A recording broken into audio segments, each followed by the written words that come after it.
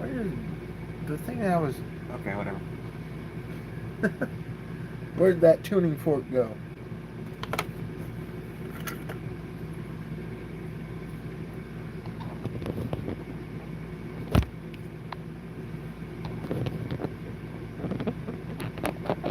There we go. Oh. And is that... That's charged. A bit. Enough.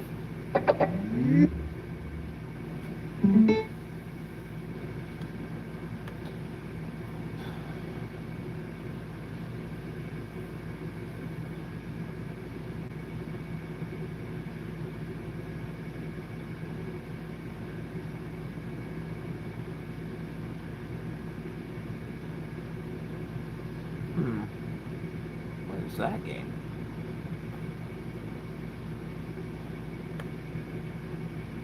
Let me get the chat. Oh, there we go.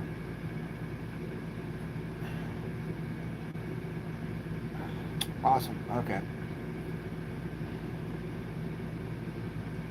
Pop out chat. What's that?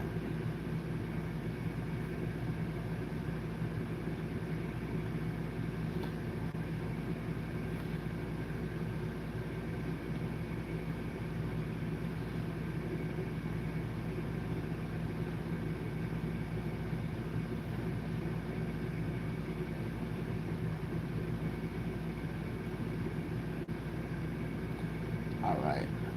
New hour-long Nexpo video. Oh yeah, the new Volrisk video. I actually watched it this morning when it came out. His videos are really good. He's making like an ARG to telling other fake stories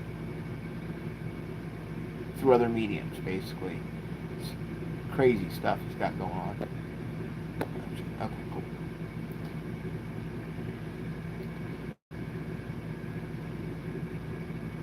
The horrifying dungeons of Elamina Castle. Okay.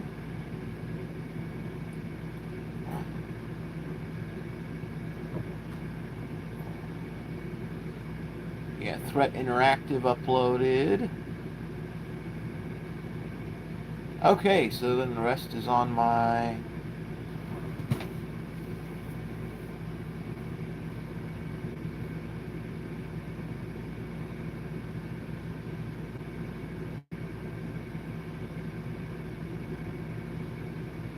Maybe I should add Xenoblue and watch it one more time. I didn't really understand. I wasn't really paying attention. Alright, we got a new 2-hour ARG explanation with Nightmind. I don't really watch Nightmind very much anymore because he's like been relegated. Oh, and Dark Souls player, add that one to the list.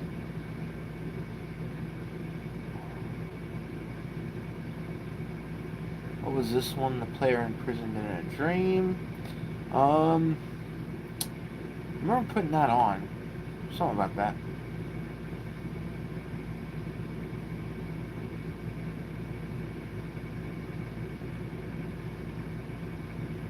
Damn it. There we go.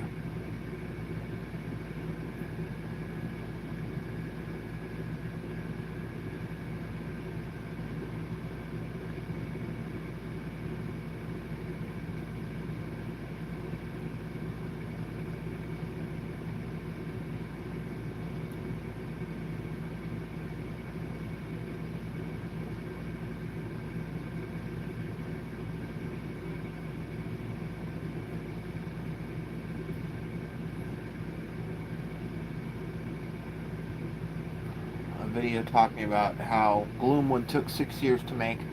Oh god.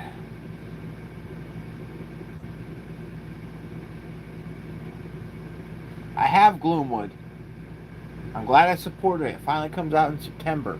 Amazing game. I've played it for about 2 hours and I've owned it for 3 years. It's not finished.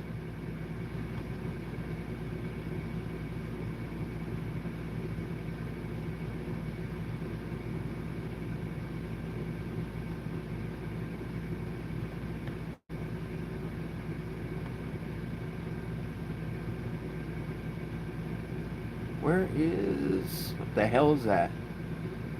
Okay, and then there's their... Let's see, Disparu... Any new Turkey Tom drama? That would be enjoyable. Nope. Oh, what about that freaking... Internet anarchist... Most evil father on TikTok. Well, it's TikTok, so I'm sure there's like it's like every other person basically. Oh, Ryan.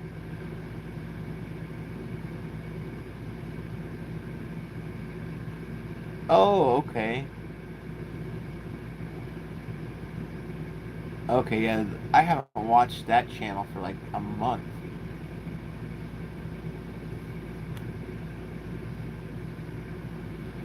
No wonder I'm so far behind on those.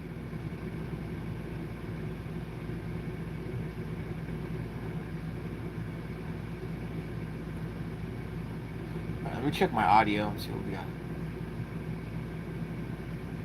Castle known as Elmina. Take a look at this castle. This is a castle known as Elmina Castle. Take a look at this castle. Okay, great. This is a castle known as Elmina Castle. It's quite beautiful from the outside and was clearly once an important place. And in fact, it's the oldest European structure in sub-Saharan Africa.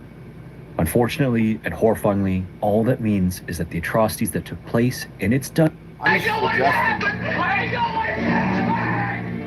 Bill, something's happened. Something I just don't understand. Ed Harrington!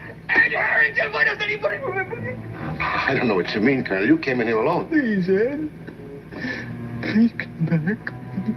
Ed Harrington never existed, or at least that's what we are to believe. He was never here or a part of the experimental X-20 flight into space or in the crash landing the flight had in the Mojave Desert. If, however, you find yourself having an odd feeling of remembering an extra person on that flight besides Lieutenant Colonel Clegg Forbes and Major William Gart, it would be best to ignore that feeling, or else you may end up in the Twilight Zone. What kind of feeling? It's like I didn't belong here. I swear to you, it happened. I know it happened. I wouldn't be surprised if you don't remember anything about this episode of The Twilight Zone, or anything about the X-20 flight and how it went 900 miles into space for a 31-hour flight before completely disappearing along with its crew for a solid 24 hours, where they then crash landed in the Mojave Desert and were picked up and brought back to the hospital to be questioned on exactly what happened. But we never get those answers, because the real question we should be asking is, why were they allowed to come back? And if that doesn't make you want to watch this episode, there's nothing more that I can do for you, because this is one of my favorites that no one else ever seems to remember. Never remember. But maybe that's because of how good this episode is at telling its story. Maybe the point of this episode is to be forgotten. But I suppose for you to even be able to forget about this episode, you first have to know about Major William Gart and Lieutenant Colonel Clegg Forbes, and how Major William Gart is still currently in the hospital because during the crash landing he messed up his leg. And so we pick up with Lieutenant Colonel Clegg Forbes coming back to the hospital after being released the day before to check in with him and to talk with him about something odd that is going on. But before he makes it to Major Gart's room, he first runs into a couple nurses. Then after chatting for just a moment and telling them that he's feeling fine, he asks if Major Gart is here. Of course.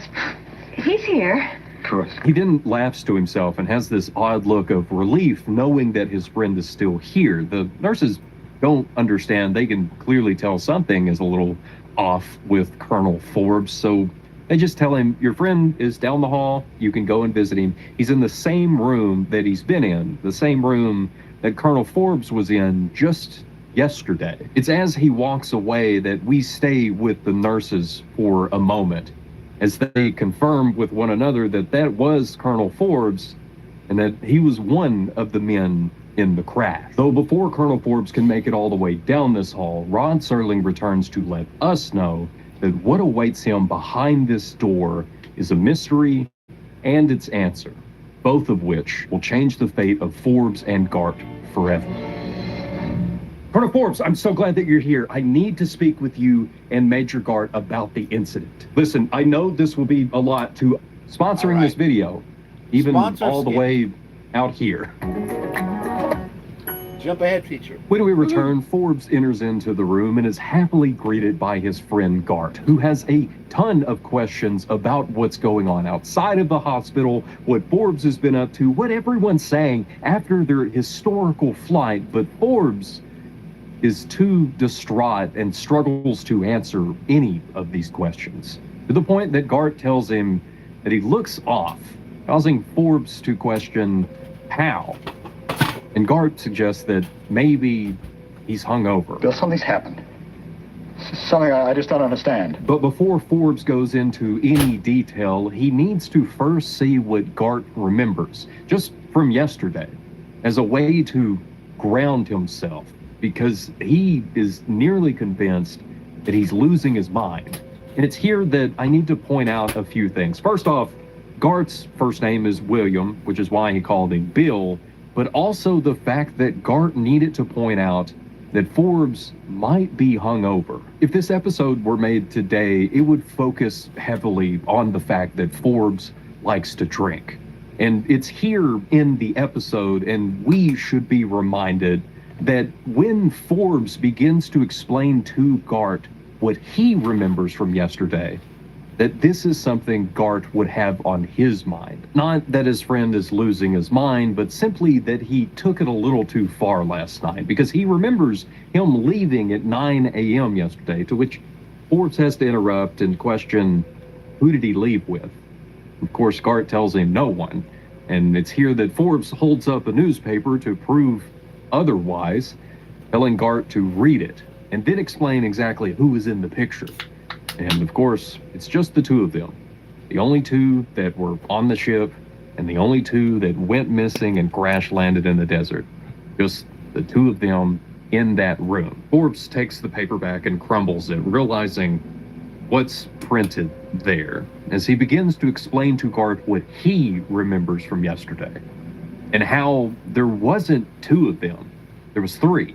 Three of them were on that flight. Him, Gart, and Colonel Ed Harrington. He was my best friend. I'd known him for 15 years, and you'd known him for 5. There was always three of them. Three of them were on that flight. They were in the crash together, and then they were brought here together in this room until yesterday, when Forbes and Harrington, who were only scratched a little, got discharged before Gart because his leg is still messed up. Forbes remembers and knows for a fact that there were three. But Gart tells him he doesn't know anyone named Harrington. There were only ever two of them on that flight. There were only ever two of them in this room. And he's so concerned for his friend that he begins to reach for the call button to get a doctor in here to check on Forbes. But Forbes grabs his arm and tells him just to listen. No one else has believed him so far. No one else knows who he's talking about. But he knows the truth. He knows that Harrington was there. And now he's gone. I swear to you, it happened. I know it happened. It's here that we flash back to what Forbes remembers from yesterday, as he's telling all of this to Gart, starting off by saying that Gart specifically told Harrington to watch Forbes because he drinks too much, which of course is a joke, but not too much of one, because Forbes and Harrington are headed to a bar to celebrate all of them making it back alive. All three of them. According to the paper, it was in fact three of them that went up into space and returned. Even the picture proves it. This isn't a big deal other than them basically being celebrities now. So Forbes and Harrington leave Gart, telling him that they might be back tomorrow to check in on him. First, they need to go to the bar, who the bartender immediately recognizes the both of them, even saying that he doesn't often get celebrities in here, so they don't have to pay for their drinks. They both take a seat at the bar, Forbes beating Harrington to the seat closest to the lady that Both of them keep eyeballing, and as she leans over to ask Forbes what it's like up there in space, Forbes begins to answer, but we don't hear what he says because we cut over to Harrington just as he's about to light a cigarette. But then he stops. Not even Forbes leaning over to speak with him brings him back. It's the lit match burning his fingers that does that. Forbes is a little concerned, and so is the bartender, but they all just shrug it off as Forbes lifts his glass and goes to make a toast between him and Harrington. To which Harrington slowly picks his up and then drops it in the floor. The bartender says that's okay, it's not the first time that a glass is broken here, it won't be the last, and gets him another one. And Forbes questions him on what's wrong, if he feels sick or what is happening, and Harrington just tells him that he feels weird, even having broken out in a cold sweat, as he says that it's a feeling unlike anything he's ever had. What kind of feeling? It's like I didn't belong here. Like if he were to let go, he would just disappear. Harrington takes a breath and then takes up his glass to make that toast. After a sip, though, he gets this strange look and he stands, claiming that he needs to call his parents. Before he can make it to the phone booth in the corner of the bar, he stops and he looks back at Forbes. Forbes wonders if he's okay, and Harrington says, unconvincingly, that he's just fine. We see Harrington go to the phone booth, request for the operator to call back to his family in Iowa, and then we cut to him looking and sounding even worse after his phone call as he steps out of the phone booth to yell for Clegg to come here. It takes a little bit of convincing to get Forbes over here to see what is going on with Harrington, and just as he finally does walk over, Harrington sits down.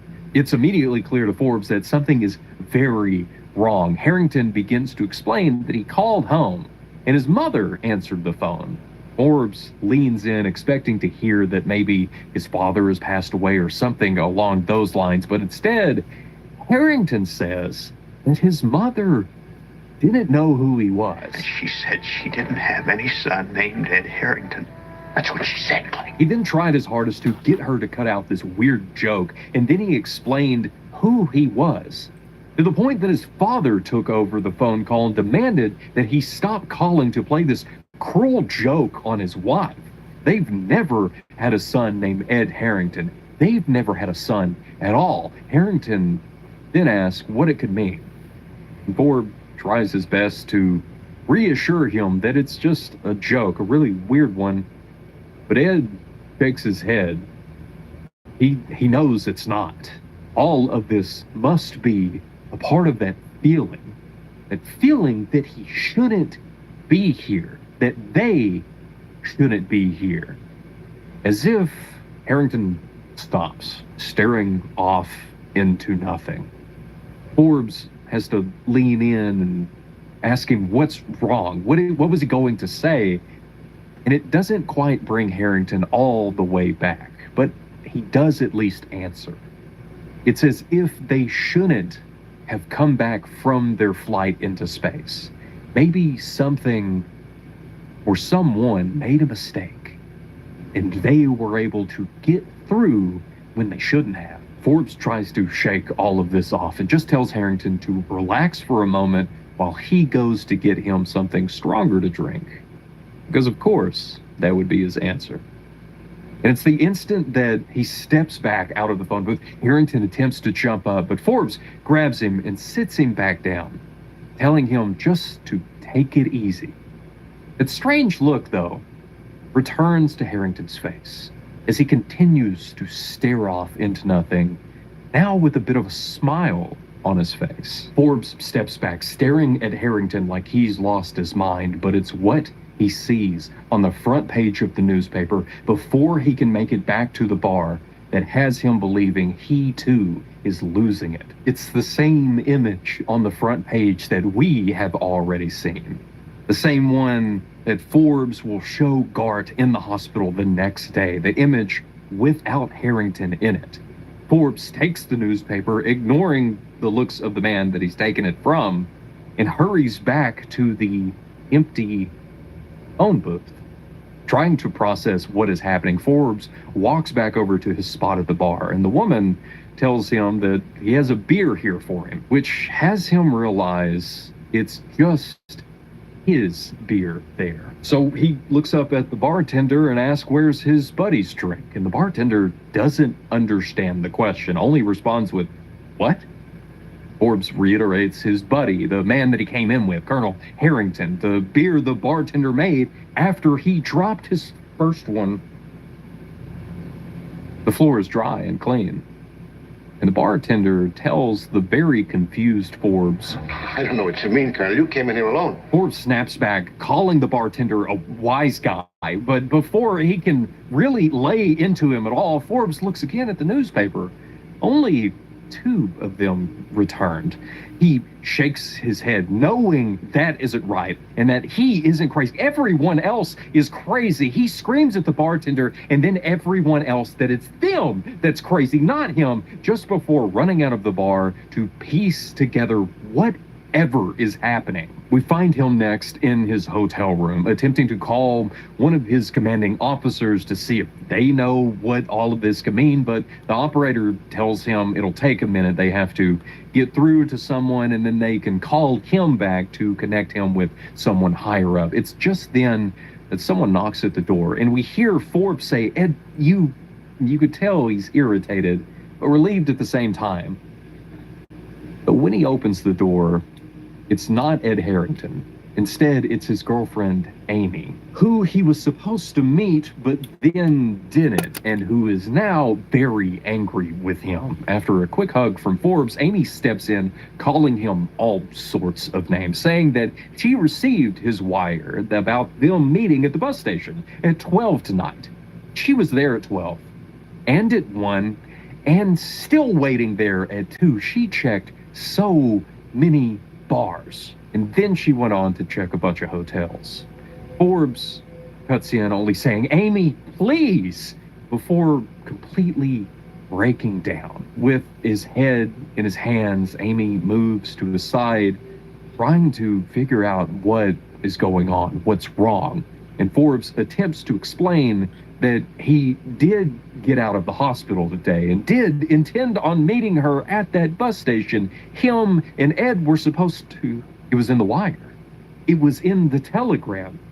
He wrote it down that him and Ed Harrington were supposed to meet her at the bus station. Excitedly, he kisses Amy on the forehead and scrambles to find the note that he wrote. And when he finally does find it, he walks over and shows it to Amy as proof that he isn't crazy. Here, in this note that he wrote, it says that he got out of the hospital today, and that he would meet her at the bus station. I wrote down that Ed and I were...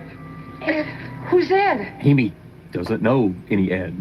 Even with Forbes explaining all of the times that they met, all of the things that they had done together, the dinners, the dances, the double dates, his best friend, Ed Harrington. Amy pulls Forbes in close and asks, what is the matter with him? What's happening right now?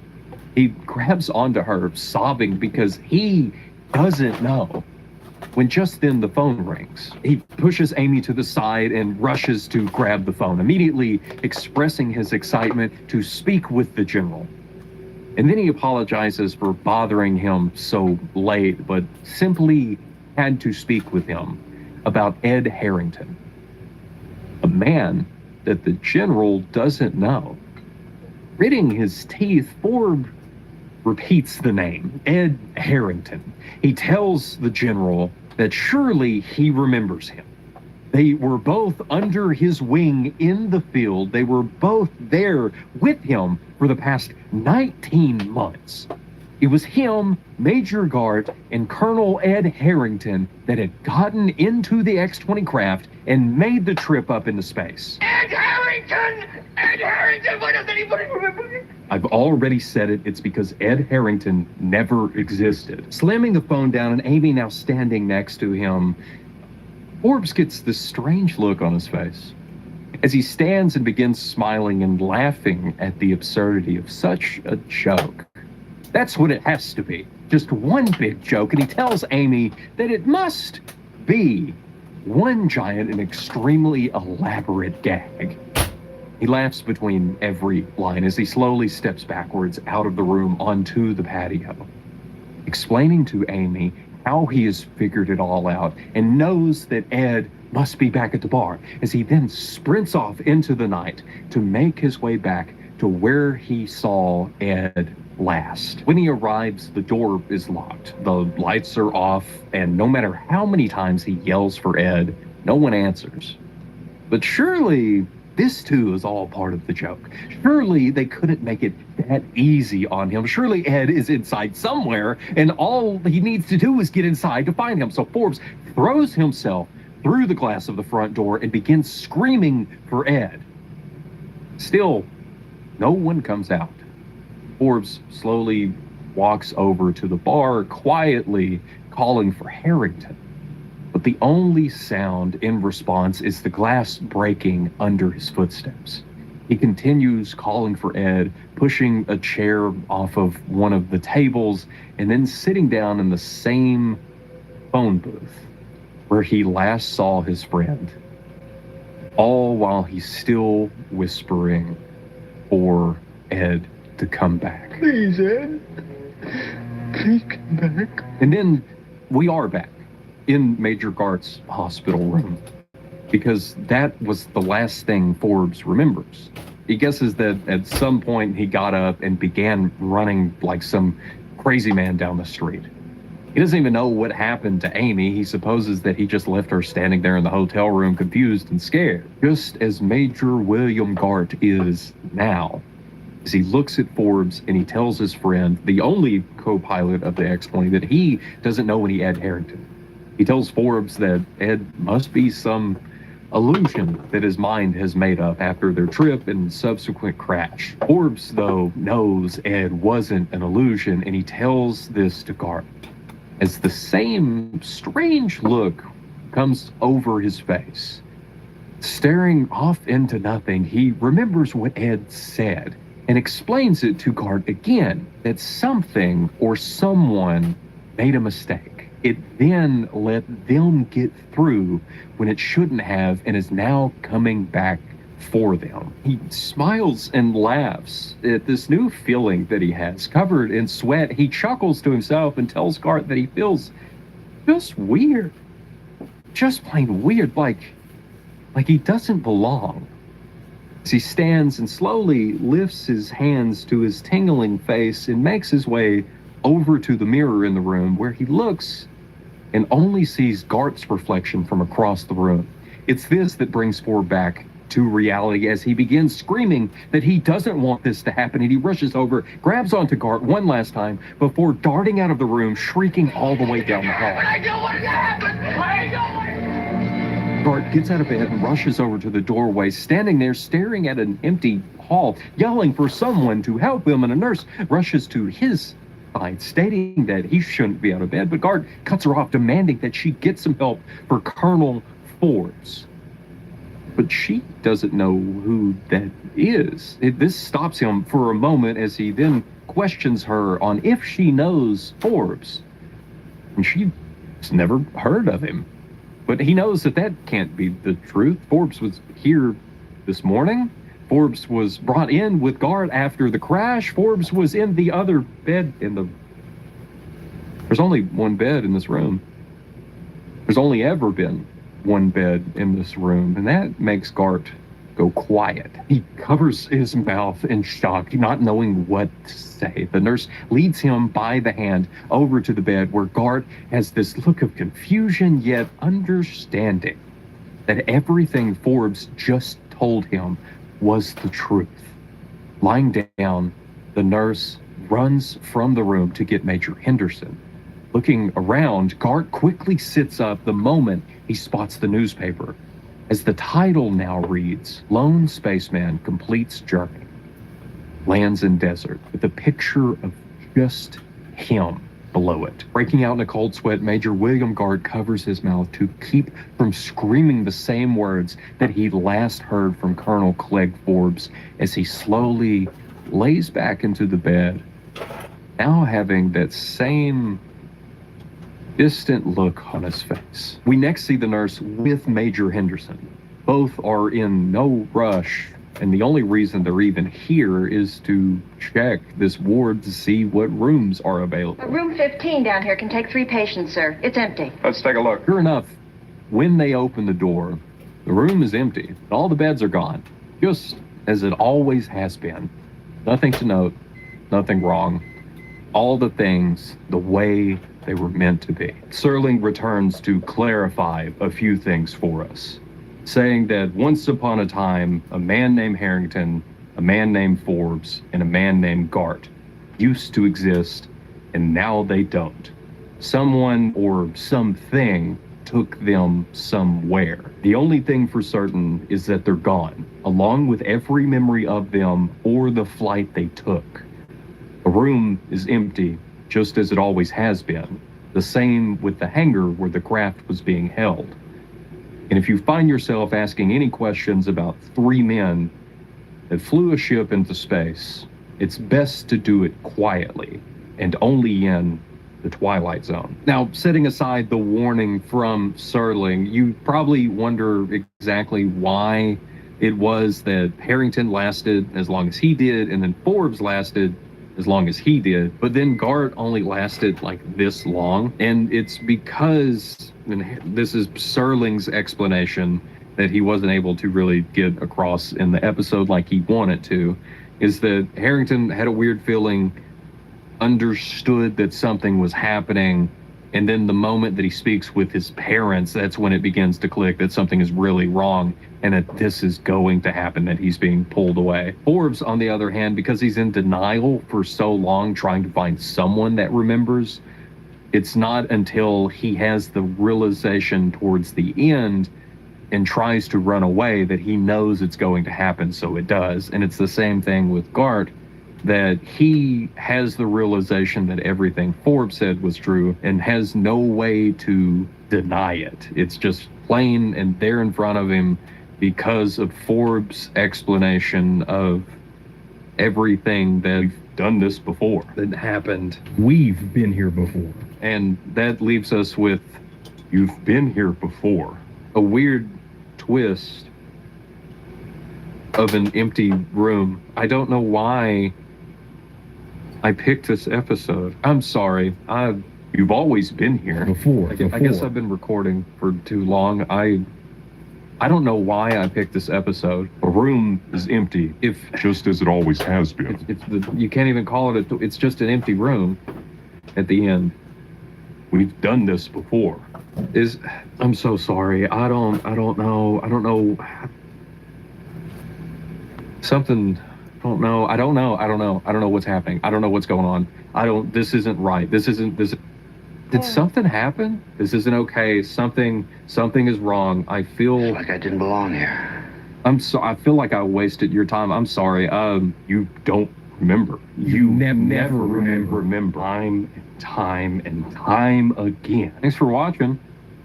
I guess. Thanks to the channel members.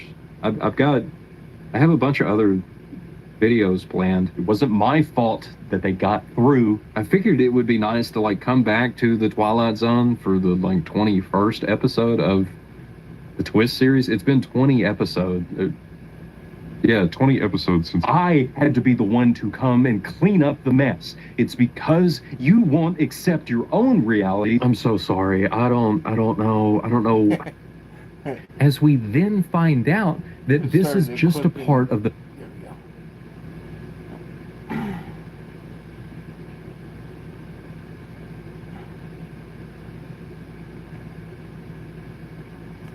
As we then find out Okay, come on. I hate when it resets the video like that. Change one option. I'm good at keeping secrets. I gotta offer myself. Have you ever had a vague memory, but as we then find out Oh my that God. this is just Fucking piece of shit. I'm good at keeping secrets. I got a whopper myself. Have you ever had a vague memory but couldn't quite recall all of the details? You know something happened. Something big. It was an accident. We had an accident. Then slowly, the truth of it all starts to come back. They said they needed River's present, so they pumped him full of drugs. They put him on transport. Then you remember why you forgot. And this realization only causes more questions. Maybe it's the burial ground. What? Maybe here is where our answer lies. Maybe there's some connection between all of us. Maybe here is where the greatest twist in all of horror has been hidden, trapped in a motel with 10 strangers in identity. And if you're like me, you completely forgot just how good this movie is and how great this twist is. And if you've never seen it before, good luck finding it on Netflix. Because when I search it, I get this note, which means that Netflix knows what the movie is, it's just not available in my country. And that's why I've partnered with NordVPN so we can Jump with me ahead on feature. this video. Woohoo! As I was going up the stairs, I met a man who wasn't there. He wasn't there again today. I wish he'd go away. This poem is the first thing that we hear from a session between Malcolm Rivers and Dr. Malik. And it's just a simple poem that Malcolm made up when he was still a child, but before we get any more details than that, Dr. Malik begins to skip around in the recording. It's through this opening scene with the doctor that we learn more about Malcolm and the murders that he may have committed. This seems to be the reason the doctor is here in the first place, as we even hear him question Malcolm on exactly who he is speaking with and what he should call him. Call me whatever you want. Now everything happens really quick here through this opening scene, but through the questions and the articles that we can see, we learn that Malcolm has been sentenced to death row, and that Dr. Malik here is the psychiatrist that was tasked with assessing Malcolm's mental state.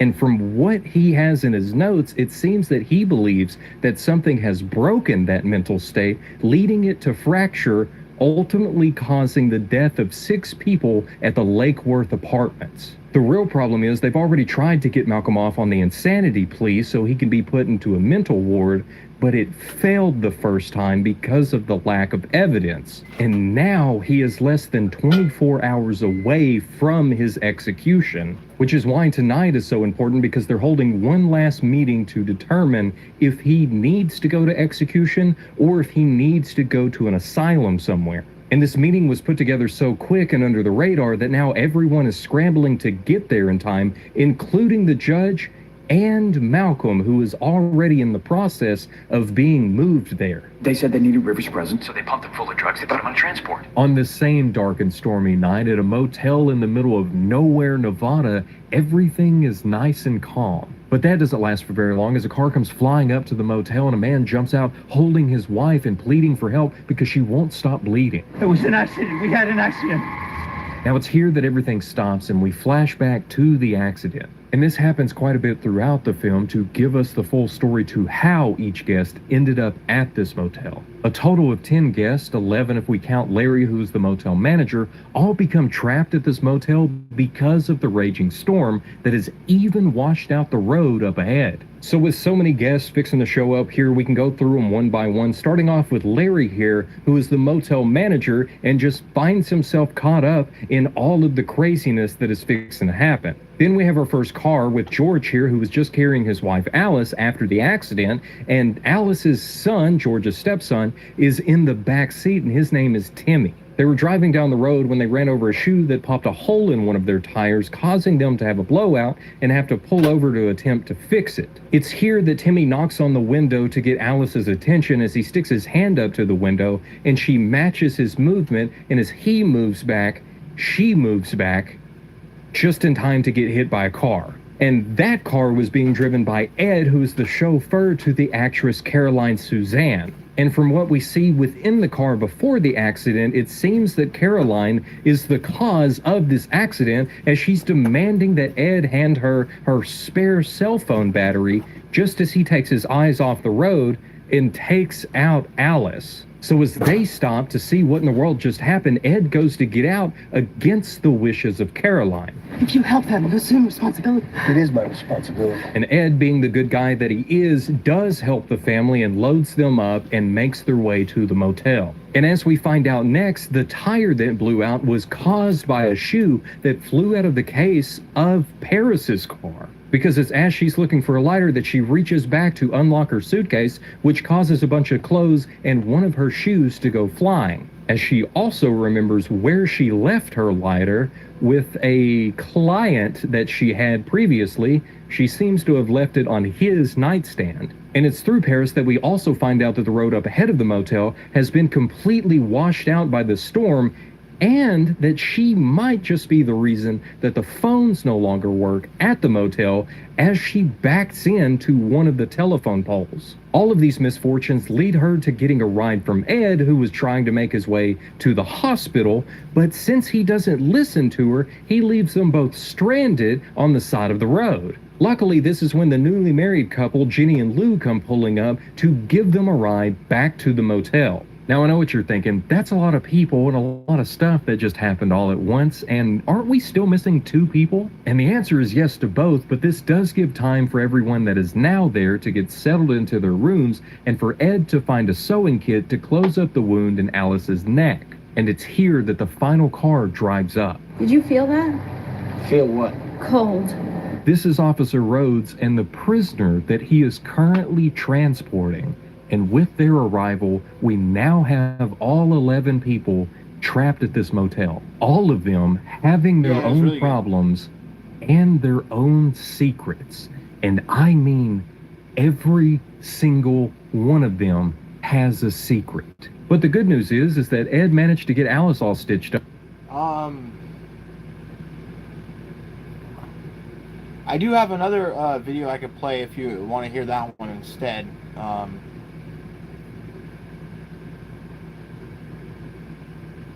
Kind of trying to... Which one was it? I can't remember. Yeah, John Cusack is in it. It's Identity from, I think, 2001. That was the one I saw in theaters with my grandma when I was out of town.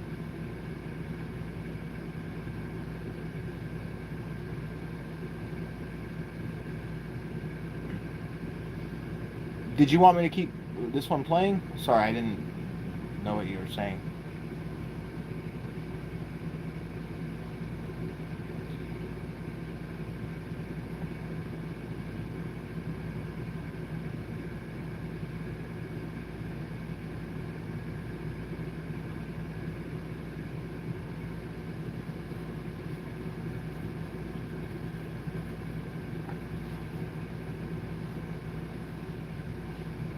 Well, I'm happy with it, but it's up to you. I was trying to, I don't really care. I've seen all of his videos.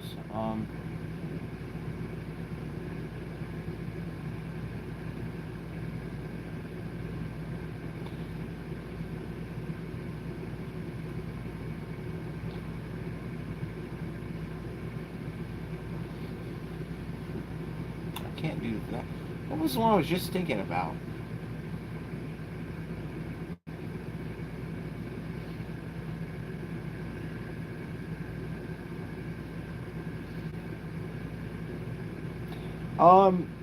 With the Eddie Murphy stand-up, that's basically copyrighted audio. So if I play it, it's the same as playing music, because it's an album as well as a movie.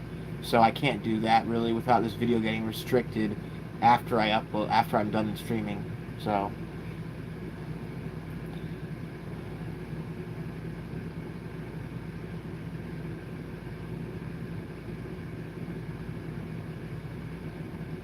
I know, because I've already uploaded a clip that had Eddie Murphy and it got copyrighted.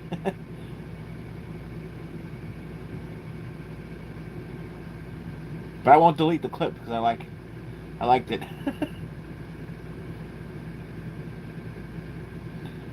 Well, did you like this story? Did you remember it? Did you want to keep going with this story? Because I just can't remember. Otherwise, I can do a different one. It's up to you. I don't really care.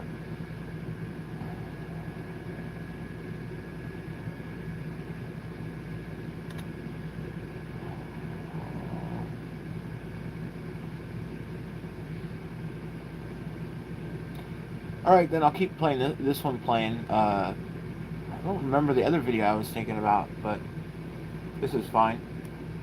This is Officer Rhodes and the prisoner that he is currently transporting. And with their arrival, we now have all 11 people trapped at this motel. All of them having their own problems and their own secrets.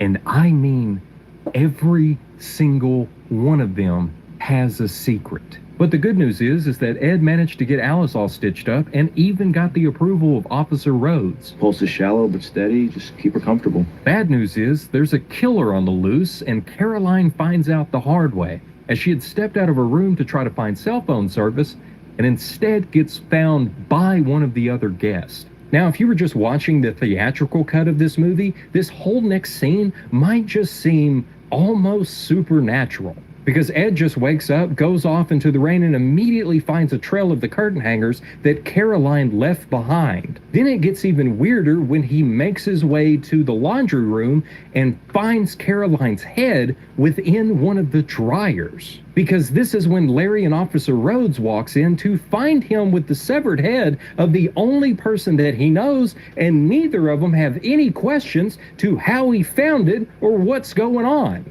But if you watch the extended version of this film, you would still be confused because there's no answers here. All of the answers to what just happened are in the deleted scenes. Because it's there that we see that everyone heard Caroline scream, George gets Ed, Ed gets up, he goes to each room with Officer Rhodes to see who it was, and then... This video was uploaded in a year ago, so... if he searched for it on Netflix and it wasn't available, that's why he probably said it to segue into using a VPN sponsorship. It's irrelevant. In Caroline's room, he notices the shower curtain is gone, causing him to stumble around outside until he finds the shower curtain hangers on the ground. And at this time, Officer Rhodes and Larry are also going from place to place to see who it was and what happened, completely filling in all the gaps to the questions that I had, and also not making Ed so suspicious in this moment, but making him out to be a really good detective. You a cop? I was. Officer Rhodes also seems like both a good and bad detective, as he spots a room key in the dryer with Caroline, but then he just tries to grab it with his bare hand. Regardless of that, though, this is where the real problem is, as the room key is to his room, where he left his prisoner unattended. Where's your guy? He's cuffed to a toilet. He was cuffed to the toilet, but now he's free to go wherever he wants. Just after this awful revelation, we cut back over to our late night meeting where the judge has just arrived and is ready to get everything started. But there's No, Poltergeist isn't in Canada. It's just, you can use VPNs to watch movies that are available in other countries or whatnot. So, if you have Netflix, and this movie Identity is streaming in Canada, but it's not licensed for America, you can switch your location over to Canada and then watch Netflix from Canada, even though you're in the United States, and then you'd have access to the movie. Because effectively, you have access to much more movies on Netflix if you have a VPN, which is a virtual private network. It's irrelevant. That was just part of, that's why he mentioned that. and That's like the other night when he mentioned that The Village was not available to rent. That video is also a year old now, or 2 years old, so it may be available to rent now. Like, I don't know. Things are subject to change on the internet constantly. that Malcolm still arrived, and we cut back over to our late night meeting where the judge has just arrived and is ready to get everything started. But there's just one problem, and that's that Malcolm still hasn't arrived yet, and his lawyer requests that they wait for him to get there. The judge, however, basically tells him to either jump out of a window or hurry up and state his case. As they're getting their meeting started, there's another meeting that just got started back at the motel where they have to get everyone together to tell them the news that there is now a killer on the loose, and there's already one of the guests dead. But it's not just that news that causes everyone to begin to freak out. It's also the fact that they cannot find Caroline's body. And to top it off, Larry lets everyone know that Ed used to be a cop, which, with how secretive everyone is, they feel uneasy about Ed now. But with how he's handled everything up to this point, they don't really question him anymore about it, and they don't even question him when he unholsters his own weapon, because he's gonna need it to go with Rhodes to see if they can find this escaped prisoner. But just before they go, Ed tries to tell Paris that she needs to stay here and help keep everyone calm, but she does not want to stay here in this room if Larry's gonna be there. Because from the moment she showed up, he knew exactly what she did for money and has been very vocal about his feelings towards her. We don't rent rooms by the hour. So to fix the situation, Ed tells Larry that he needs to come with him and Rhodes to go and search the place, since of course he should know it much better than they do. And Larry just pulls the card of "I just work here" and leaves to go to his office, which means Ed and Rhodes are going to be the only ones searching for the prisoner. Not gonna get too far, not this! It's just before they split up to search the entire motel that Ed asks the big question of exactly what did the prisoner do? And I'm sure you already guessed it, multiple homicides. With this news, they split up to cover more ground, and the group that was supposed to stay within the room decides to do the same thing because they're all just dumb. Larry goes to steal Caroline's wallet because, well, she doesn't need it anymore, and Jenny and Lou get into a fight, causing them to leave the room they're supposed to stay in to go back to their own. Because they just got married 9 hours ago, and Jenny told Lou that she was pregnant with his kid, but it turns out that all of that was a lie. So as they begin to fight even more, Jenny locks herself into the bathroom. Paris follows after both of them to get them to calm down. Ed finds a knife missing from its sheath on an old bus. Rhodes continues searching, and Lou is trying his hardest to get Jenny out of the bathroom so they can at least talk until... What are you doing? Lou? Jenny! Jenny! Jenny! As she slowly steps out to see what happened to Lou, we can see that there's blood all over the walls and the shadow of someone with a knife trying to attack Jenny. She's able to narrowly avoid the same fate that Lou just had, as she's able to get the door shut and locked and jump out the window just in time to be saved by Rhodes. But when they all go to check the room, the only thing they find is Lou dead in the corner. It's here that we cut to the prisoner running away from the motel through the desert towards another group of buildings, where he breaks into what looks like a restaurant, and we get my favorite moment in the film. What the hell? There's only one other scene that I can compare this moment to the first time that I saw it, and it's from The Green Mile, when John Coffey heals Paul and then coughs up all of the bad stuff. I'll never forget the shock of realizing that there's this whole extra supernatural layer to that movie, and it's the same thing that happens here. Because even though they catch him just after this, I was already fully on board with this mystery at a motel. Now I'm even more on board with this mystery where everyone is trapped at a supernatural motel. It's just so good. And it's all just ramping up too as they tie up the prisoner, and Ed leaves to go and take pictures of Lou's body, where he finds another room key in his hand. First they found room 10's key with Caroline, then Ed finds room 9's key with Lou, and then they find room 8's key with the prisoner. The prisoner who Larry was supposed to watch and who woke up shortly after Ed and Rhodes left, and who Larry left to run to his office and now swears that he was alive when he left him. I didn't do that! Larry, look at him! What were you doing outside, Larry? Not only is it Larry's baseball bat that is shoved down the prisoner's throat, but this is the moment that Larry also gets caught with Caroline's wallet. He then makes it even worse on himself as he pulls a knife on Paris to try to get away. But it doesn't stop there as Paris forces him back and they slam into the fridge, and when she goes to get up,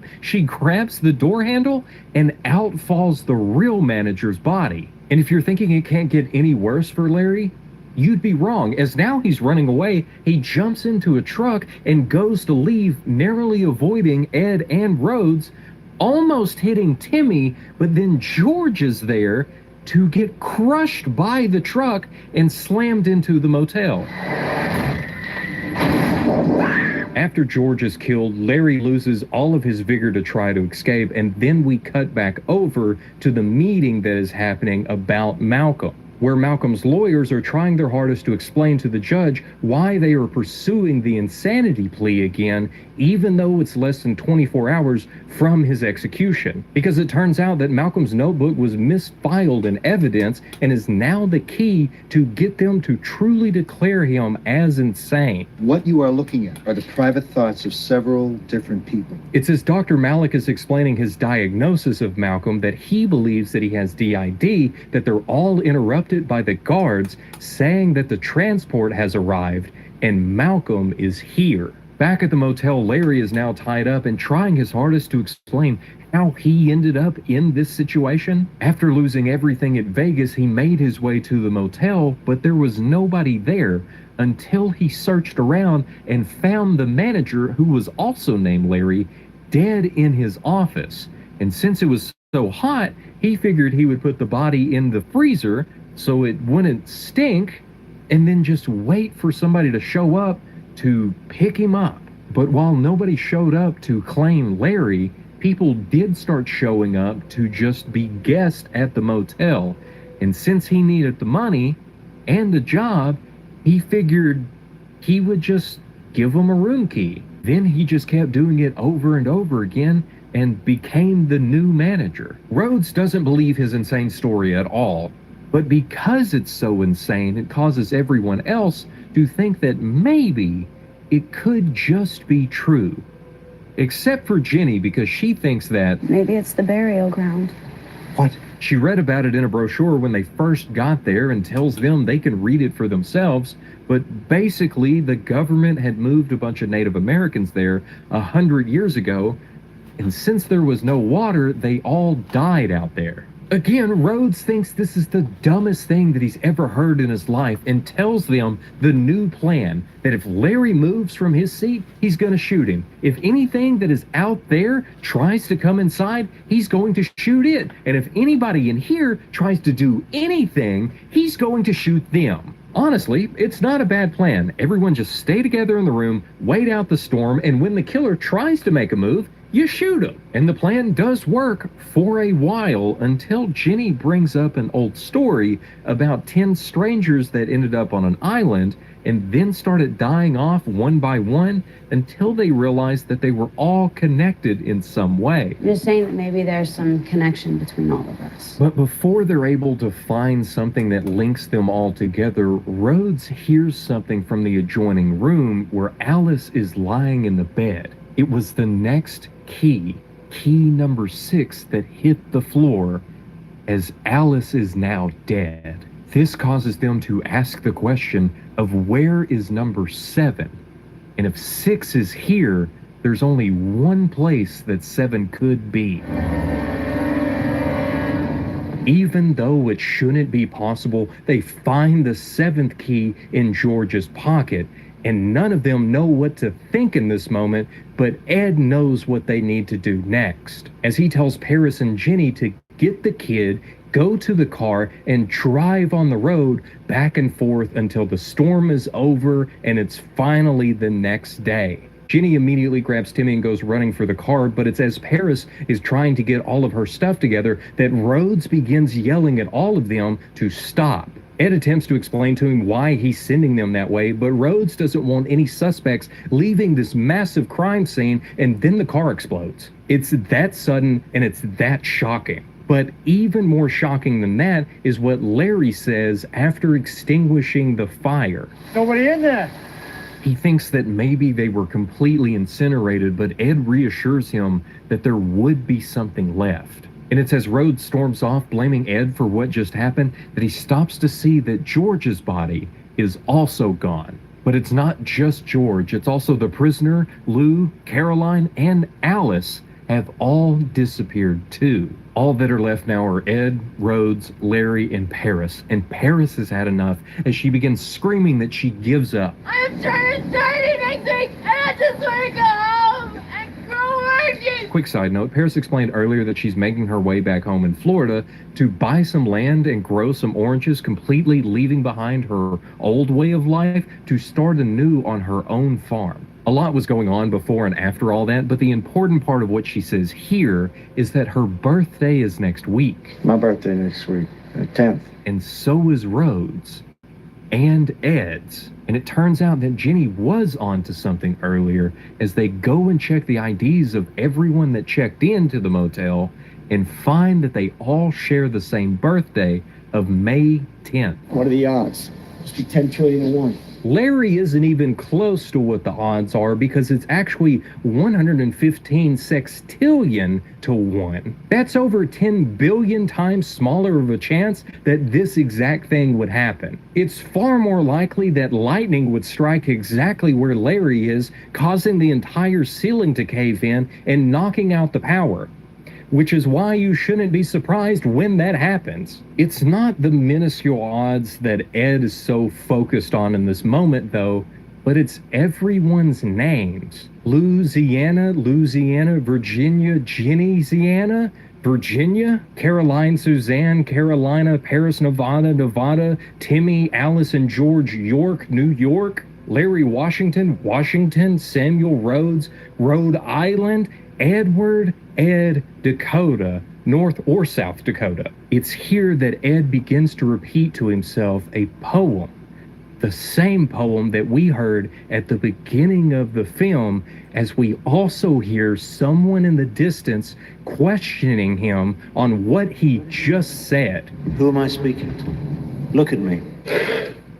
Ed sits in this meeting confused about where he is and who all of these men are around this table, except for Dr. Malik, who simply asks him where he has been, as Ed then recounts a simplified version of everything that we've seen up to this point. Then the doc asks him if he recognizes the man in the picture that he lays in front of him, a picture of Malcolm Rivers, to which Ed answers honestly and says no. Everyone at the table is shocked at this, as even one of the detectives grabs pictures of the murders that Malcolm committed and throws them in front of Ed. But Dr. Malik just continues by explaining that Malcolm has lived a very troubled life, and sometimes when the mind is under so much stress, it can fracture, leading to the development of DID, or the more commonly known multiple personality disorder. Why are you telling me this? Because you, Edward, are one of his personalities. At first, Ed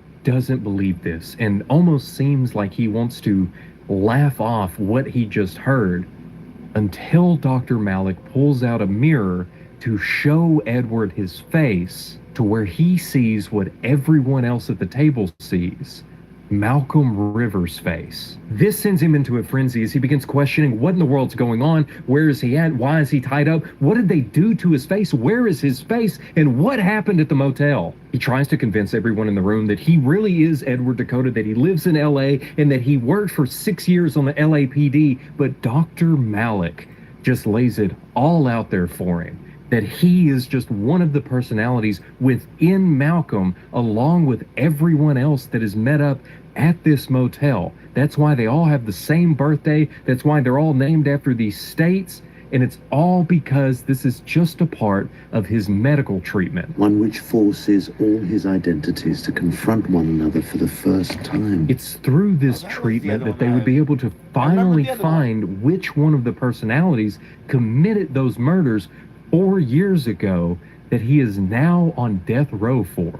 The doc also knew that many of these personalities would be destroyed by the killer, and now it is up to Ed to find which one is the killer and put an end to him before it's too late. And he better do it soon, because his execution is hours away, and they still need to convince the judge that that part of Malcolm is gone. The killer cannot survive.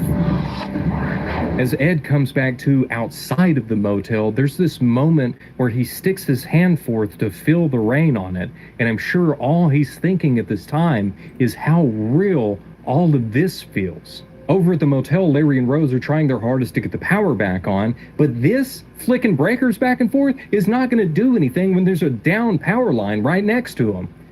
I just can't let y'all forget that I still am a master electrician. Luckily though, Paris has a much better idea to get into the police car to try one more time to get a hold of somebody on the radio, but it's not there. And that's not good, but it gets even worse when she reaches over into the glove box and finds that Rhodes is the exact opposite of an officer, but he was actually the second prisoner. Here is when we get Rhodes's full backstory on what led him here in another flashback, where it turns out that he stabbed his transport officer in the back, took his clothes, put them on, threw him into the trunk, and then acted as the transport officer for his friend named Robert Maine. And they must have also found that the road was washed out up ahead and decided to wait at the motel until they can find somewhere safe. And it's here that Paris finds the body of the real officer in the trunk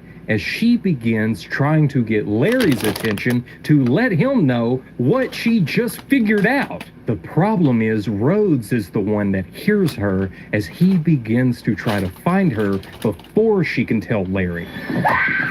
Where are the keys to the truck? Larry to the rescue with a fire extinguisher, knocking Rhodes out just in time.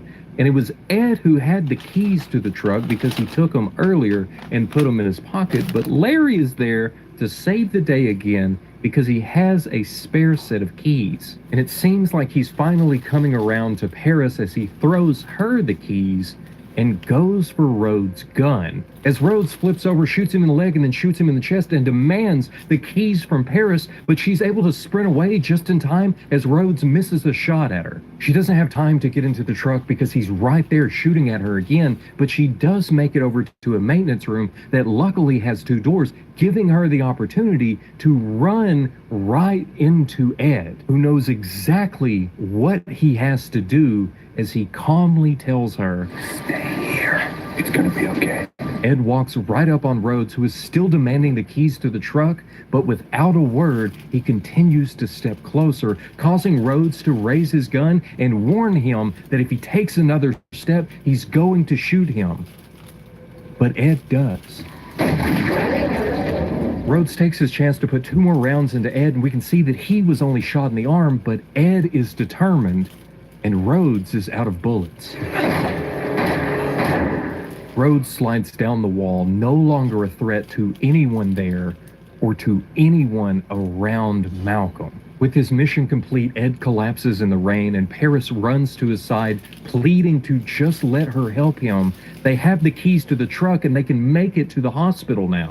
But Ed knows that this is it for him and there's no longer any point to try. As Paris begins to question where he went earlier and what did he see, he answers her with his last words. I saw you in an orange grove. In the distance, we hear the words being repeated by Malcolm as he has been saying everything they have been saying out loud at the table for everyone around to hear.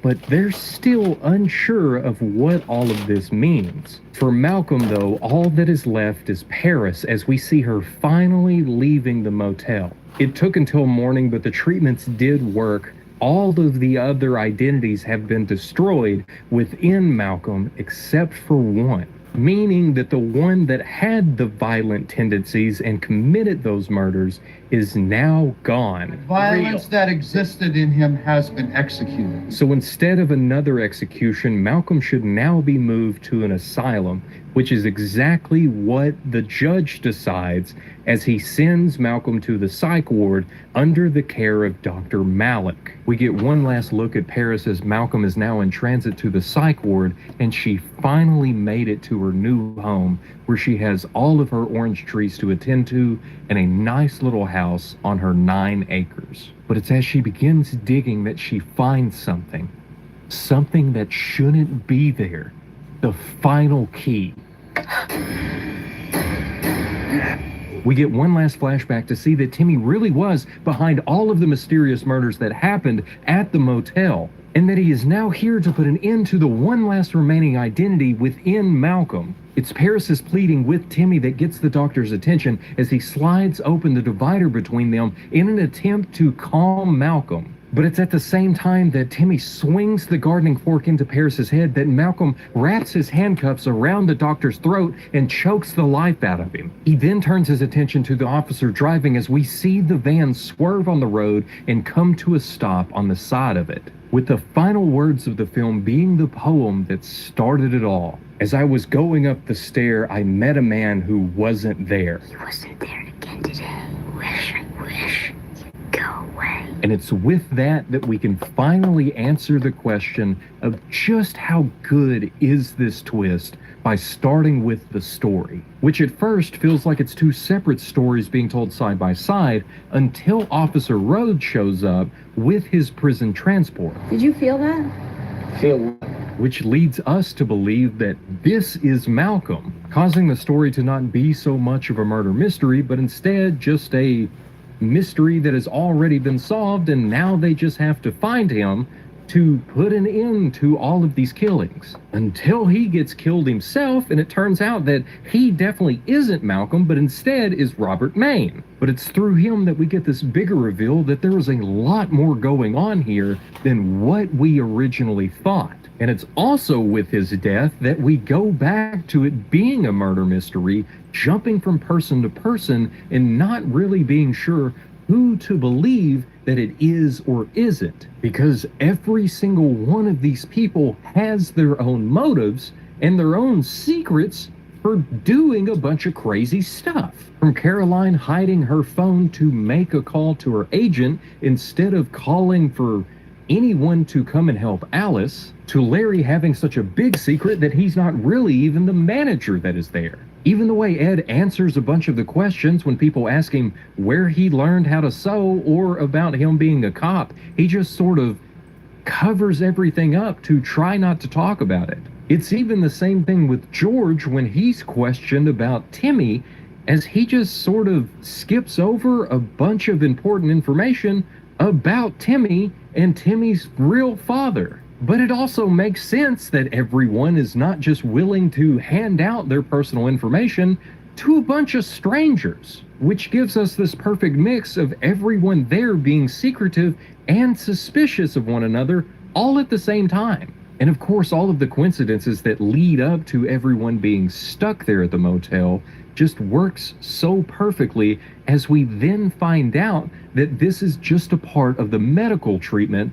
and the drugs that were given to Malcolm to cause him to force all of his personalities to be trapped here together. And the reveal works so well because there is this buildup throughout the entire story with the keys and then the bodies disappearing and then the realization that they all share of them having the same birthday.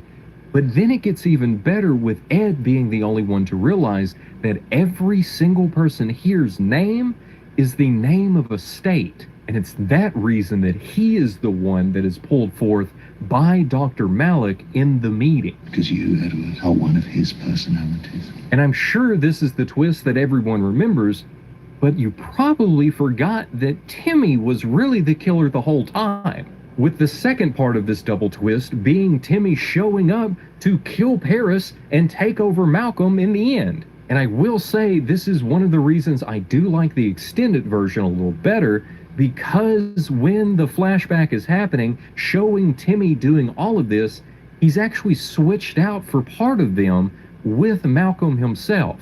But with both of these twists and how they work within the story, they work really well. We're constantly second-guessing everything that happens and every person that is at the motel, and we shouldn't ever stop doing that all the way through the end. The main twist that all of these people are personalities within Malcolm is what makes this story so good and makes it a film that none of us should forget anytime soon.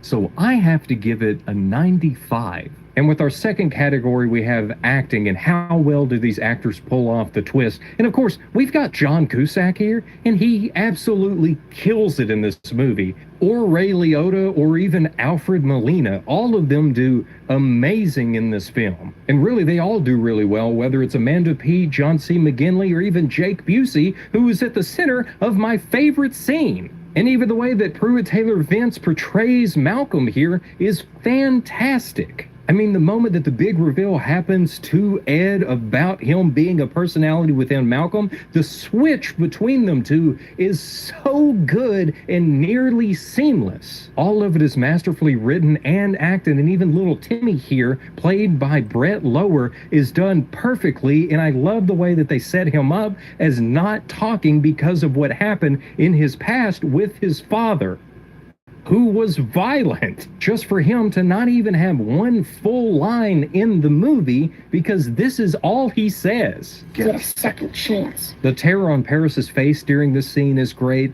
The look of just contempt that Timmy has is fantastic. And even when Ed gets shot and he's in the rain, you can just see that all of his worries have faded away as he knows that Paris is going to get to live on. And Paris's acting in this scene is so good. All of it's really good, but I do want to point out this one little weird spot that happens right as Ed shoots Rhodes. Before Rhodes slides down the wall, we can see Ed say something and Rhodes respond. And this is because Rhodes is telling him, I didn't do this, and Ed responds, I know.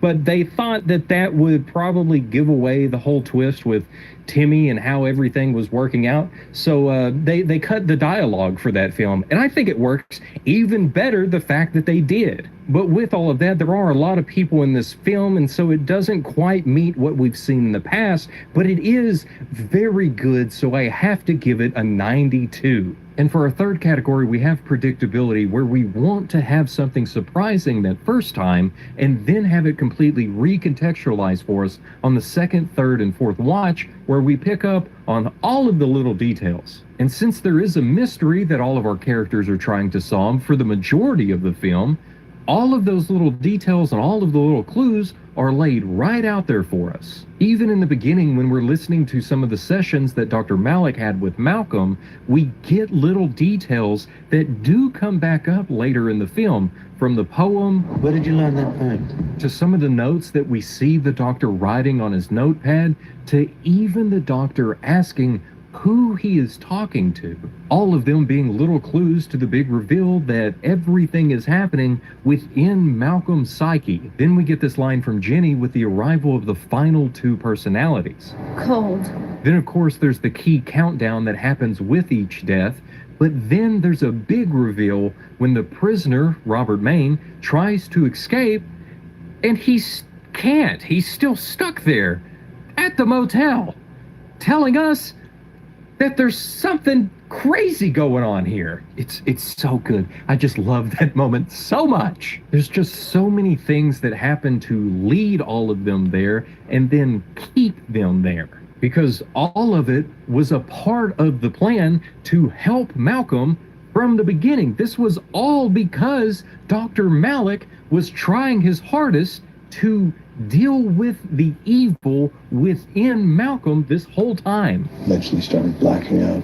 Did I black out again? And even with Timmy, it makes it very easy for us because there's a full flashback of him committing so many murders throughout the movie that when you go back and watch it, you can see him slip into his mother's room just before she dies, or even the headlights that are down the road when he takes a step back, causing Alice to even step back. Same thing happens with George. We see him step out of the way, causing George to jump in front of the truck for no reason. I mean, the kid is basically unsupervised for over half of the movie, so it makes sense that he was able to run around and do what he did. The only thing that doesn't quite make sense is how he was able to walk away from the explosion and then make his way to Florida. Everything else works so well. And I know what you're thinking. If all of this is in Malcolm's head, it would make sense that Timmy really wouldn't have to walk to Florida, but Paris did have to drive there. And it seems like time sort of works differently within Malcolm's head because she gets there to Florida from Nevada in just like an hour. So, I mean, I don't know. That's like the only questions that I have as far as everything that happens. But the big twist about it all being within Malcolm, it works fantastic.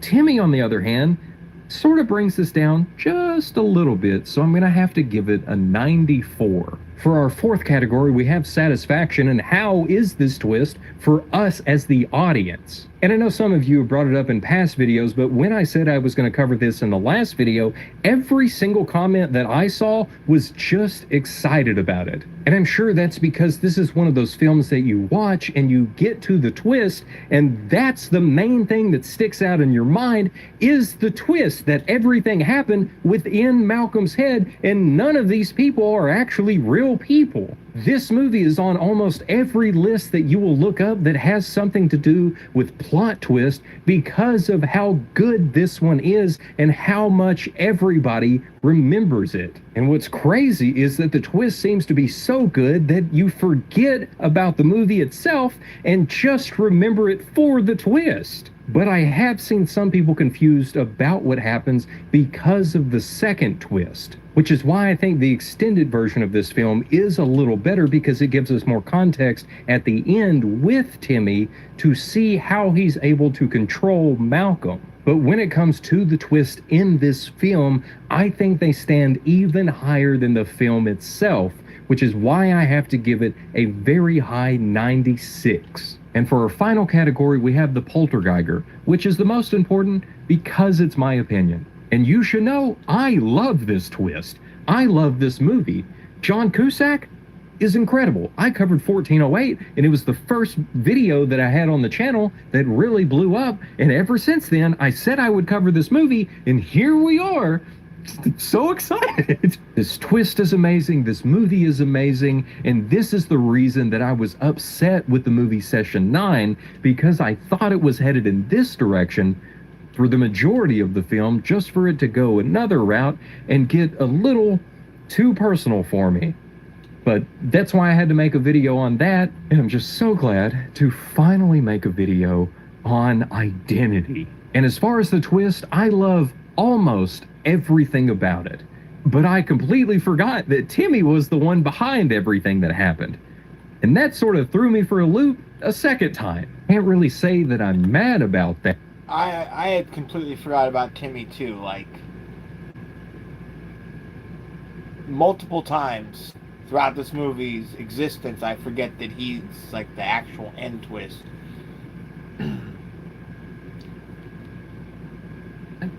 Just that it does bring it down just a little bitty bit for me on this score of a 97. Bringing our total out to a 95 out of 100, meaning that we now have a new #1 on our search for the greatest twist in all of horror. So while we are getting closer and closer to finding what we've been looking for, maybe we need to look somewhere farther. Maybe we need to look beyond the Aquila Rift in the next video. We're getting so much closer to...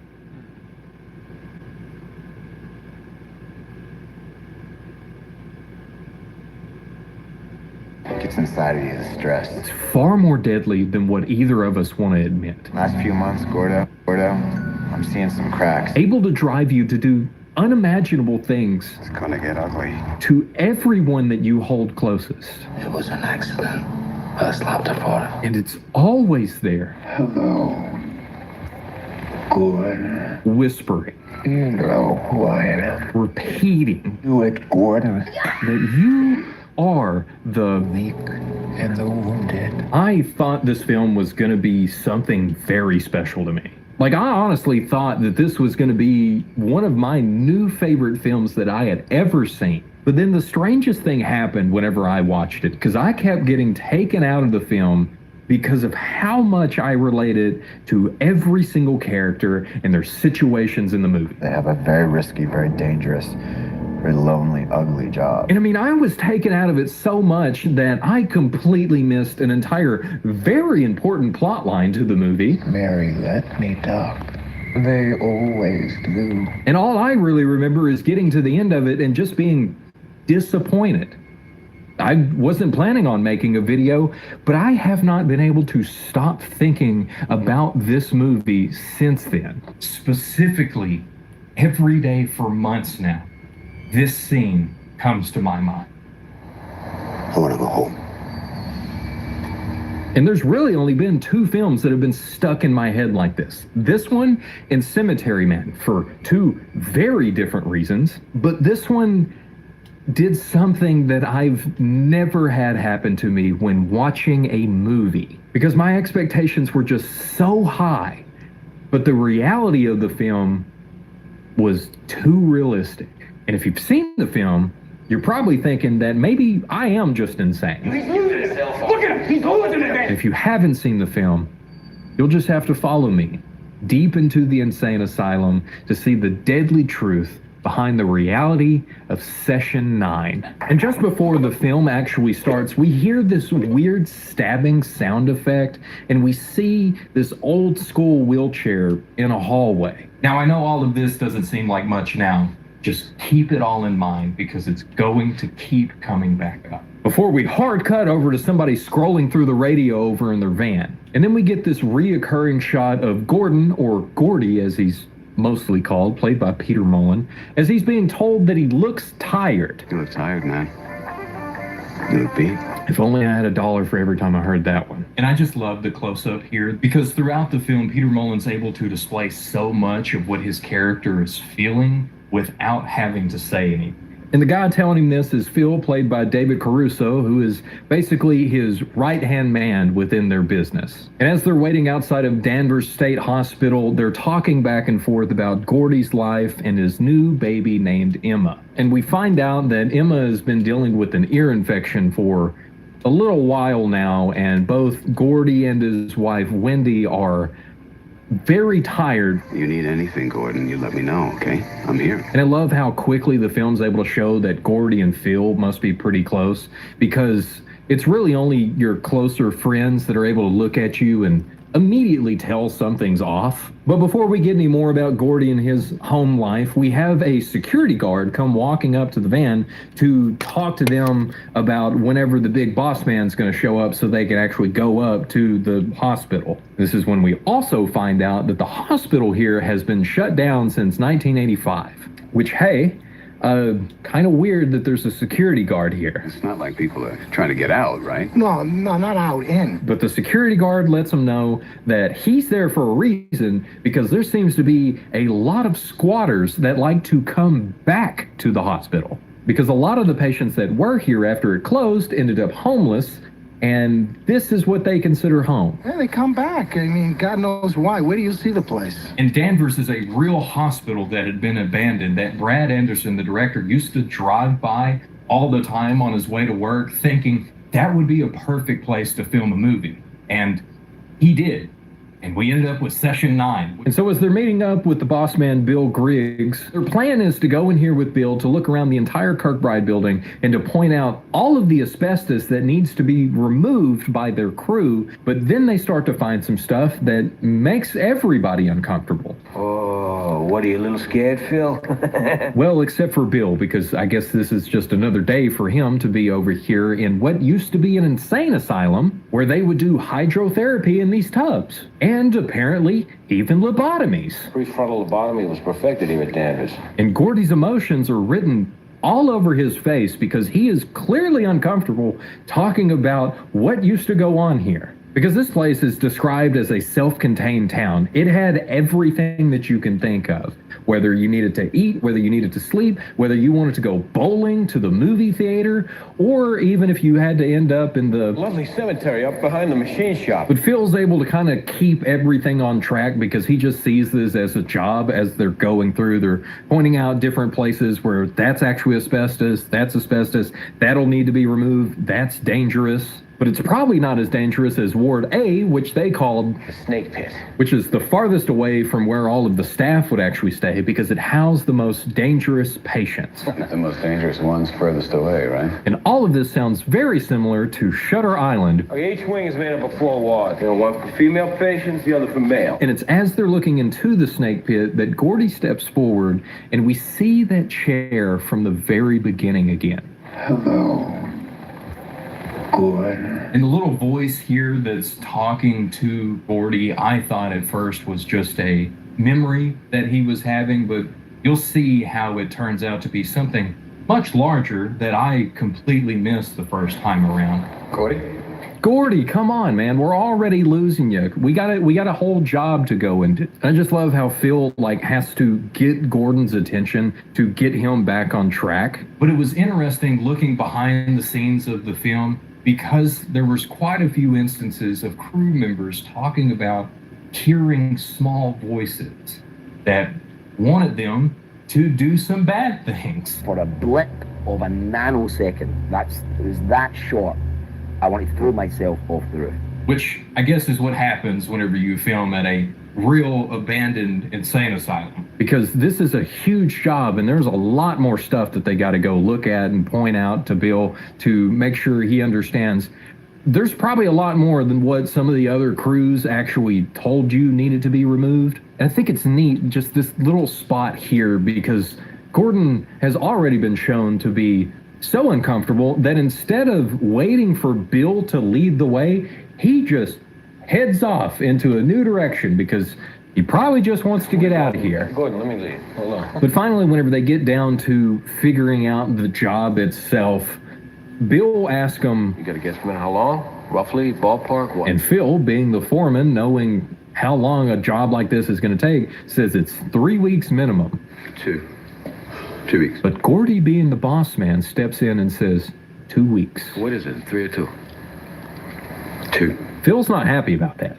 I don't blame him. It's 3 weeks minimum, and the boss man says, no, we could do it in 2. And so after they've looked at everything, they start to make their way out of the building. Phil sees kind of this weird room over to the side with a bunch of pictures on the wall, and we find out the rooms are actually called seclusions. I think is a weird name. It could be completely normal for this kind of hospital. If you know, let me know. But as they finally make their way outside, Phil remembers that he left the bag. I gotta go back. and is able to leave some time for Gordy and Bill to talk about the project. Where then Gordy says that they could do it in 1 week. Of course, this is not how bidding a job works, but sometimes, as the boss man, you say, I really need this job. It was at this moment that I started to realize this movie is gonna hit me a little differently because I've been in this position before of really needing a job and over-promising what you're actually able to do. We'll be in on Monday, we'll be out the following Monday. Which is not a fun position to be in, ever, but it goes to show where Gordy is with business as well as mentally needing this job. So that evening outside of Gordy's house, he sits in his van for a little bit, looking at the pictures of his new daughter. And we can see Wendy and Emma head inside as they see Gordy across the street, as he gets out and he has some roses for her, which tells us they got the job. But there's also something else here that tells us a lot too. As we hear Wendy's voice asking about the roses, and then a scream as it immediately cuts over to the generator running at the job site. Because they did in fact get the job, and on Monday we get to get introduced to the rest of the crew. Because we have Hank, played by Josh Lucas, who Phil clearly hates. Keep it up. Then we have Mike, played by Stephen Jevedon, and Gordy's nephew, Jeff, played by Brendan Sexton III. This the new guy? They call it Jeff. And while this is Jeff's very first day to do anything, because of course they need extra hands on a job this big that they overpromised on how long it would take them, we also find out that Mike and Hank have been there for around 5 years now. Mike didn't tell you about these? So that means that they have to give Jeff grief because he's the new guy. Music creates sonic vibrations. Jiggle spooge dust into the air. Because he needs to learn the ropes. And It's also funny to watch people go after a wire stretcher or a sky hook or like a glass hammer. But when it comes to asbestos... Yeah, you trying to kill us all? How many people really know how dangerous it is? I mean, it's probably best to listen to the guys that have been here for a few years to have your proper PPE. But immediately, we're already at lunchtime, so I guess they've spent all morning getting everything ready and maybe doing some work. But it's here that they all learn as the crew together what the job entails, and that there's actually a $10,000 bonus if they finish on time. What's the catch? It's got to finish by the 13th. And this is where we find out a little bit more about Danvers State Hospital by the guard who's shown up to give them the keys so that way they can get in and out and do whatever they need to. Here we are with the keys to the loony bin, boys. And this is when we find out that the hospital used to house over 2,400 patients. And with that many patients, you have to wonder what happened for this place to shut down. And this is whenever Mike steps in to begin to explain to them what happened to Patricia Willard. Patricia Willard scandal, 1984. And for my sanity's sake, I'm not going to go into detail about Patricia Willard's full backstory because it's a lot. She drank the blood. Others would eat the flesh. And luckily, it's fictional. But it was based on some other actual events that were very similar involving the abuse of somebody who is mentally handicapped. Satanic ritual abuse syndrome. It's big in the 80s. But I want to point out that during this entire thing, as Mike's going on and getting more and more into the Patricia Willard story, Gordy's sitting over there looking at his phone, wanting to call home. And it's just then whenever Mike actually clarifies. Turns out, none of it happened. But the question is, how did Mike know all of these details about this case? And we find out that his dad is actually the Attorney General, and that Mike himself was actually in law school at one point. What were you on there again, Mike? The one-year plan? Which is all great, but now he's here working on a job that they only have a week to do, and they need to get back to work. And as they all get up to actually head back in there to start tearing out some asbestos and cleaning everything up, we notice that Gordy has a bit of a limp, which he just plays off as, oh, my back is a little messed up today. But Phil, still being worried about the job that they have to do, tells him... We ran into Craig Maniss on Saturday night. I told him about the job. Because he's way better than Hank. And this is another moment where Phil and Gordy get into it over who they need to have on the crew and how long this stuff needs to take. Eliminate an obstacle. Jesus, man, we're talking about Hank here. Because Phil doesn't like Hank, and he would much rather have Craig come on to help with this job. And I just wonder why they didn't go ahead and hire another guy, which tells me once again that Gordy's already struggling with financial situation of the business and probably doesn't want to bring on any extra guys than what he has to. But when you're trying to finish this whole job in a week, why not bring in some extra guys? So with this, Gordy has to pull the boss man card again to let Phil know, I don't care. Which means tensions are already rising at the beginning of this very stressful job. So back inside where they're all working, Hank is spraying, Jeff is learning, and Mike is trying his hardest to teach whenever they actually trip a breaker, which means that somebody needs to go down and reset it so they can get back to work. And so Mike tells Jeff, go down there, and Jeff tells him that he has... Nyctophobia. What?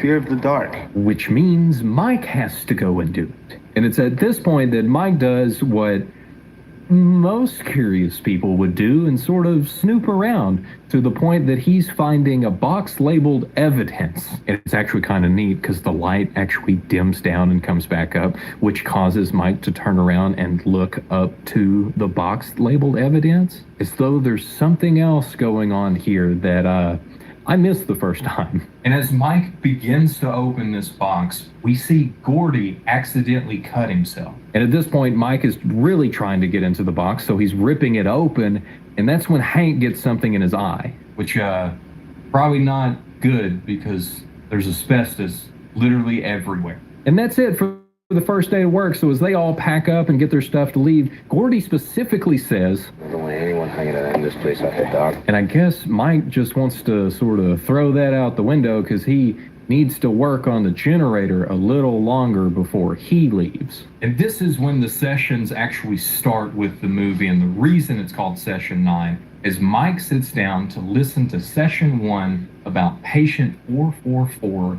Mary Hobbs. Try to remember what happened 22 years ago. And we find out that she has DID, and some of her alternates are the Princess, Billy, and Simon. And it seems that these sessions were actually therapy sessions where Mary sat down with the doctor and they talked back and forth to figure out what happened 22 years ago on Christmas. I miss him so much. And she ends up jamming her fingers into her mouth to get the princess to start speaking. Have you seen our doll, Mr. Doctor? And that's because Princess lives in the mouth, specifically the tongue. And Princess begins to explain what happened on that night. Some stuff about Peter, Big Knife, and playing after their parents have already gone to bed. And while Mike is doing this, we actually see what the other crew is up to in this moment. While some of them are at home, one's at a bar, one's taking a shower, which I don't blame him after playing around in asbestos all day. And remember this, because it's gonna come back up. We see Gordy sitting back in his van outside of his house again. And we can also see there's a weird stain on his leg. But whenever he actually goes to touch it, he screams in pain. Then it's Tuesday and they're all back hard at work, except for Gordy, who's just staring out the window into nothing. You can hear me. Come on, Gordy, we got a bunch of work to do, man. You can't be over there talking to yourself or listening to the voices in your head. We got to get going because you said we would do this whole job in a week. And we find Jeff, who's hard at work because he just went out and checked the generator. Everything's running good. He tells Mike this, and Mike tells him to put his mask on, princess. Put your mask on, princess. And Jeff quickly says, I'm not your princess, dude. What? I love the way that Mike reacts to this because he seems to act like he didn't even realize that he just called Jeff princess. It could be because there's some other stuff going on here. Then they talk a little bit, and we actually end up finding out from Mike the reason that Phil hates Hank so much is because Hank stole Phil's girlfriend. It's a nightmare. And speaking of Hank stealing stuff, he's finding a bunch of silver dollars down in the basement whenever he's working. Even going as far as to take a brick out of the wall whenever this happens. And it's when we get the shot from the other side of the wall that I'm pretty positive this is the morgue and this is where they incinerated some of the bodies. And if I'm wrong about that, and you actually know more about how a hospital like this would work and what specifically this room is, please let me know. But what I do know for sure is that this says caution hot. So there must have been a fire in there, and it must have been hot, just like it is in here. It's so hot. But just as Hank thinks that he struck it rich, he has to stuff everything back in the wall because after lunchtime, he's going to have to go work with Mike and Jeff. And at lunchtime, we actually see that Mike is back listening to more of the sessions. And this is where we learn about Billy. Hello, sir. Well, hello, Billy. Who lives in the eyes. But the doctor wants to know, where does Simon live? And where does Simon live, Billy? But while we don't get an answer right now, while they're at lunch and Jeff's acting like an idiot, which ends up making Mike irritated, we do learn how a lobotomy is done. The ice pick method into the orbital frontal cortex. But what I did not know about lobotomies is the recommended treatment. Recommended treatment? Sunglasses. Thanks, Mike, for all of that information, but we should know all about lobotomies after the Shutter Island video, but Gordy over here seems to be learning all of this information for the first time and is pretty interested in it to a scary point. A scary point. But it doesn't scare me as much as what Jeff is whenever Hank begins to explain to him what the asbestos does to your insides. Incubates in your lungs like a time bomb. Okay, that's a lie because I have been around asbestos before. And this does worry me for my future. Time you hit 30, boom! You're drowning in your own lung fluid. So hopefully it's not as bad as what was just described, or else got like another 2 years. Luckily, after laughing this off, Hank begins to talk about how this is not the job you want to be doing forever, and how everybody there has an exit plan. He's got one, Mike's got one, Phil's got one. What's your point? Just have an exit plan, dude. But Gordy is the owner. and he doesn't have an exit plan. Imagine that stress. Which is the reason that he had to take this job. Do you know if he didn't get this gig, he'd have to fold HEC? And even though the majority of the time he's super chill, and as Hank puts it, he's the Zen master. Last few months, Gordo, I'm seeing some cracks. And then we cut to Gordy. Remember this scene and all of the future phone calls that Gordy is going to have with Wendy. Because I didn't pick up on it the first go round, but after a second watch, I was just amazed at how well all of this is cut. But while he's talking, he sees Phil outside, suspiciously talking to two random guys, as it seemingly cuts back to him trying to talk more to Wendy, but it appears that she hung up. To let me finish, would you let me... Hello? And that will make a lot more sense towards the end of the video, so just keep it in mind, just like Hank has kept his treasure in mind. Even though he was told specifically by Gordy earlier. I don't want anyone hanging around in this place like a dog. But I mean, look at all this cool stuff that he's finding. He's got coins, he's got silver, he's got gold, he's got glass eyes, he's got a rustling off in the distance.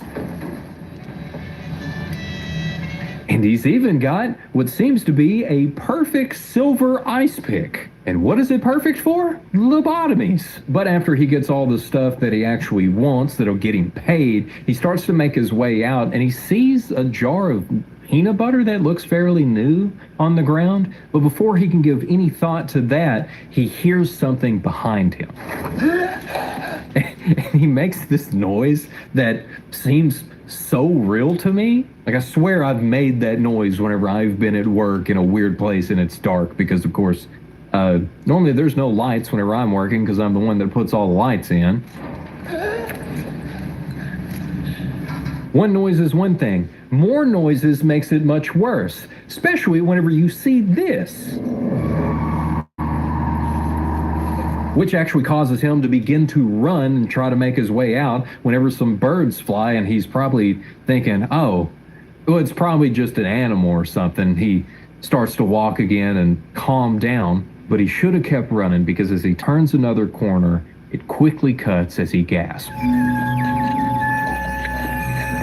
At first, this gasp sounded kind of odd to me, but thinking about it, it seems really realistic whenever you're surprised. You would see the cut works out the exact same way. But hey, don't think about that, because we got to get back to work on Wednesday. And Gordy is still thinking about the weird thing that happened yesterday with Phil and those two guys, so he's giving him a bit of a stare. And then we also see the hole in the wall where Hank found all of his stuff, but there's no sign of Hank. Which leads to the whole crew having a break on the roof as they're trying to figure out, where's Hank? Because this is a huge job and we need him to work if we want to even be able to attempt to finish it on time. And as you remember, Hank stole Phil's girlfriend.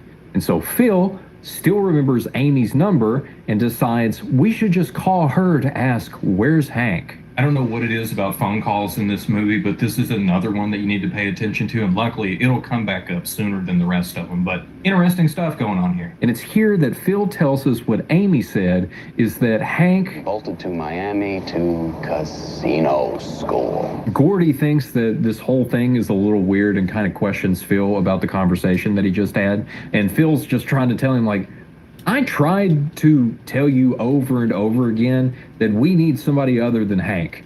This is why. Something's not right here. Something. And it's this confrontation that leads Gordy to blowing up on Phil to question him about the two guys he saw him with yesterday. And as they actually start to get physical, you can tell the whole crew is on edge as Gordy finally gets fed up and walks off. And while he does, he looks at his hands, and it seems like there might be blood stains on there. Or it could just be some sort of stuff that they were using, like what Hank was spraying earlier, that's now on Gordy's hands. But he also doesn't seem to know what it's from. And so as some time passes, and I'm sure everybody's trying to cool off, we end up seeing Phil and Mike talking about Gordon out at the gazebo, and they also get in an argument. 6 months ago, you know it. What are you looking at? Where you go, Mike? And I think it's kind of neat, too, because we see Jeff watching all of this happen, which causes him to want to go find his uncle to just talk to him a little bit to see how he's doing. Luckily, Jeff's already outside, because so is Gordy, sitting on a tree, just above a headstone with the number 444 on it. Earlier in the movie, we're told by Bill Griggs that the patients didn't have names whenever they were buried. It was just their numbers. And as you remember, 444 is Mary Hobbs. But what Gordy is doing is what I find so interesting, is that now again, he is talking on the phone with Wendy, and he's trying his hardest to apologize. But as Jeff walks up, Gordon. Sorry. Hey, man. and I'm sure it's clear to Jeff too that Gordy just seems really distraught right now, and he just wants to thank him for the job, ask how he's doing, ask how Wendy is, and Gordy just tells him He's good. He's tired. And it's this look that Gordy gives while he talks about his wife and how tired she is. I'm telling you, Gordy is able to just do so much with just his face to convey his emotions, because that's a sad guy right there. As Jeff just continues on with the conversation. So don't stress out, all right? And continuing on is the same thing that Mike is doing, is he's back in the basement listening to more of these tapes. Like, dude, there is a huge job going on. What are you doing? Each tape must be as long as my last video, because I don't know why this is taking him so long to get through these sessions. And while this session is going on, Mike is looking through the rest of the documents that he's found on Mary Hobbs, but it's on the tape itself that Mary is being asked more and more what happened that night. But she keeps saying that she doesn't know anything, so much so that Billy begins to speak through Mary, and he lives in the eye, so he was the one that saw everything that happened. Billy, why won't you tell me what happened in Lowell? But Billy doesn't want her to know, because it might just... And this is when the doctor says, maybe we should get Simon to tell her what happened. Billy, you have to wake up Simon. And speaking of what actually happened, we finally get some answers from Gordy about what's been going on with him as he's getting cleaned up with Phil, and he tells him... I hit Wendy.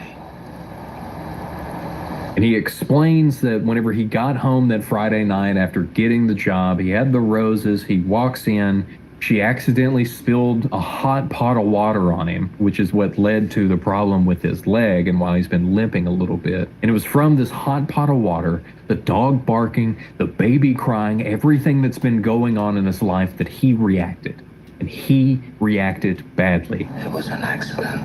I slapped her for it. It's here that stuff starts to actually click into place, and you're like, oh, yeah, for sure. No wonder he's been struggling a lot on the job, because he freaked out on his wife and is now having to go stay in a motel nearby. But all of this helps the relationship between Phil and Gordy as they seem to open up to one another and telling the truth, right? Gordy tells him, don't tell the others, but we need to call Greg so that way we can actually get some help. And then Phil also opens up about the two guys that Gordy had seen him with the day before. Graffiti artists, and they will not be coming back our way again. They're both being truthful as friends, right? But then it cuts to that night where Gordy is trying to sleep in his van there at the hospital.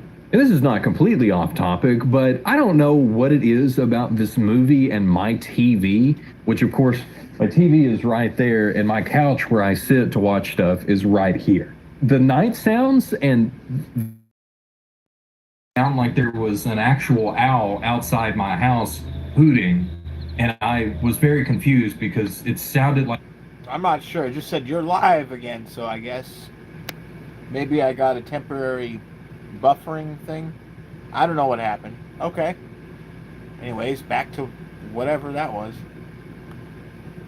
Coming from behind me, but all the rest is right here. The night sounds and this owl, it made it sound like there was an actual owl outside my house hooting, and I was very confused because it sounded like it was coming from behind me, but all the rest of the movie sounds were in front of me. So I had to pause it and rewind multiple times to figure out, is that a real owl outside of my house, or is that the movie?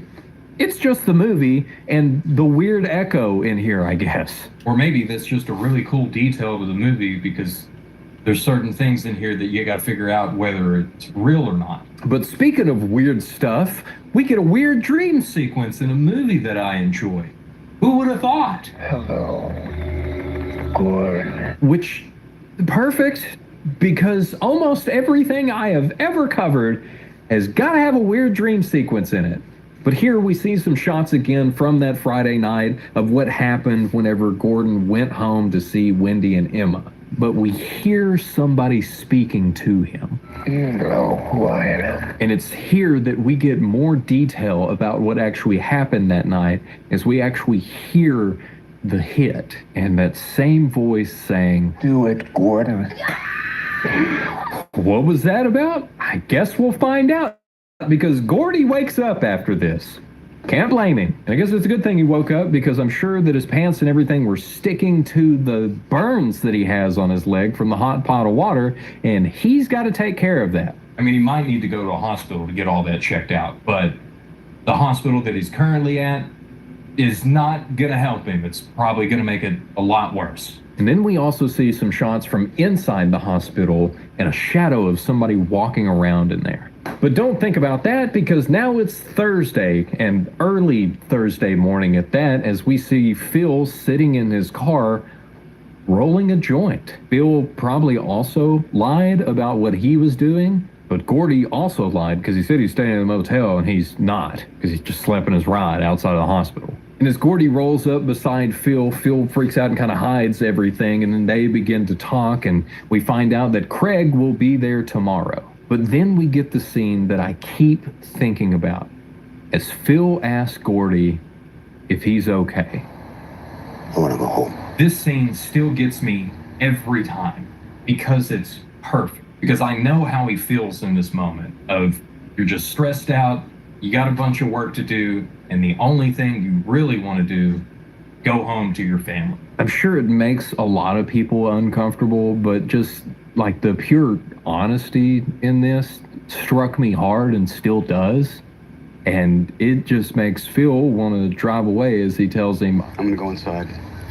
And it's inside that everything seems to be falling apart, as Phil's now up on the roof where he can actually smoke and he won't be interrupted. Mike is intentionally messing up the power so that way he can go down there to fix it and listen to more of the sessions. I'm gonna go check the breakers. Mike. But that was just Mike's plan. He ends up getting caught by Phil so they can talk about Gordy, where Phil just completely breaks their trust and begins to explain to Mike what he did, and Gordy is close enough to hear exactly what is going on, which then ends up leading to Gordy walking up to them as they all stand around and say that they were actually talking about Jeff and that he's doing okay. And he actually is the only one who is currently working, as he realizes Mike is taking way too long and goes to reset the breakers, even though he's scared of the dark. He's manning up. I mean, props. But it's on his way back to go back to work that he bumps into Hank. And Jeff, being surprised, is trying to ask Hank, where in the world have you been, man? What's been going on? But all Hank can say is, What are you doing here? as he also touches the window and slowly leaves a trail of blood with his finger. And Jeff's reaction is perfect for this situation, because he's like, I'm gonna go get everybody else, because no thanks. Listen, I forgot something. I'll be back. And of course, the rest of the crew's already together, but now they're trying to figure out who's gonna buy lunch, as Phil pulls out a silver dollar, flips it up in the air, which causes Gordy to walk over and give him a look, to which Phil says, What? And it's at this same moment that Hank also drops a coin that he was holding. Very suspicious stuff.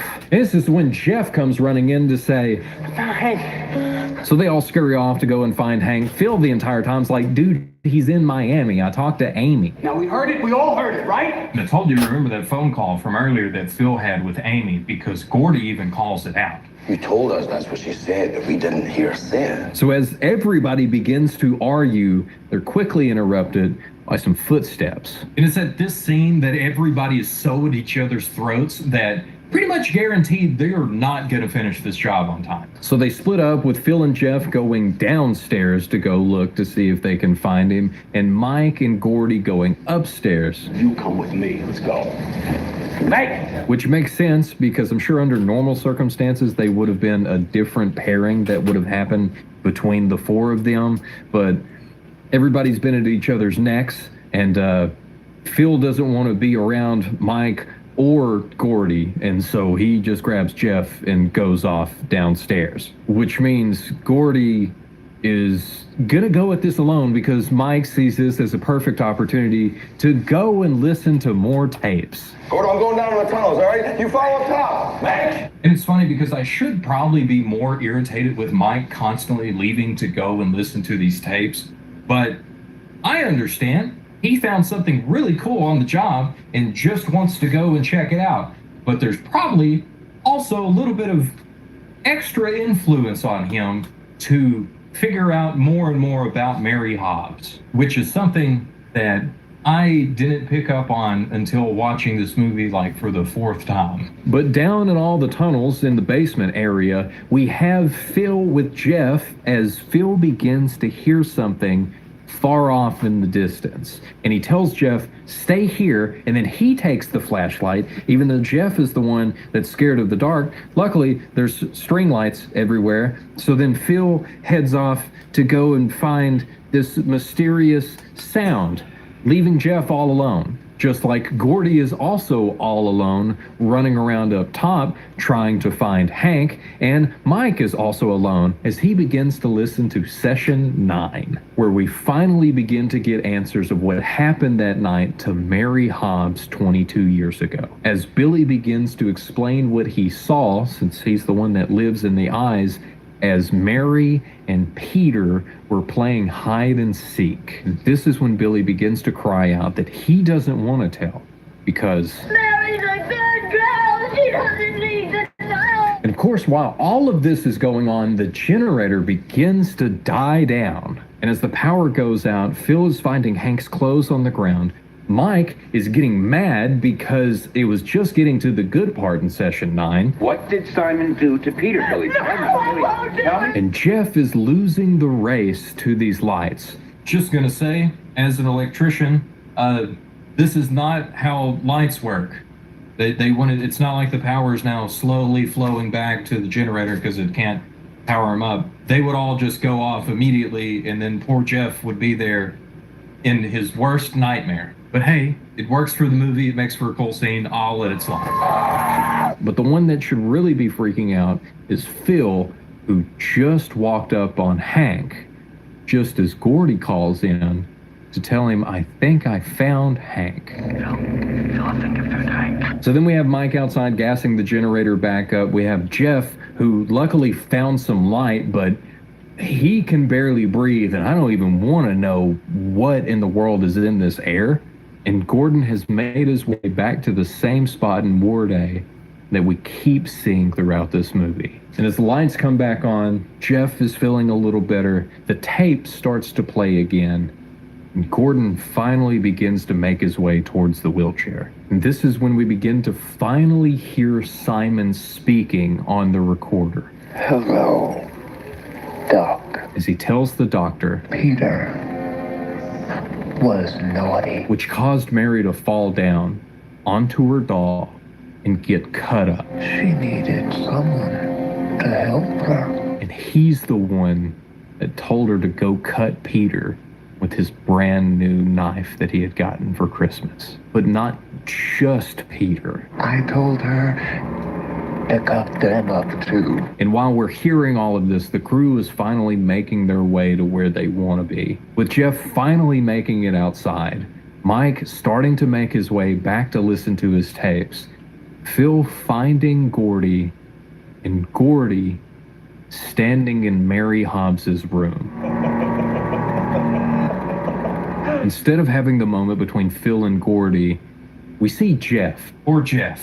I mean, he signed up to work on a new job for a week and literally had to face his worst nightmare. So he just calls in to let everybody know that he is freaking out and he's going to be at the van for a little while, hanging out, relaxing, and eating some Oreos. Maybe that'll make it better. And this is when we get somebody making their way to Jeff out at the van. As Jeff walks over, clearly recognizing who they are, and we get a quick cut again just like we did with Hank. Is that okay? And then it's Friday, as Phil's calling in on the walkie and Gordon answers from the van, and Phil says, "We found the one responsible." And Gordon heads inside. And it's just as he's making his way inside that we see a car pulling in over beside the van, and Craig gets out, ready to go to work. Craig, wait, come back. No, you completely missed the bloodstain on the door. That's normally a good sign to leave immediately. And since this is such a big job, Craig's just trying to find anybody in there so that way he can get started, and completely misses some more stains. But we don't. That tells us there's a big oh no fixing to happen. And there's already a bunch of oh no's that already happened. And one of the oh no's is Gordon walking in and finding Hank laying on the floor, as Phil is just there talking to Gordy. And Gordy, of course, is asking Phil, "You did this." And I love Phil's response. "I need you to wake up and take really good look at him." So Gordy listens, and he does take a much closer look at Hank by pulling his glasses off of him. Because as you remember, that's the recommended treatment for lobotomy. What are you doing here? And during this, Phil is telling Gordon not to tell anybody about this, so that way they don't also find the others. You did this? What are you doing here, man? And then we get some more shots of what happened Tuesday night to Hank. "You are asleep." And Phil here keeps saying, "You're asleep. Open your eyes. You gotta wake up." Would you wake up? I am awake! Is what Gordon yells to Phil, who is no longer there. But this yell is what gets Craig to finally walk over to find Gordon. And Craig can clearly see what happened to Hank as Gordon begins to stand up and grabs him. Gordon!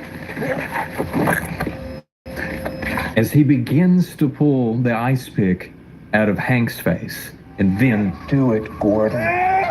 and this is whenever we hear session 9 again, as the doctor asks Simon, "Why did you do it, Simon?" "Because Mary let me, Doc.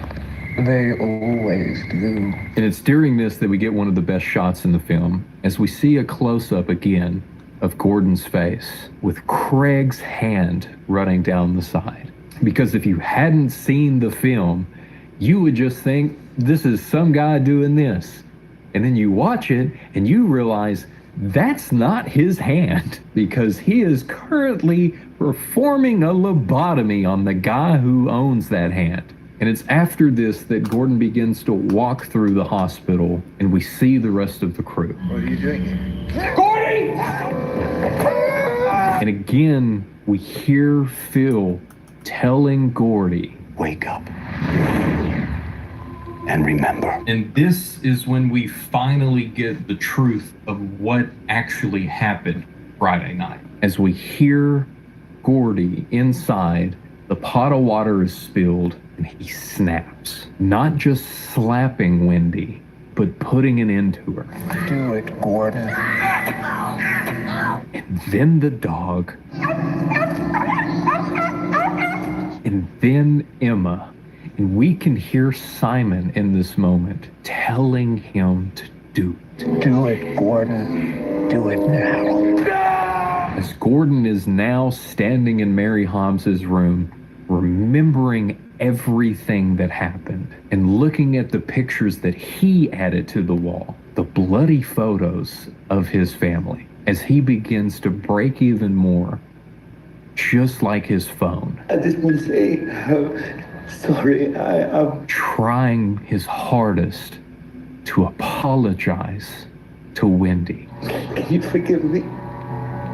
Because all he wants to do is go home. I want to hold you. I want to hold my baby. And we get the doctor asking one last question of Simon. Where do you live? I live in the weak and the wounded. No happy endings here.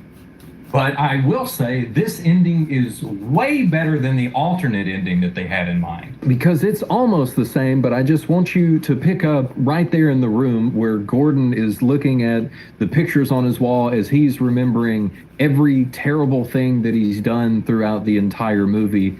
But as he's talking on the broken phone this time, he says, "I want to come home." And Wendy responds, You can come home. And we hear this conversation going on inside of Gordon's broken mind as somebody walks up behind him. What? What? What just happened? Who is that? Who is this? And we see some woman with a flashlight. As Gordon bleeds out on the ground and she makes her way out of the room, we hear the doctor asking Simon again, "And where do you live, Simon?" And Simon says, "I live in the weak and the wounded." She doesn't even say anything. She takes out Gordy and then just leaves? What? Like I said, glad they didn't go with that. But if they did, there would have been all these other alternate scenes in the film as well, showing her, because she was one of the returning patients that was a squatter there on the property. Just seems to take away from what I consider a pretty impactful ending. So I'm glad that they cut all of that out, because while this movie might not be in my top 10 or one of my favorite horror films or psychological horror films that I've ever seen, I can't help but think about this. Because I was able to relate to every single crew member. Jeff is the new guy, Mike and Hank as the hands that have been on for a couple years that really don't want to be there. Also Phil with being the foreman, and then of course Gordy with being the boss man, because I've now been the boss man for nearly 6 years, because the sheer stress of being the owner of a small company is so much more than what the majority of the people want to admit. Like, yeah, it's the life. You get to make your own schedule and work when you want and how you want, but in reality, most of the time you end up telling people, I need the job. I really need this job. The entire thing that had to do with Simon and it sort of possessing Gordon throughout the film. They always do.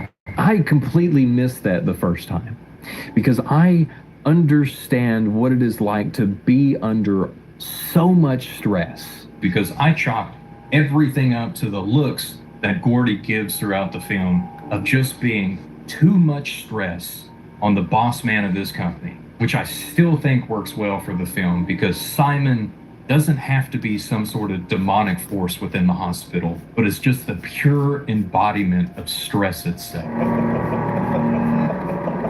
And this film somehow perfectly encapsulated the mental strain of being in Gordon's position. Imagine that stress. And I know you know what I'm talking about, because there's a video that I made years ago that maybe 15 people watched that is all about the reason that I make these videos. And in the video, I talked about how I made it for you, so that way you would be able to escape just for a little bit and have some joy and forget about the stresses of life, so you can just relax for a moment. Just have an exit plan, dude. Because it's the same reason that I often watch a bunch of videos. But I know now that this is my stress relief. I got a way of dealing with the stress. Yeah. But it's taken me years to figure out that I'm not talking to you in this,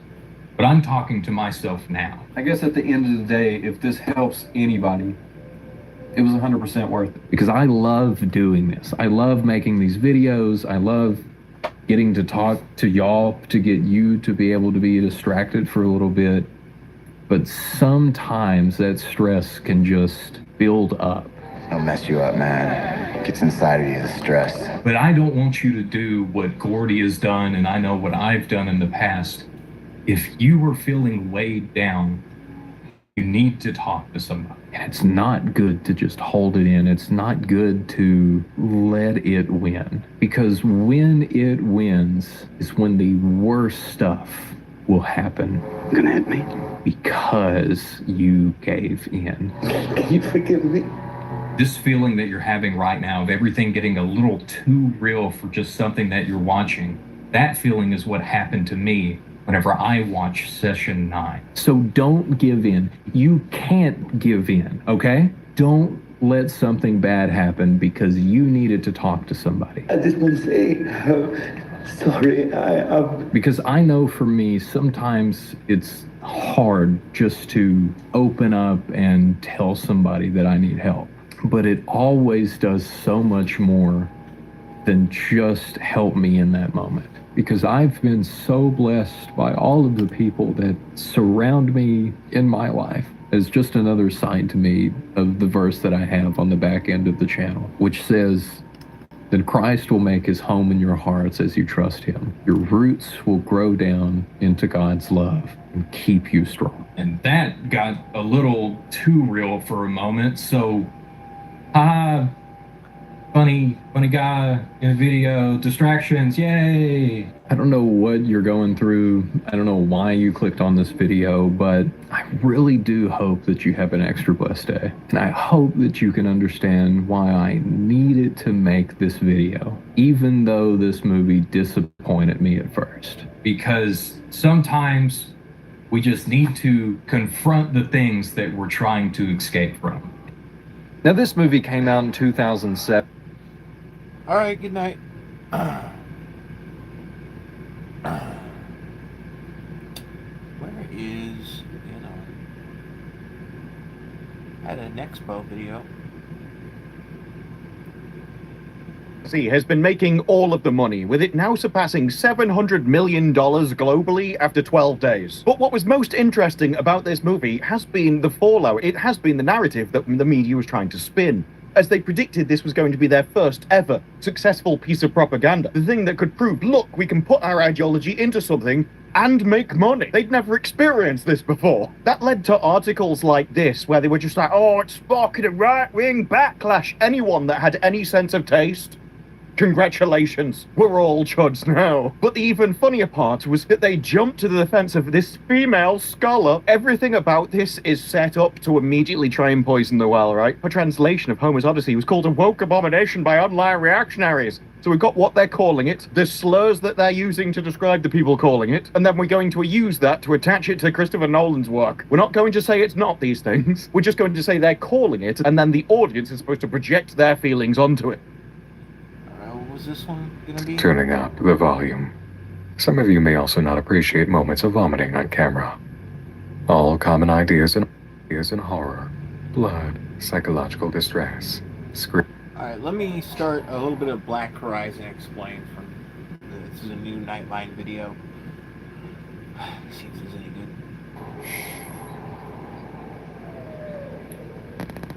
I can't tell if what I'm seeing is real.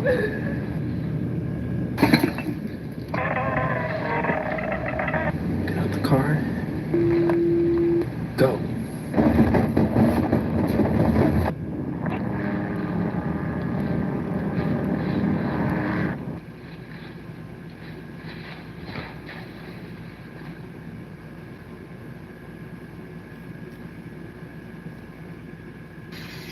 We're all gonna die.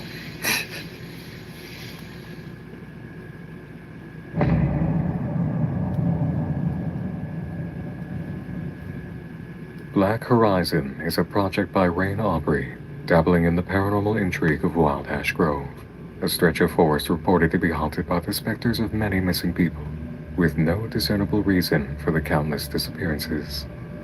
Begun August 21st, 2020. Nightmine's homosexual voice is very obnoxious. Oh, I hate this guy. 23. The channel consists of 24 uploads at this time, totaling 2 hours, 48 minutes, 19 seconds. A long movie night, by today's standards.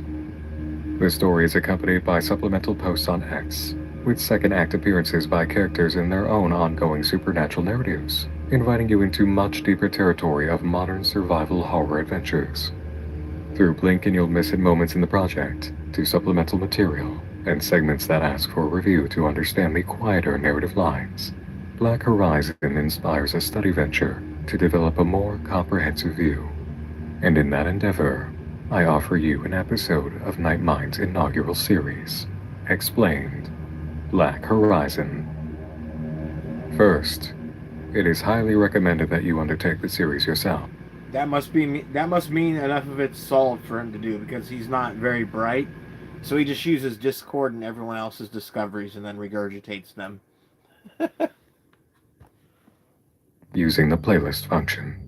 It's particularly encouraged if you've never experienced a paranormal story vlog. It is an initiation that leaves quite the lasting memory, and it makes for very deep influences in art. I've provided the official playlist link in the video description below, and the pinned comment. My only warnings are as follows. Which is to say, like, he's extremely pretentious and obnoxious, but occasionally he covers good stories like Marble Hornets and stuff like that, so it's hard. It's just he gets more and more into himself every video, so I just kind of stopped caring like 2 or 3 years ago. Instances also he doesn't really cover high quality like stuff anymore, or really good stuff, because better channels like Nexpo and Wendigoon and everyone else like Pyrocynical already covers it, and so like he just seems to run off nonsense. Covered some stupid ass trans series. It was just straight garbage. Straight as a rainbow. flashing lights, abrasive visual distortion, and abrasive audio distortion. I do recommend turning off the lights and not turning up the volume. Some of you may also not appreciate moments of vomiting on camera.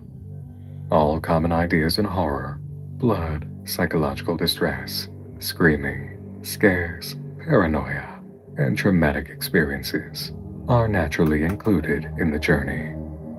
Black Horizon is available at any time. Come back here as soon as you're ready. And if you require assistance sleeping after your journey, you'll find great solace in tonight's sponsor, Manta Sleep. A summer without a horror tale is like a summer without heat. Unnatural. But even the most ardent and the most comfortable light-blown house around and jump ahead feature. Choose bundles just parents. And you can get 10% off your order with my coupon code, NN. Thanks to Manta Sleep for let's get going.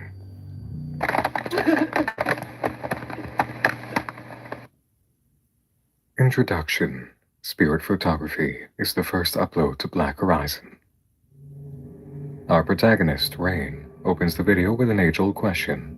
What is the relationship between seeing and believing? A brief overview of the early age of photography includes examples of artistic representations of spirits on camera. It's Rain's belief that souls survive bodily death, and his fascination with the paranormal may be due in part to his town's long-standing history of missing persons, murders, and whispers of cultist activity. In pursuing a hobby of spirit photography to capture local incidents of the paranormal, Rain has made this channel, Black Horizon. August 26, 2023. Spirit Photography number 1, Wild Ash Grove, is posted. Described as the typical scary forest, it's infamous for several missing person cases, with many of the bodies found in the woods, and a few detailed ghost rumors. Rain informs us in text that the following footage was taken after hiking a few hours into the forest. None of what we're about to see is a fabrication or dramatization.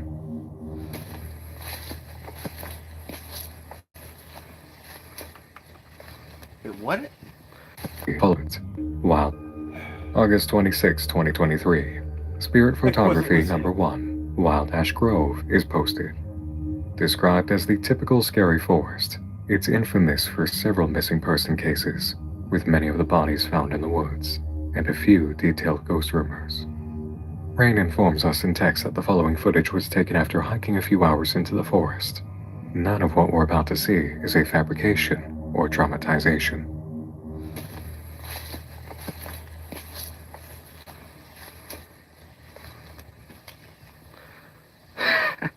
That's cute.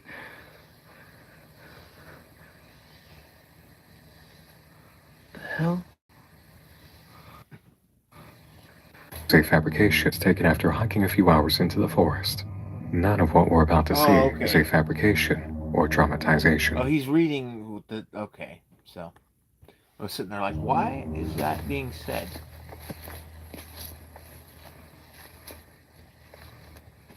Like, you can't do a dramatization of something that's already fake. Cute.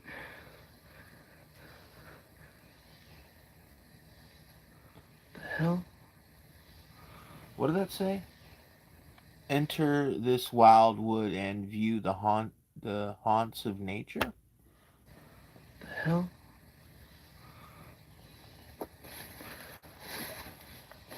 Oh, nice. What about this? Bit freaky.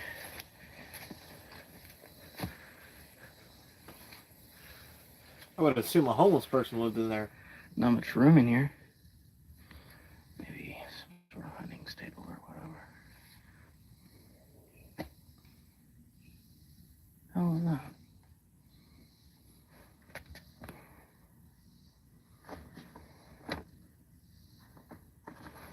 Oh, he found something.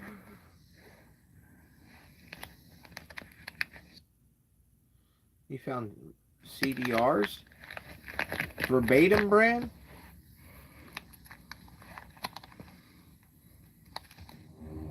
Rain exits the tent structure, then deposits the binder of CDs in his backpack. A woman screaming cuts through the woods, but we find out very quickly it's his ringtone setting. What's up, Dad?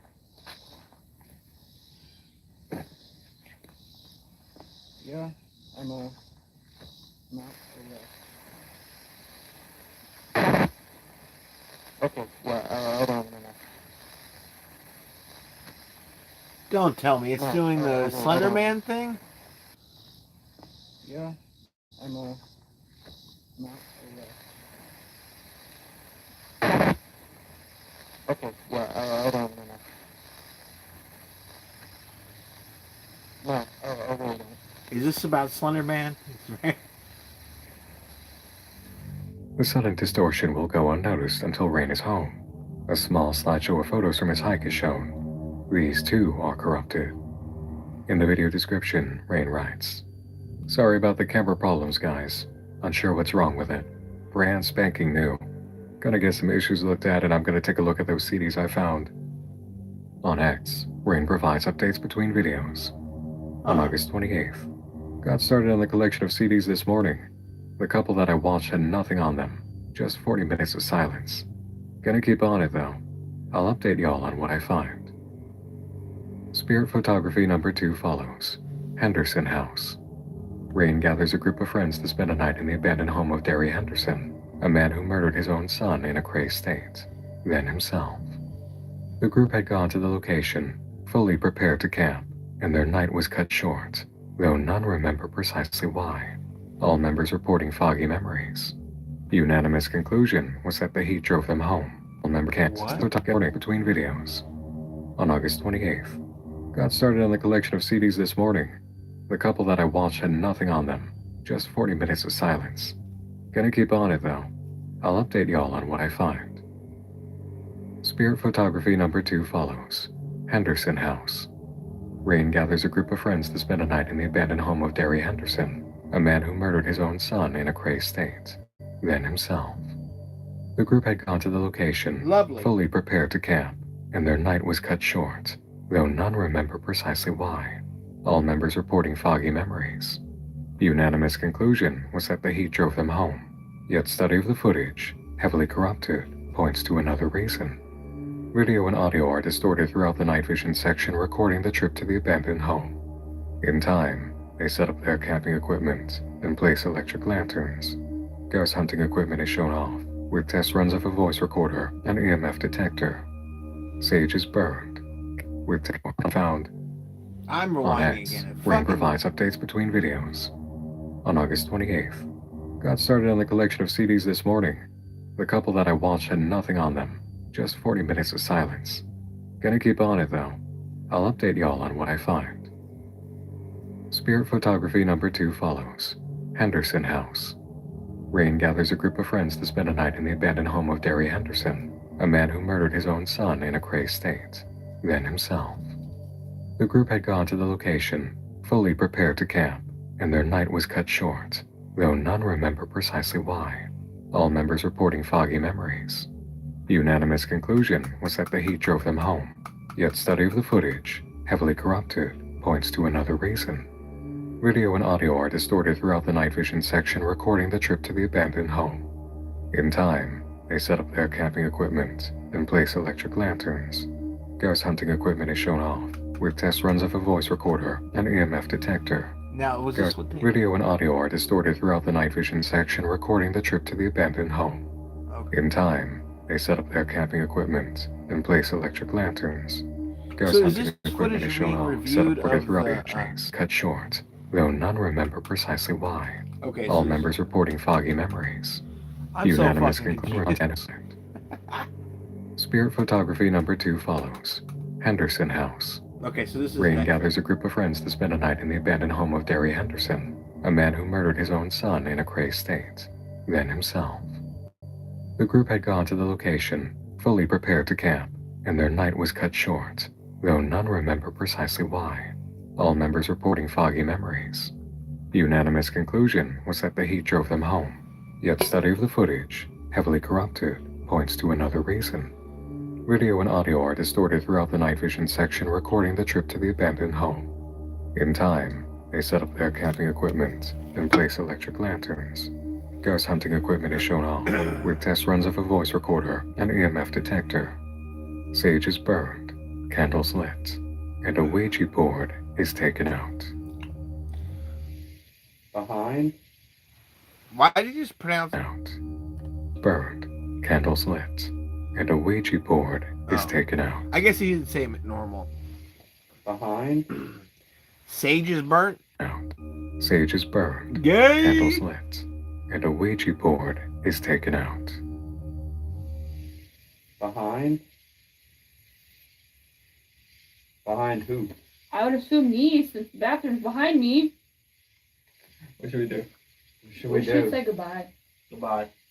Q O R U N.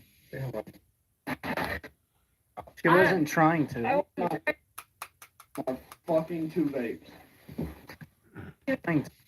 Board detector. Sage is burned, candles lit, and a Ouija board is taken out. Ouija board. Behind? Behind who? I would assume me, since the bathroom's behind me. What should we do? What should We should say goodbye. Goodbye. Q O R U N. Say hello.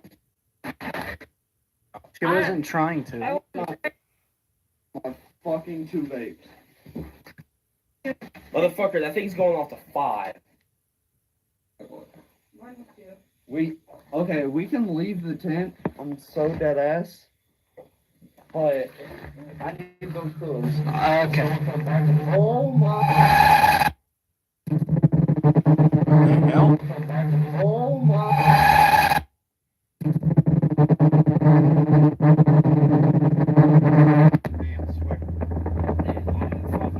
Fucking everything, bro.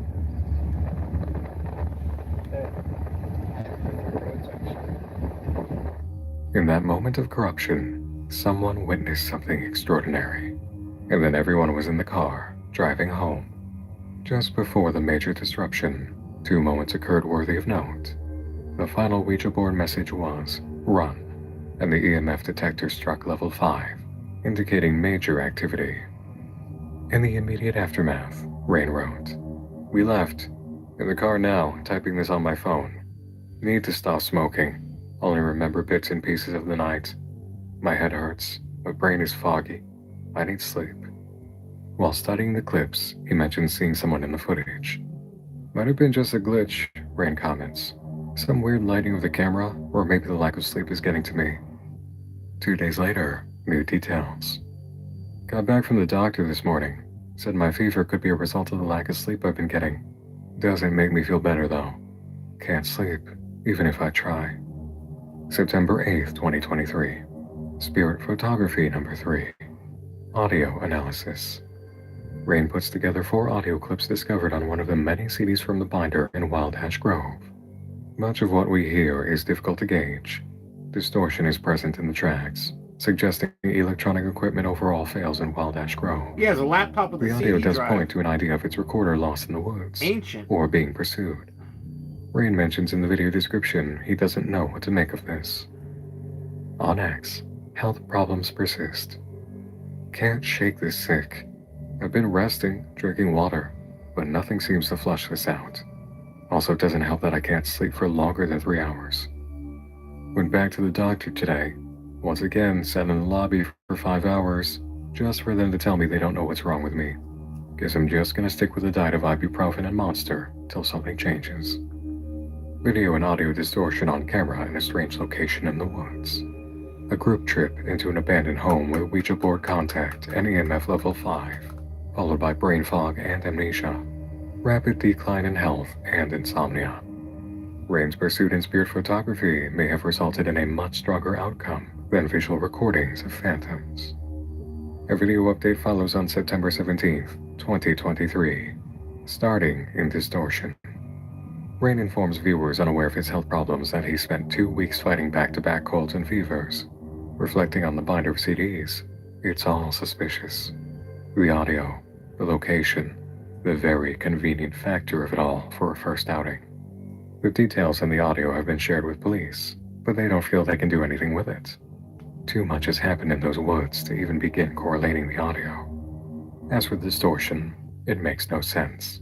Rain's equipment is new. It's all being checked for technical issues, but no answers are given. Small updates continue from here.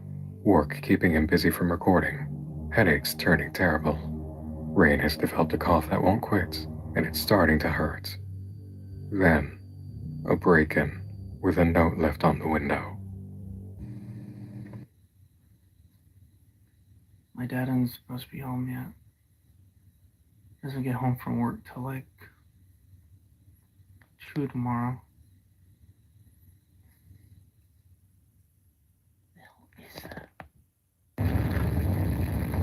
What the shit?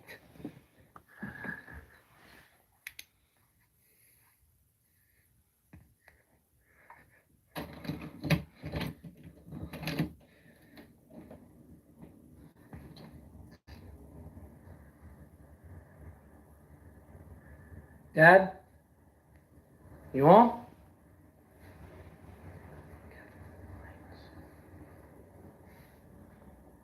Did he just whisper that?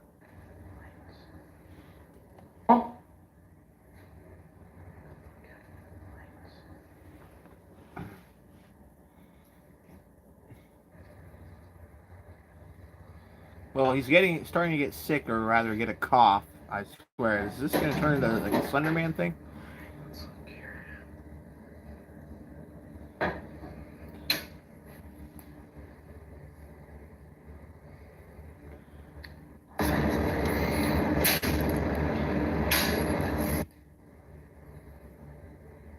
Shit, come on.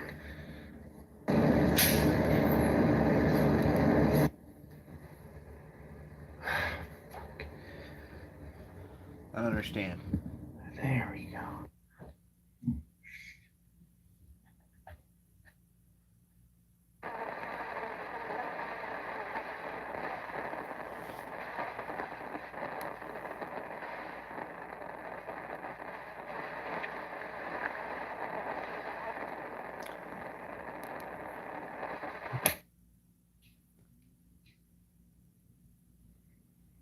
Okay, so we finally saw something. It didn't look like Slender Man. Look, I'm not sure what else you want to do. I don't know. Dust for fingerprints or some shit. You can't just blow this off. Then what about the note? I didn't put it on my window. You did. The camera sits in the kitchen as Rain and his father speak with a police officer. Rain is irate at the break-in and lack of visible action, while his father tries to calm him down. Distortion spikes after the officer leaves, Rain arguing with his father before grabbing the camera and heading to his room. Here, we find the note left behind. The river had dried up, the path has been cleared, and the souls are ripe for the picking. We know Rain's concerns are real. That ominous figure in the living room is impossible to dismiss. The haunting's effects continue on X, as the Wi-Fi won't cooperate for 3 days. The headaches remain. Sleep is described as an afterthought, and Rain's ears won't stop ringing. October 20th, 2023. Sleep is accompanied by nightmares, and Rain now experiences blackouts and dark thoughts. November 5th, All and right. Rain now October 20th, described as an afterthought, and Rain's ears won't stop. The headaches remain. Sleep is described as an afterthought, and Rain's ears won't stop ringing. October 20th, 2023. Sleep is accompanied by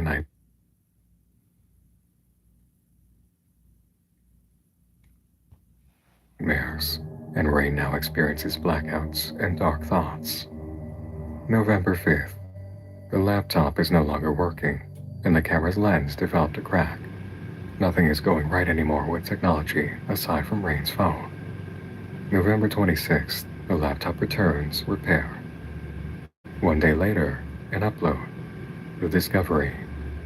Rain is watching his last video on YouTube, scrubbing through the timeline around the figure's appearance in the living room. Rain goes to the video of the trip to Henderson House, and distortion plays over this recording for a moment, making it clear that not even online outlets prevent anomalous activity.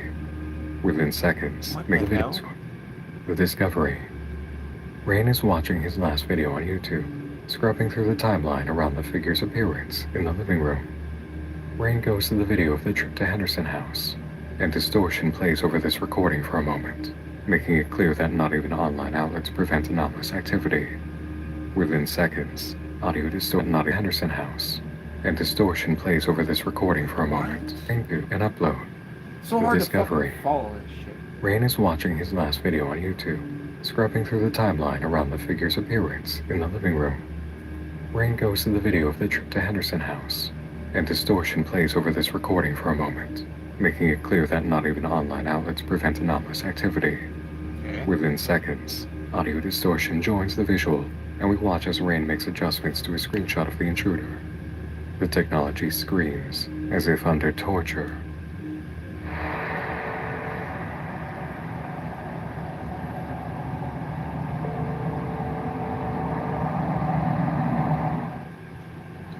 Hey man,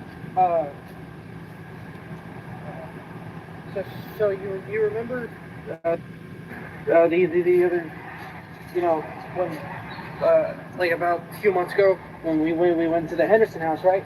And we were supposed to spend the fucking night there, but things got fucking foggy and we all just sort of left. And none of us really understood why we left because,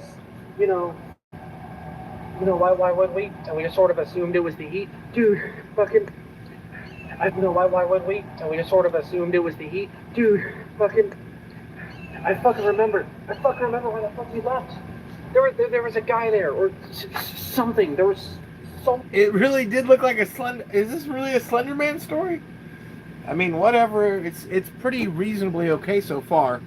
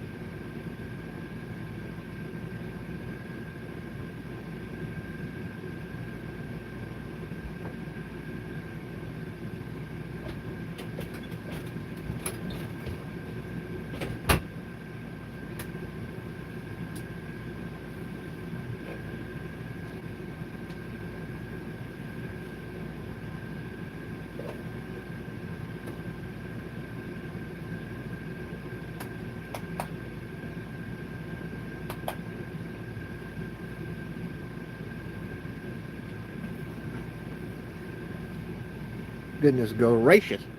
All right. Let's get back to this. It's getting better. 17 minutes in. The discovery. So this does appear to be like, I mean, I'm assuming it really is going to turn into like a Slender Man story, and the fact that it's like collaborative with other people is kind of lame and gay.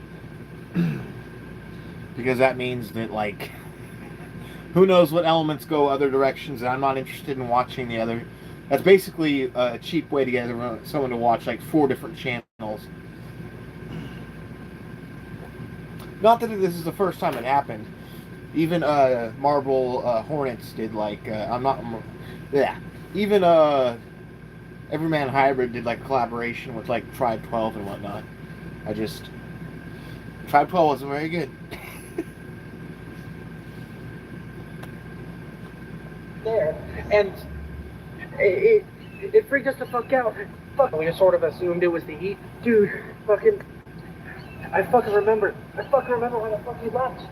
There was a guy there, or something. There was someone fucking there, and it freaked us the fuck out, and we bolted. But none of us fucking remember it. I don't know what the fuck happened. Okay. Look, here's the thing, man. This thing was in my fucking house. This thing was in my fucking house. And it's stalking me, man. I don't know what the fuck to do. And I feel like I'm fucking insane. But it makes a lot of sense, doesn't it? That thing was there. I remember seeing it, and I remember you freaking the fuck out about it, and then I freaked the fuck out about it, and then everything just went fucking black, dude. You need... Please answer my fucking calls, dude. I don't know what the fuck you're doing, but you need to answer me, and we gotta figure out what the fuck is going on. Because frankly, this is starting to freak me the fuck out. Like, answer my fucking calls, dude. Why did this video just slow the frame down? What was that? Those who have experienced this before understand what Rain is seeing. It's not. Those who have experienced this before understand what Rain is seeing. Yep. It's known by many names, in many places, but recognized universally as Slender Man. The headaches progress to migraines. Painful, intense, dizzying Rain at work. At Christmas, he swears he saw something at the family gathering, but isn't entirely sure. The new year brings complications, which require a video update.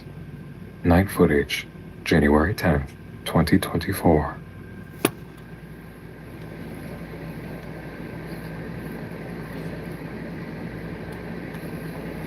What was the other series that he covered that was not very good, but at the same time it was okay? It was just not convincing.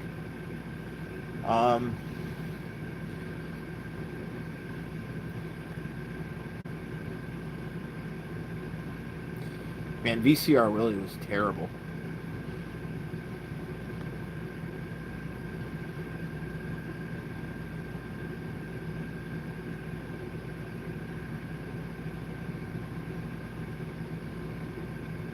So was this one? What was the name of the other one though? Because there's some elements to it that had merit.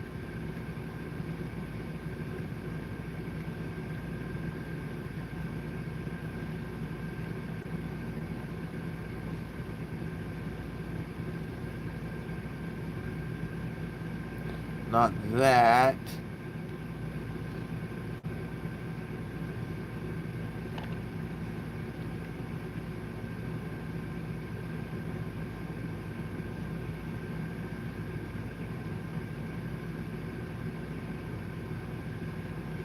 Not that.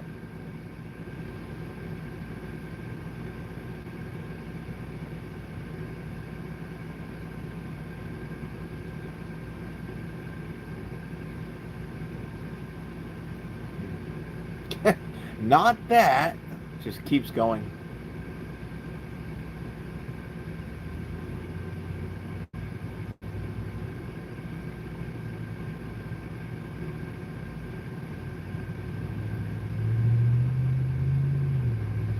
Is it 10 tapes?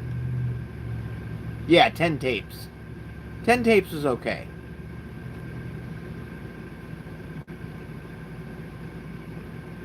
Took me a minute to actually find it.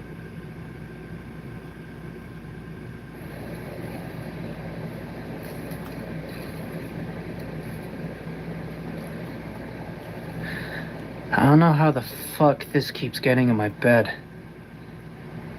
Just wake up and my feet's covered in the shit.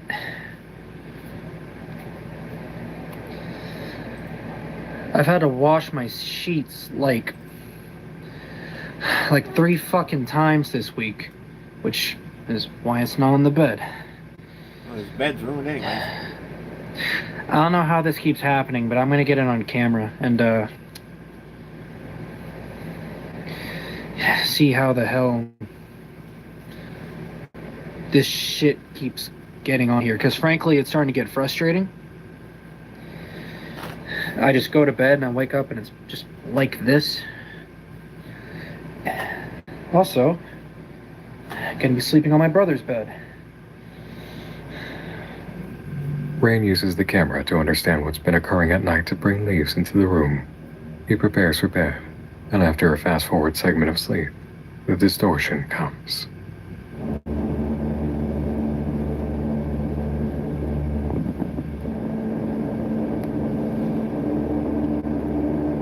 Oh, he took the camera with him. Convenient.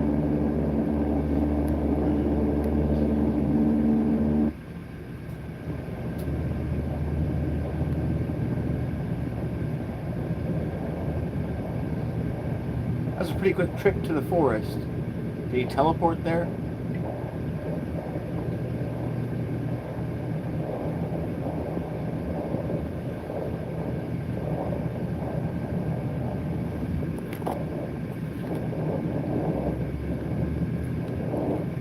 Rain sits down, and the mystery is solved.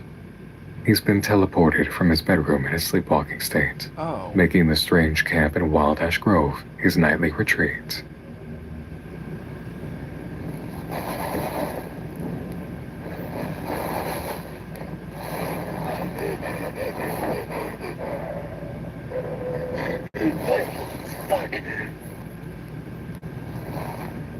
So he doesn't remember waking up? I'm confused.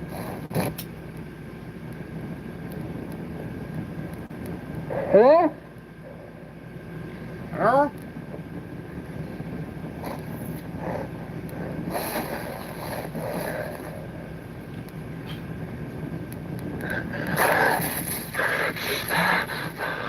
Leaves would probably just be there for Who's...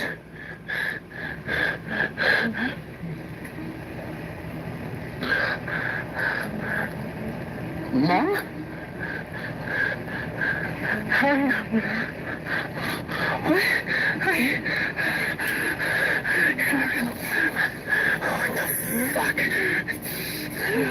What the fuck?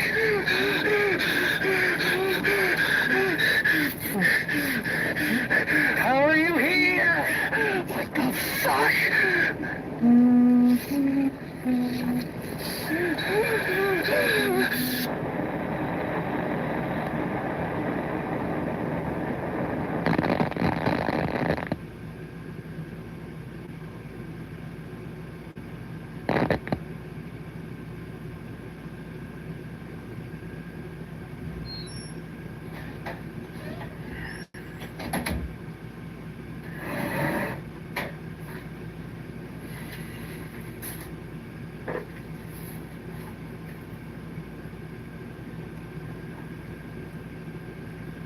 Oh shit! That's right. In the moments of lucidity outside the tent, Rain asks in a frightened state, "How are you here?" to someone only he sees. Just before, if you listen carefully, you hear him say, "Mom?" On X, he writes, "This thing that's following me can bring the dead back now? answering any question to the whereabouts of his mother. Rain is at a loss for what to do. He's blocking the door with his dresser, downing energy drinks to stay awake. Sleep comes with dreams of being in the tent in the woods, and they may not be dreams. January 30th, 2024. Rain feels like something is in his chest and doing its best to burrow its way out. Coughing doesn't help. He's also had a nosebleed. February 11th, 2024. Video of a visit to Wild Ash Grove. Rain is driven by his friend Riley, and during the introduction, we spot some distortion. A different anomaly is worth noting, though. It's noticeably rainy and misty in town, but once in the woods, the sky is clear, and the day is dry. There's a strange color shift in this footage too, giving the entire area a sense of the paranormal. Found you.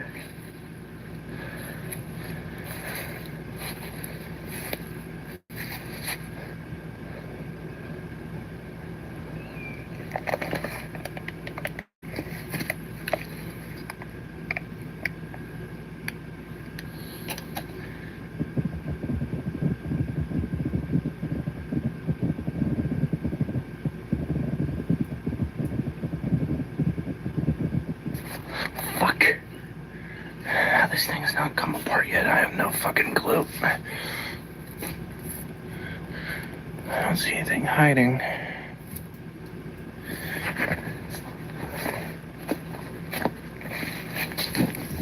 Fuck! Holy shit.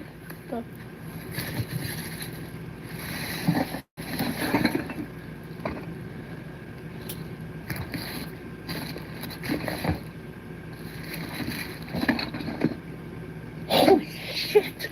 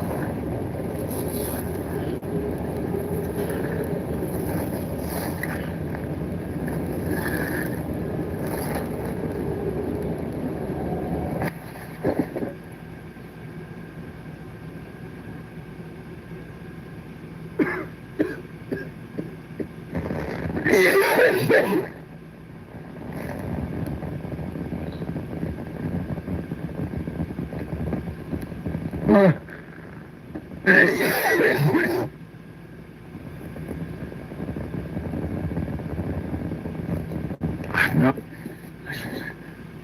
I'm doing this at home.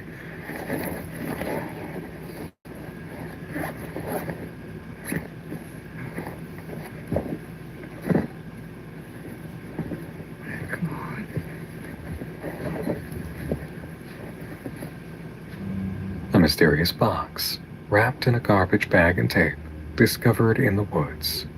An unboxing video is in order, and it was uploaded 2 days later.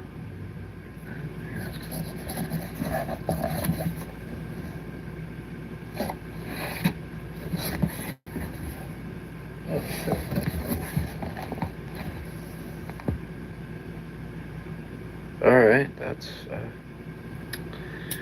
fun.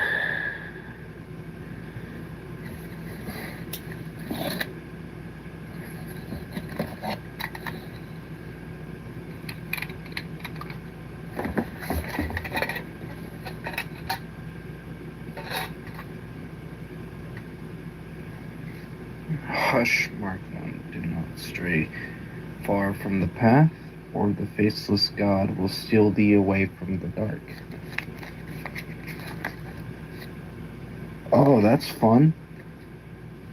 Oh wow, a traditional picture of Slender That looks familiar, doesn't it? Not really. It does.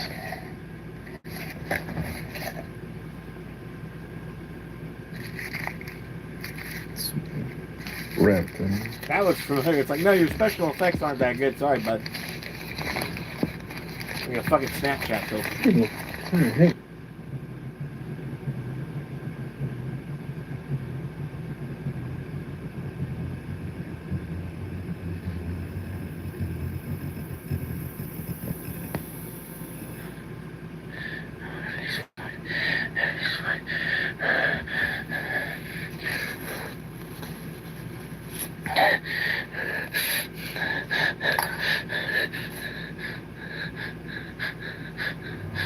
Rain's reaction to that lighter was very strong, to the point of seeming personally offended.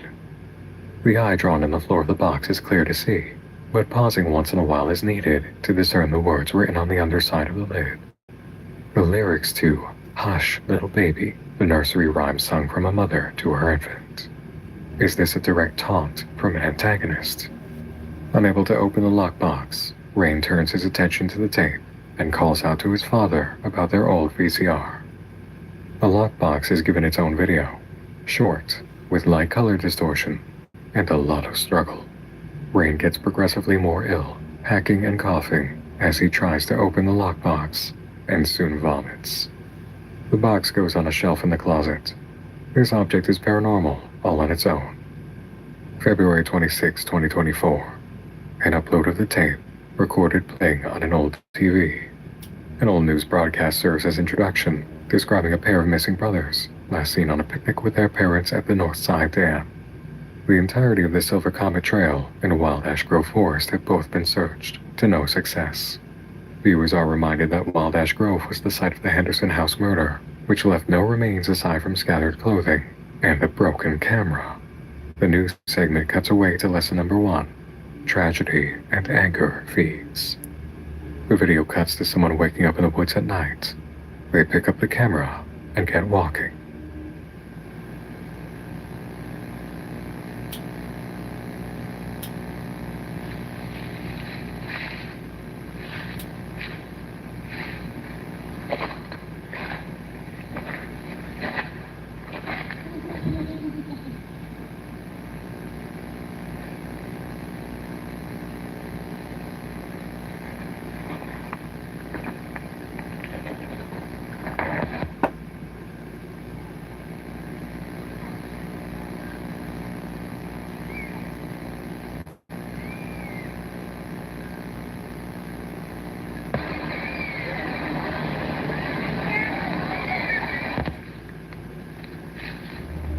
Teleporting into a new location. We've seen this before. The sounds from the woods during that segment, however, is a bit like detecting spirits on film.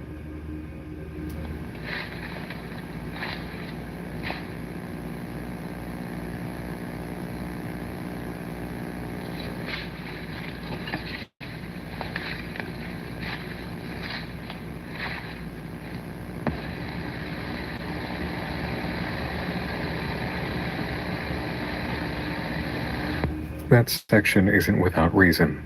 Pay close attention, and you'll see a familiar round white shape in the dark, between the trees. This is the most classic rendition of Slenderman footage you're likely to see. Analog video, at night, deep forest, following a lost cameraman.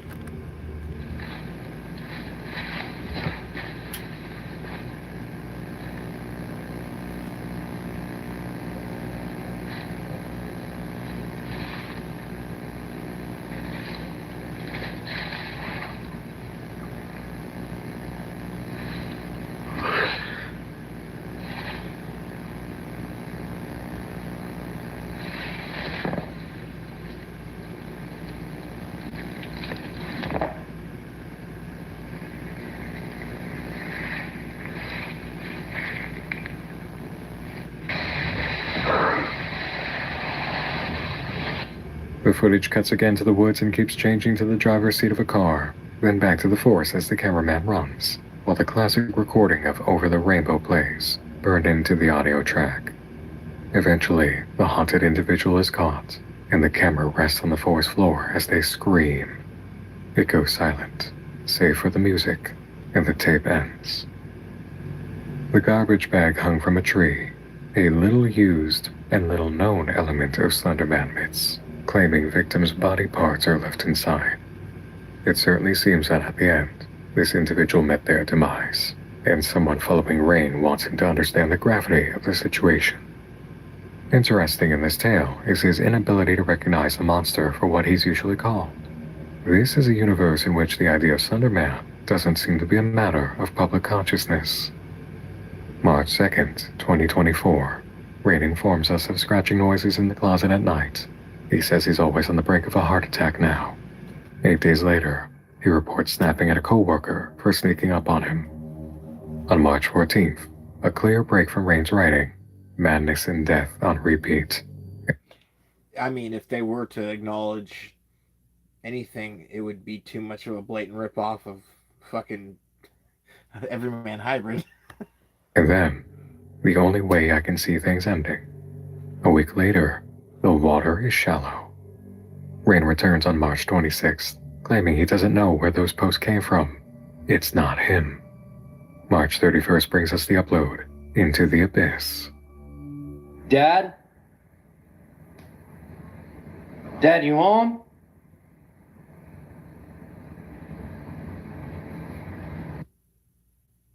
Nope, fuck that. Nope. Nope,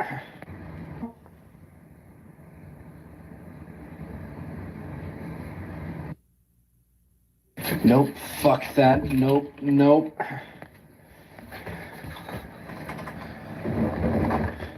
Fuck!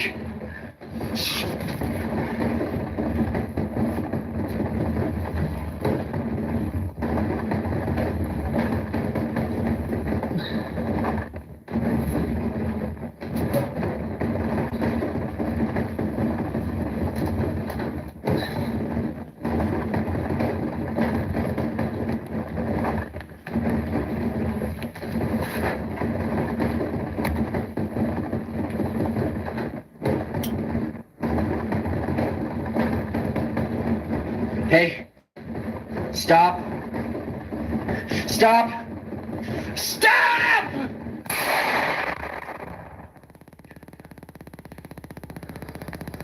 He shot his daddy on accident. Fuck!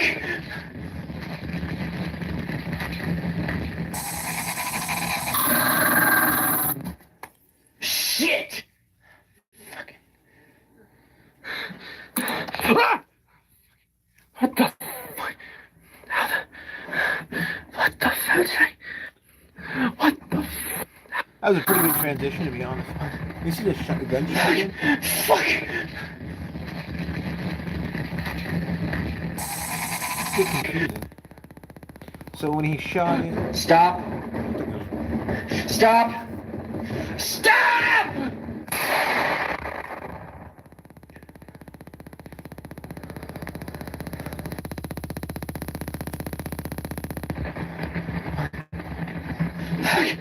Fuck!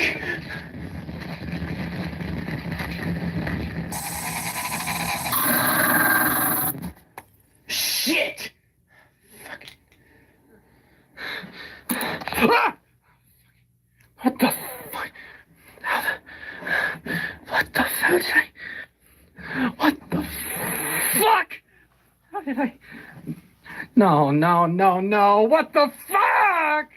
How did I get here? What the fuck? Teleported again? How is this?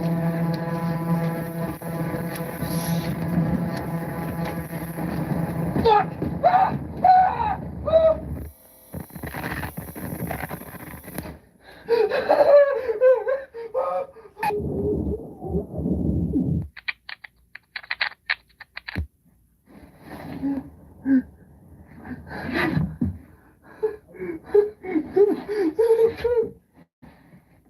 No clue.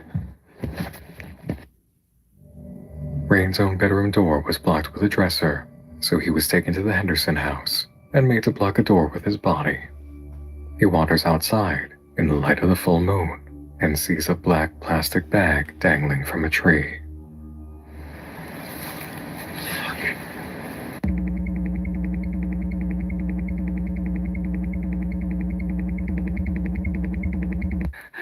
Fuck! My night vision. Shit. Fuck.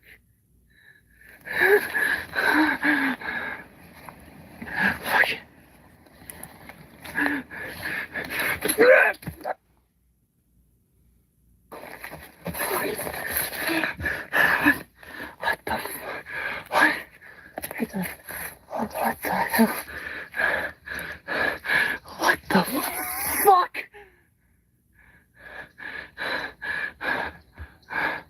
Where the hell am I? What the fuck?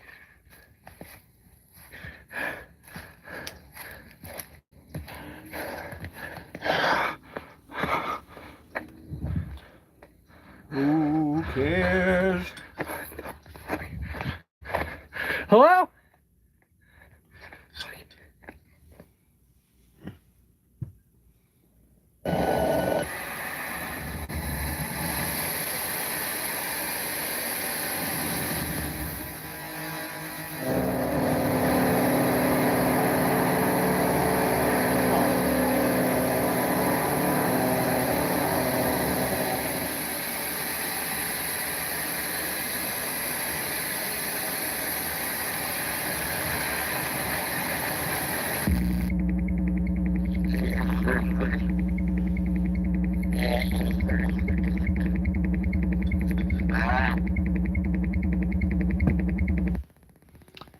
Man, he did too much Marble Hornets and fucking Everyman Hybrid, like, glitches.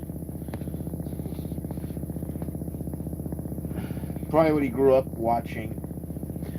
He added some stuff he saw in Phasmophobia, because that's what him and his friends probably play in co-op. Everything's predictable.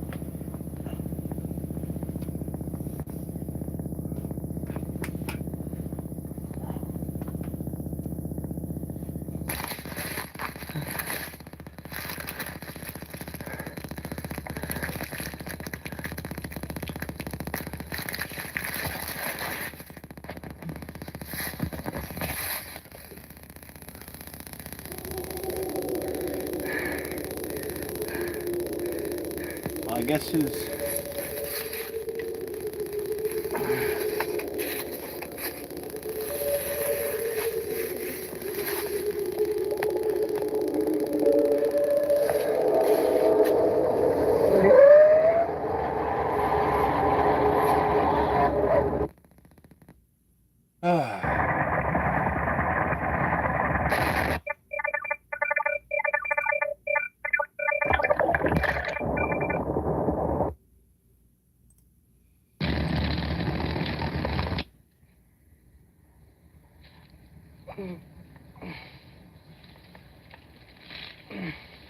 I don't visually understand what that means, but okay.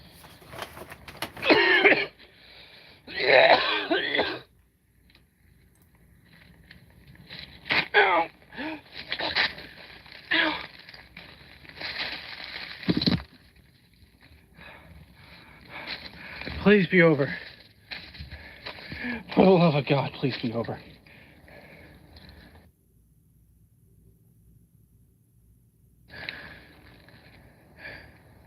Okay.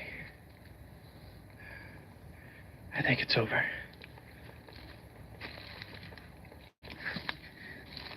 Oh, that hurts. Fuck my wrist.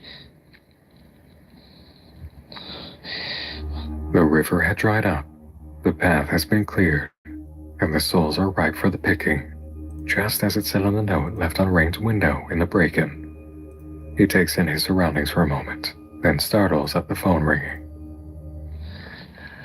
Hello?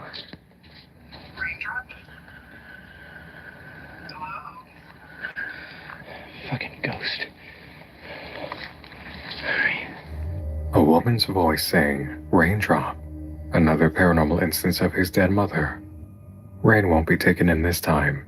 He heads left along the track, far enough to meet a bridge and realize he's at the dam. Further down the path, Rain meets the trail below and sits on a bench by the stream. He calls his father to pick him up, who can't believe he's hearing from him. Rain has been missing for a month. In the video description, he writes, "As of posting this, I don't remember anything. I remember the knocking, and me waking up at the bridge with a large bloody gash on my head, apparently a whole month later. My dad took me to the doctor to have me checked out. Besides a minor concussion and a sprained wrist, I'm fine. The next few months passed in silence, except on X. Things went quiet just after appearing at the dam. Rain's been scared to leave his room, but life is beckoning. Symptoms aren't mentioned save for difficulty sleeping, including one atrocious nightmare of a forest fire. Rain hates fire, which may explain his reaction to the lighter in the box from the woods. May 4th, 2024, he stocks up on SD cards and melatonin, feeling the monster's gaze on him the entire time. Nowhere feels safe. A new camera was also ordered. By the end of the month, things have vaguely become worse. Rain has no update in video form until late June.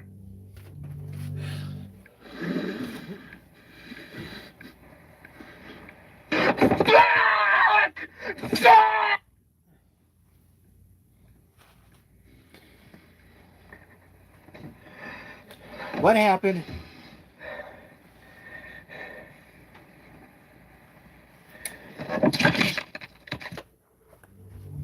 The footage that plays next follows Rain on a trip to a graveyard, paying respects to who we might imagine is his mother. A voicemail from his father is heard, delivering the worst news. Rain's radical activity shift has scared him enough to want distance for fear of his life. Rain put a bullet in a door, disappeared for a month, and he's been screaming in the middle of the night after returning, with no explanation for his whereabouts. I can't do this, his father says. Not again. Did Rain's own mother experience something similar to what he's going through? We'll have to keep an ear out for her history. Nothing has been as bad as this for Rain. And at the end, a discovery. The person leaving notes and items slipped a message into his coat pocket saying, "Close the door." This time, it's marked Damien, giving a full name to the signature D in an earlier instance. Rain returns on July 4th, 2024. Apparently, his 21st birthday.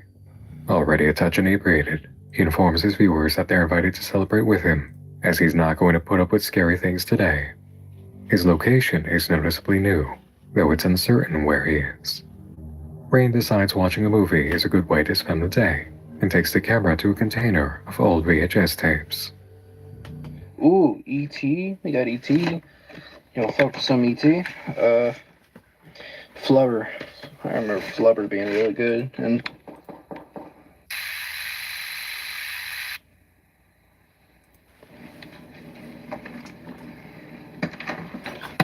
Yeah, Flubber is really good.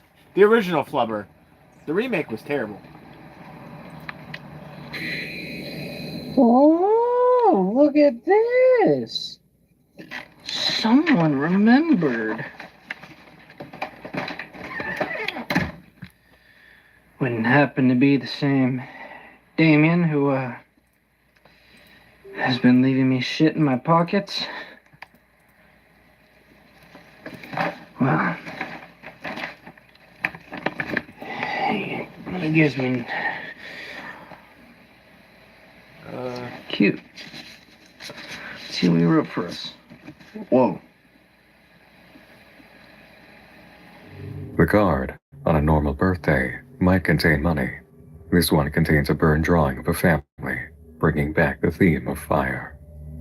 Damien's version of the card reads, "I love how you hate me and strangle me tight. I hate when you make my world burn to ash. I hate that you burn me whatever I do. I hate that I have a mother who set the world on fire." Rain's mother has died. His father can't go through a family member suffering some kind of major mental strife again. Rain despises fire and lighters, and this card and drawing appear in direct relation to his mother. All clues point to Mrs. Aubrey involved in a case of arson, in a state of mental decline similar to Rain's. As the ex-intruder, most likely Damien wrote, "Madness and death," over and over. An incident of arson or a house fire would be a tragic memory in any person's life, but the loss of a parent in this situation would leave a deeper impact. Damien's constant reminders to Rain of this past event instill a sense it's all connected to the haunting, and Slenderman mythology includes stories of tragic fires. Rain admits Damien doesn't feel very friendly, then goes about searching the rest of the bag. He finds a burnt Polaroid, which makes him cough and gag. A paper-rolled item is found in the bag. Not a lighter this time, but a tape. And after, a CD, the same brand as those in the binder from the woods. Rain takes a moment to study the sigil drawn on the card, then turns as a radio in the room comes alive, playing static and a woman crying, followed by the original recording of Over the Rainbow. July 17th, 2024. So tired. Too tired. Seeing black spots everywhere. Coffee and energy drinks have never had an effect on me, so I'm not sure what to do since sleeping's off the table. July 21st brings a recording of the new tape. The video description illustrates what's clear to Rain. He's not the only one to ever be haunted, of course, and Damien is being ludicrously vague. A transcript is provided, helpful for sections of low audio. A segment of a John F. Kennedy speech during the Cold War plays, describing how they must not consider their opponents in distorted views, with conflict inevitable and accommodation impossible. A message about communication is half-spoken, then interrupted by who we might assume is Damien, sharing, "The depth is scary, but I can't look away. I dive and drown in this red ocean every day." Oh.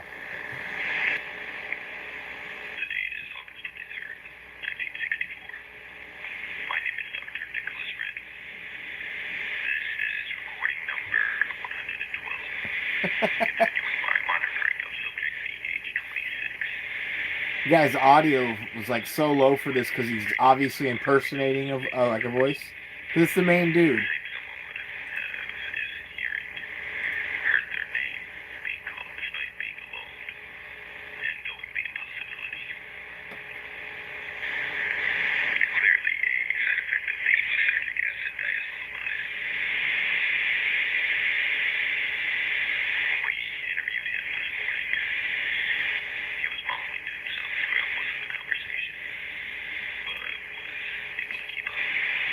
It'd be great if we could get back to what can be audibly heard. This is so low.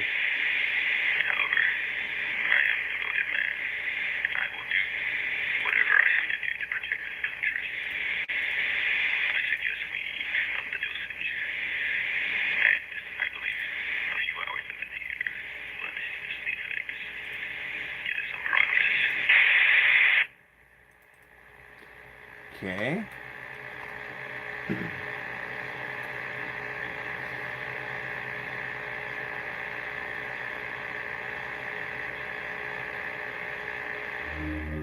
Understanding the fuller picture takes consideration of the transcript against the larger idea of Rain's experience.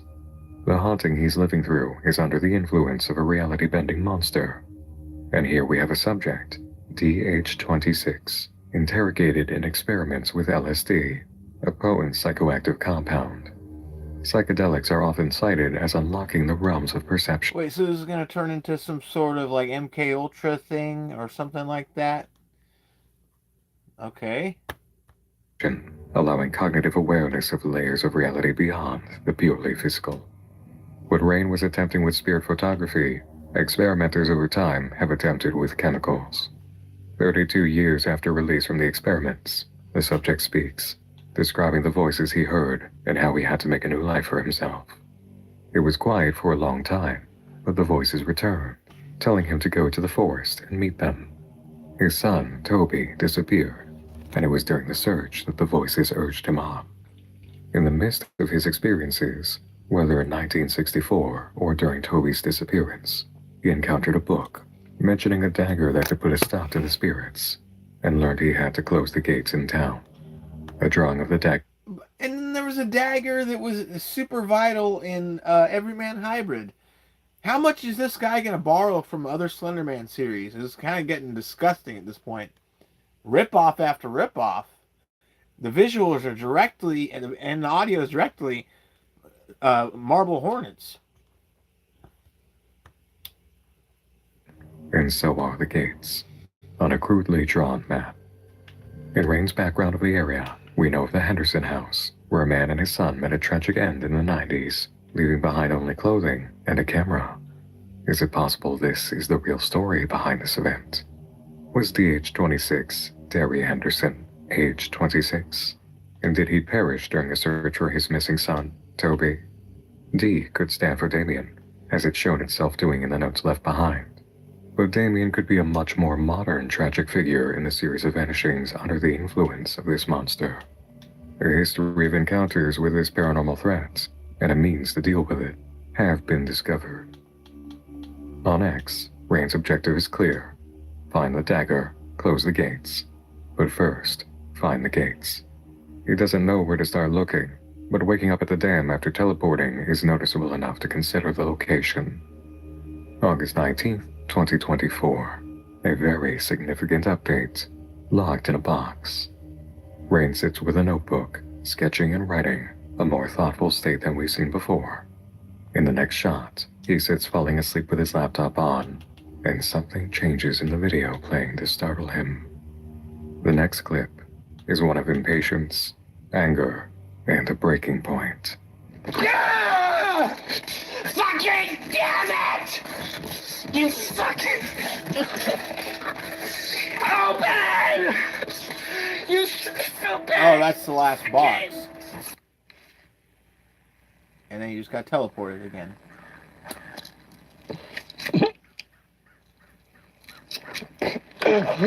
Okay. No, no. No, no, no, not again! Fuck!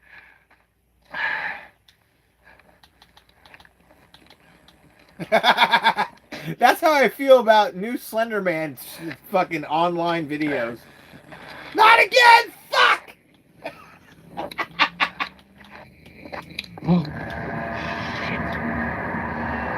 the fuck was that?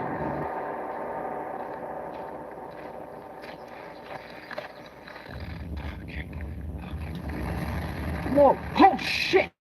What the fuck?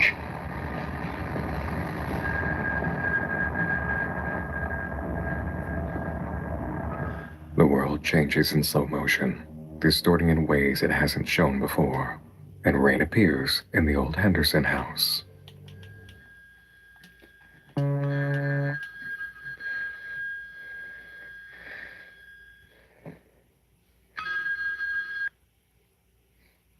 Hello?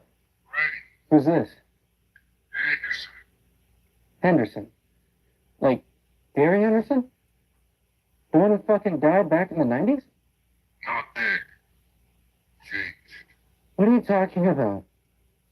How am I talking to you right now? Where am I? Under my mindscape somehow. That's how we're talking. I'm in your head? Wait, what? How am I talking to you right now? Where am I? Under my mindscape somehow. That's how we're talking. Mindscape? In your head? That's been locked down anyway. Oh, that's fucking great. Listen, honey, we don't have much time before I find out you're stupid. And Hager. It's Hager. In your head? Not the trail, you moron. The dagger's on the trail.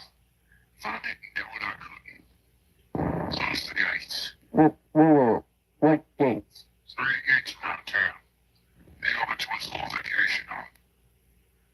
They're invisible to the naked eye, so you're gonna have to do some digging. And the dagger can help me close them? No. There's your symbol. Now listen. You can roll it off the bike having some fix. You put one of those on the gates and it cancels them out. A negative plus a negative, meaning a positive, sort of like. The symbol looks like an owl with a tower in it. I think I've seen it before, yeah. Whoa.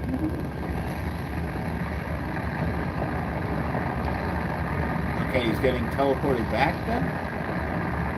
Wait! What am I supposed to do when I find the dagger?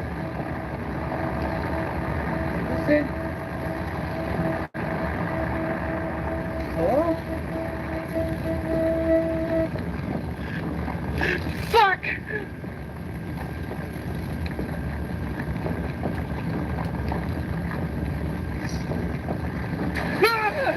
No, fuck!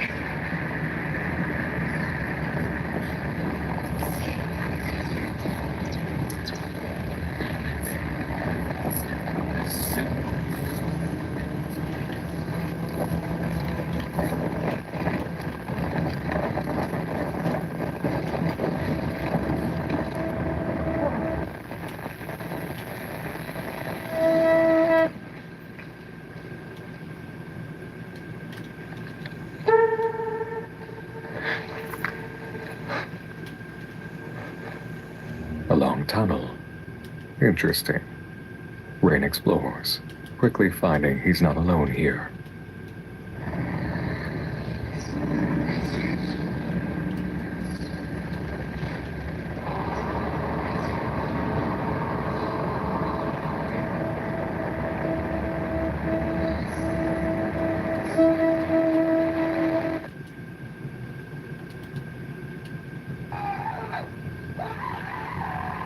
Okay, he's back finally?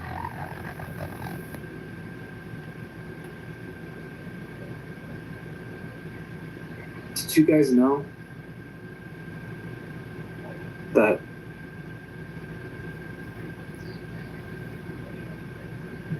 a schizophrenic person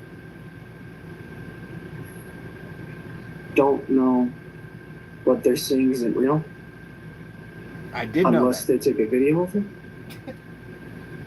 Because then they can play back the video and what they see isn't there. That's why I know this is real. Because about like 96% of what I've been through, what I've seen, what I've heard, it shows up, but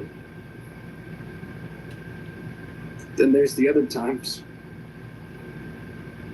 The stuff I see and hear that doesn't show up on camera.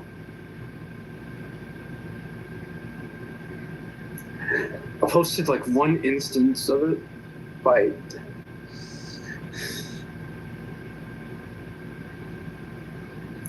but I've gotten a few more after that.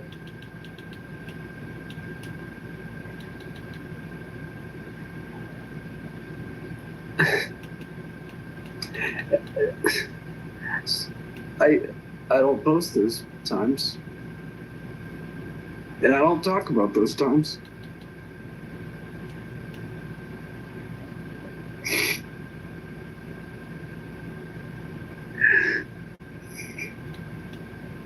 Because I'm not crazy.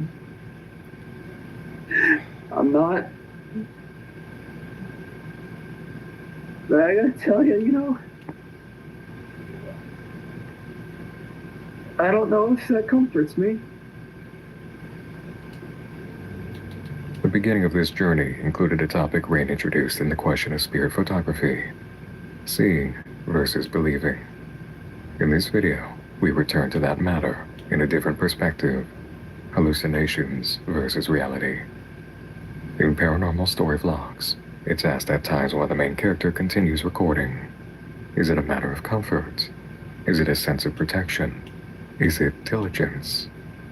In Black Horizon, it is, above all, a grip on reality in the midst of what come across as hallucinations.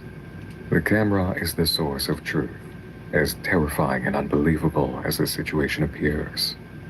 Those subjected to LSD experiments or taking journeys on psychedelics cannot literally record their experiences to share with another, to let a person know what they know, to prove what they've seen as truth.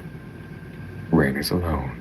He is painfully, terribly sane in an alternate reality that asserts itself. In recognition of clues around his mother's history, it's difficult not to wonder if this feeling started much sooner in life. Reviewing the information given by Henderson, it's more grounded direction Rain has now than ever. The dagger is along the nearby trail. The symbol from the birthday card is a talisman that can seal the gates. In Slenderman mythology, a symbol is a warning, an emblem, or a tool, and Rain is lucky enough to receive the most useful form. On X, Rain recounts his experience a bit more, slowly recovering from Derry Henderson's mindscape. An anniversary post relays how he feels after a year of spirit videography as a lifestyle. September 5th delivers a touch of levity, going to the store for seasonal cereal. Occasionally a good idea to celebrate the holidays in a Sunderman story, as it can bring a moment of progress, as well as normality. September 8th, 2024, Rain writes, I would like to thank Alice as a friend for the kind words she's been sending. After a bit of chatting, I started to get out of my own head a bit. Mostly just glad to know that someone believes me, because truth is I'm having a hard time believing myself. Thanks, Alice. Ray and Aubrey started Black Horizon on August 21st, 2023. Alice Baker started a new vlog series one day later, August 22nd, 2023. And both individuals are haunted by this monster. In the midst of darkness, Rain discovers he isn't alone. The hits keep coming, positively this time around. September 14th, his cousin Paul and his wife call, asking Rain to come talk. Just get out the car. Go talk to him. He already knows you're here. Just go. I'm going. Fucking go. Damn it.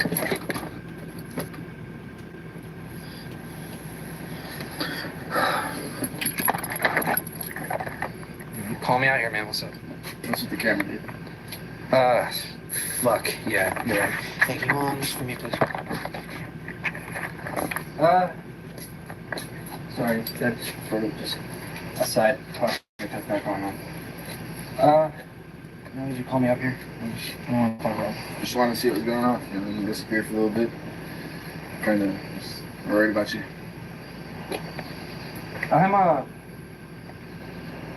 I'm if you're referring to the month I disappeared, I got involved in some shit. It's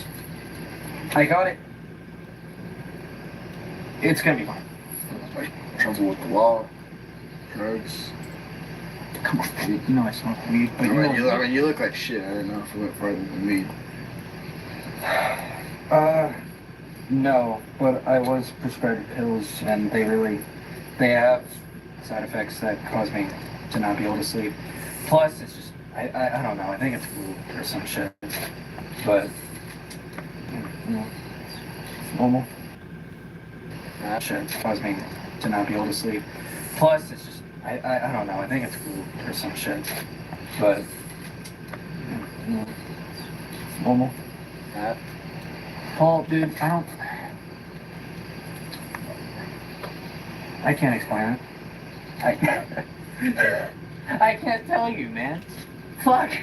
I mean, come on, there's explanation for everything. Like, there's explanation for why the fuck the camera's so wrong, but... Not for this. I mean, the camera's a part of it, yeah. Fine, there has to be some sort of explanation. I'm sure there's I can't tell you. I can't tell you. Because the shit with my mom and the shit with me. Everyone else already thinks I'm fucking nuts. You, the entire time we've known each other, you're the only person that has never treated me like I was one fucking bad day away from doing some shit. But this, I can't explain this. There's the background coming in again. Rain's mother died in a manner widely known to the family, and it makes him self-conscious about their perception that he might be one bad day away from a terrible downturn. Crazy. I just want to know what's going on. What's causing you to distance yourself? What's causing you to ignore people? What's causing you to push people away?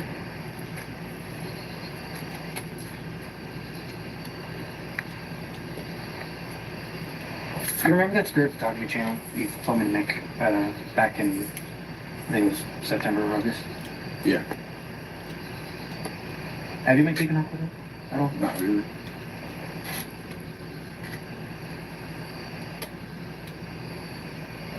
I gotta show you something. Okay.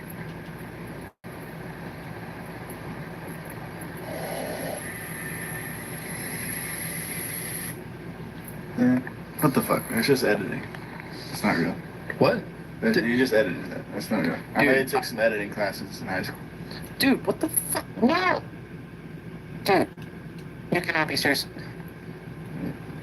It just looks like there's no way that's real. What the fuck? Dude, with someone just appearing, making the camera go all weird. Yeah, the camera's glitching right now. Give me that shit. Alright.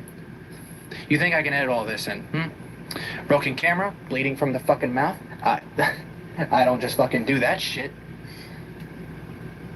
Alright. Mom fucking died a long time ago. Right? Yeah.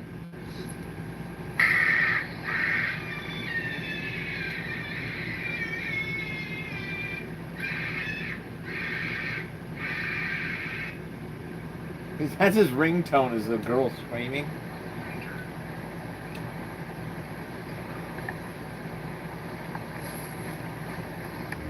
Another confirmation. That was his mother's voice on the line, and his cousin isn't able to shake off the recognition. Oh, wait. A post is made in It the did aftermath of the actually work? intervention. He actually heard something? The recognition. Another confirmation.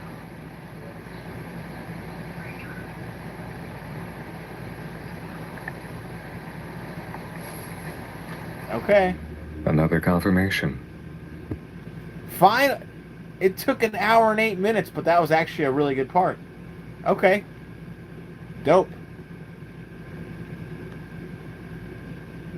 Oh, Felix is live. Nice. Was his mother's voice on the line, and his cousin isn't able to shake off the recognition. A post is made in the aftermath of the intervention. Maybe Paul's right.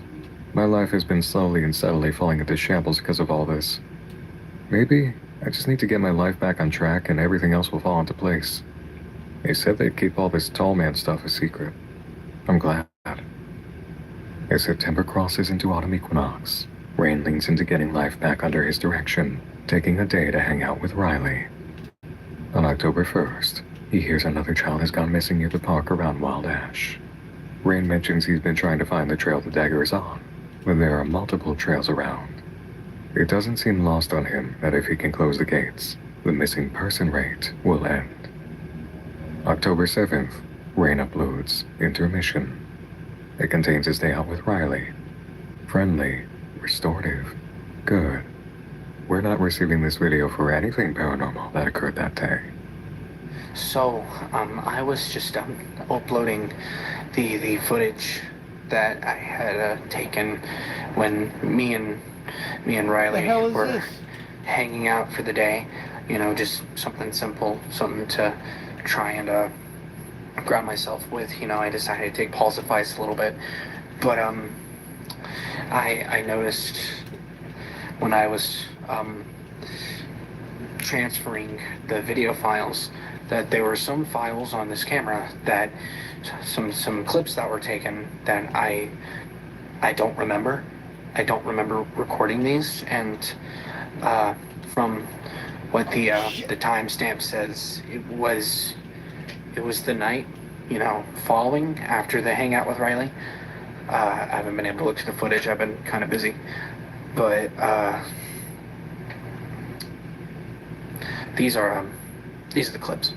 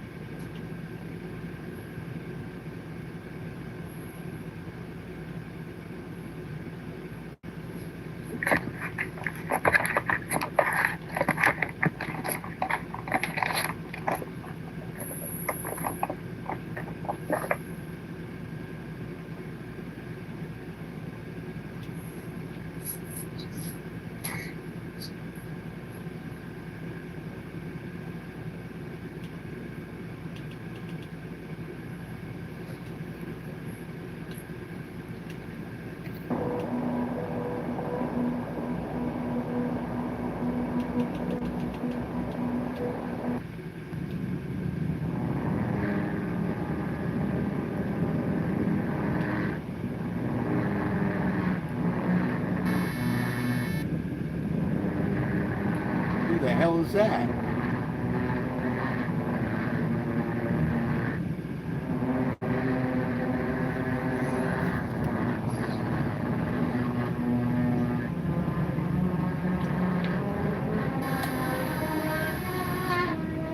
Is his friend the Damien guy? Or the person who's pretending to be that person? A new character has entered the game. It doesn't appear to be Damien. or dairy. Okay, I guess not. This one is much more physical, with her own style of distortion. Slenderman missed deal quite commonly with this idea. Proxies, who are doing the bidding of the monster, or mentally infected people acting against newly haunted individuals to break the chain. October 14, Rain writes, "Been too scared to go to sleep as of the last video. Hell, I've been too scared to sleep, period. When was the last time I slept a full 8 hours? When was the last time I was able to see myself in the mirror? My reflection laughs at me. I don't think it's funny." October 30th, 2024. How does a camera pick up something that isn't really there? 1. It's not a hallucination. 2. It's a trick. A manifestation only meant for me to see. Something real and fake existing simultaneously. In which case, it is real, isn't it? If not for others, directly real for Rain.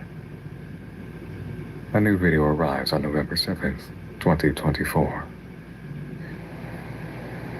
I can't tell if what I'm seeing isn't real.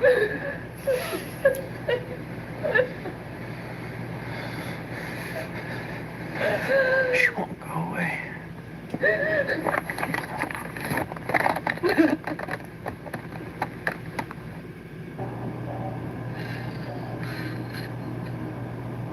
So is that supposed to be like his mom or whatever? Alright, so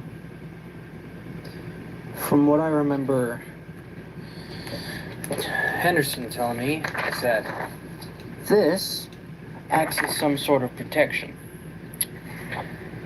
I don't see how. It's a fucking drawing, but you know what? Sleep without something in the dark staring at me. So, we're gonna try it. Now, I don't know what the limitations are for this, you know, for all I know. You know, I gotta chant some sort of fucking spell or some shit, or draw it on the door itself, but you know what? That's not my door. This is not my house. So I'm not gonna draw it. Okay. Hear that whispering? It's around. I don't think it's in the house, but it's around somewhere. There's no way this is gonna fucking work. See? Nothing. Still hear the fucking...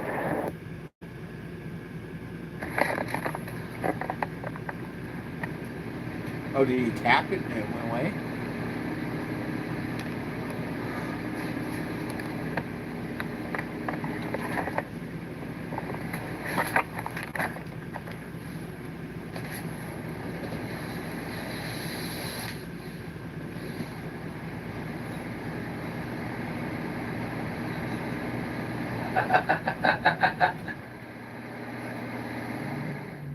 At long last, a tool proven to be effective. This symbol is complex, but it does work. And, as with the previous moment of breakthroughs, good gains momentum.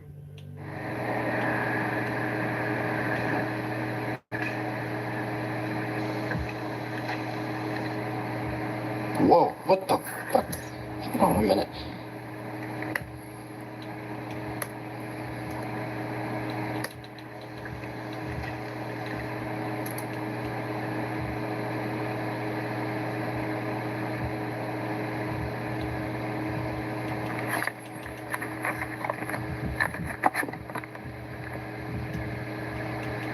Well, that looks familiar, don't it?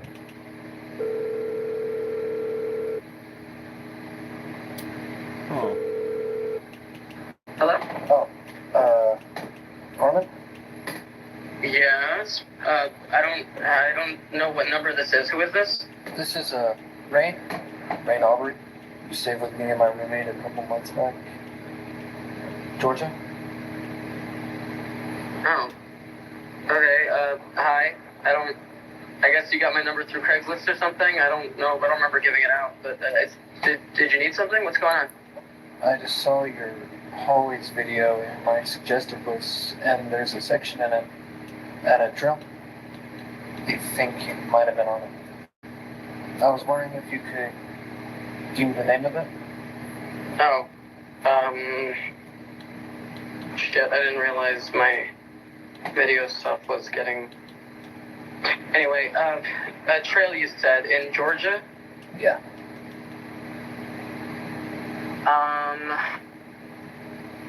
Trails in Georgia.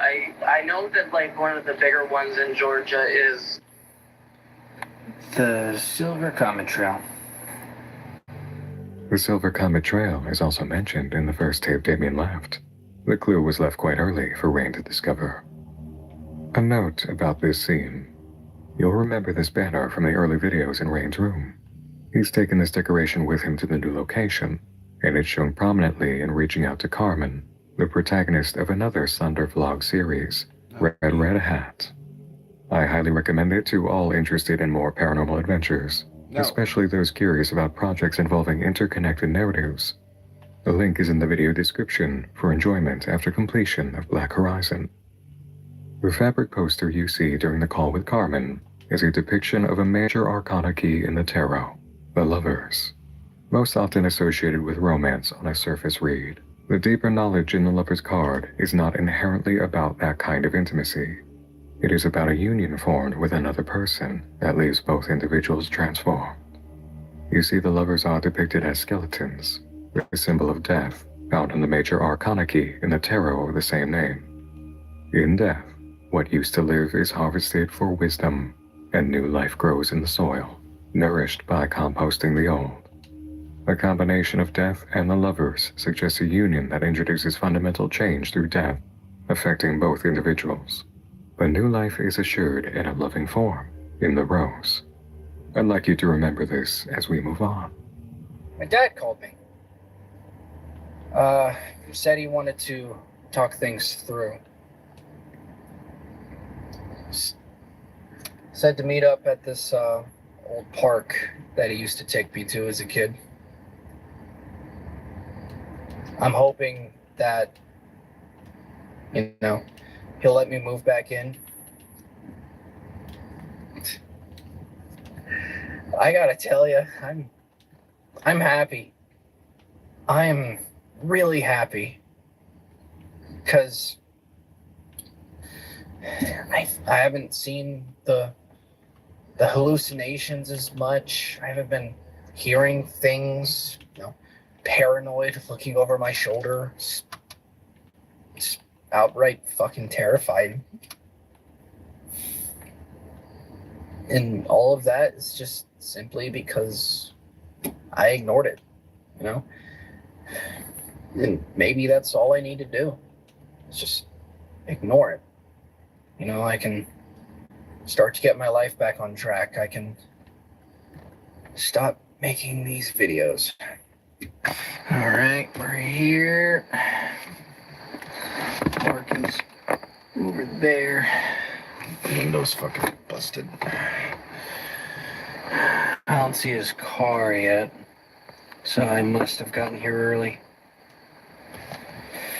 Well, in for a penny and for a pound.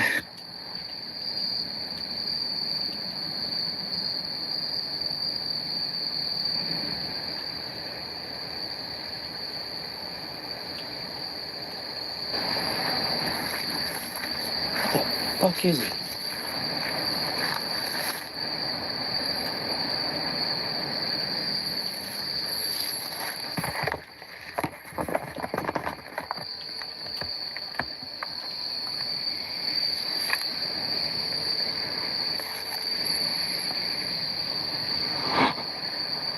Holy shit. Dad? Dad? Fuck. Dad? Dad? What the hell? You okay? Dad? What did it switch to? Damn it. Another prolonged section where it's just audio I can't understand. Dad? Oh, I guess that was Slender Man? The fuck it is? Whatever.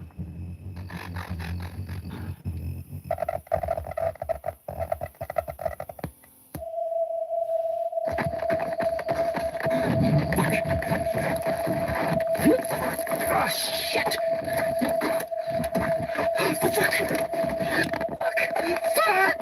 Holy shit! What the hell is he?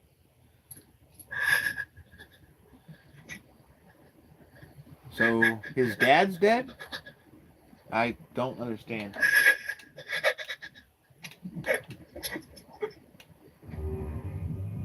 In the aftermath, Rain shares his thoughts. Thinking back to that light I ran to in that dark space, when I was leaving Henderson's mindscape, it was completely dark, but it was wet and warm like the inside of a mouth. Whatever it was old, dark, alive, and it knew I was there. Ears have been ringing for the past week. The havoc killed him. I haven't seen it for a bit. Had its fill. It'll be back for me though.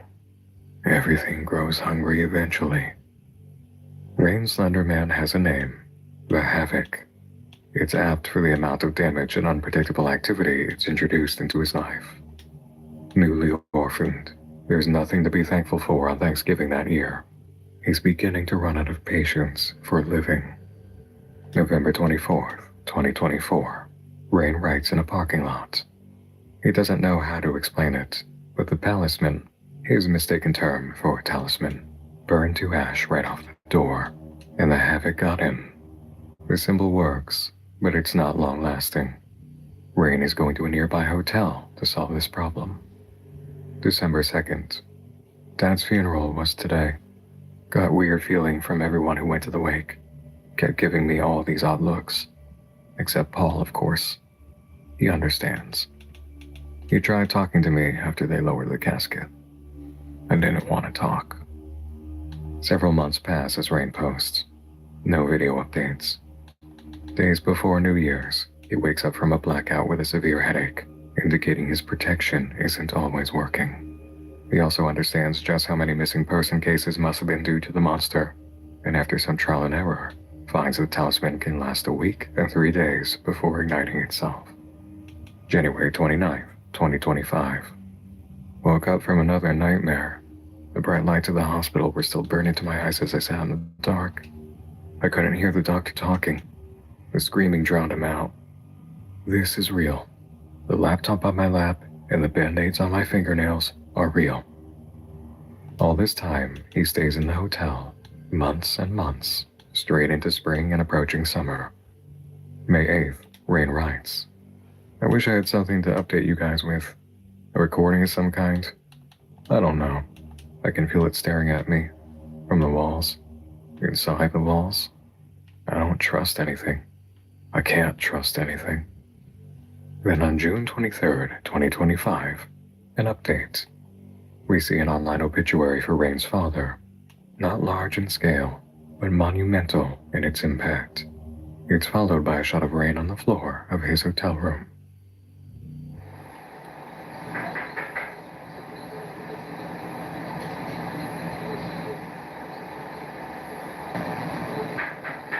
Sign on the door says do not disturb, then it's fuck off!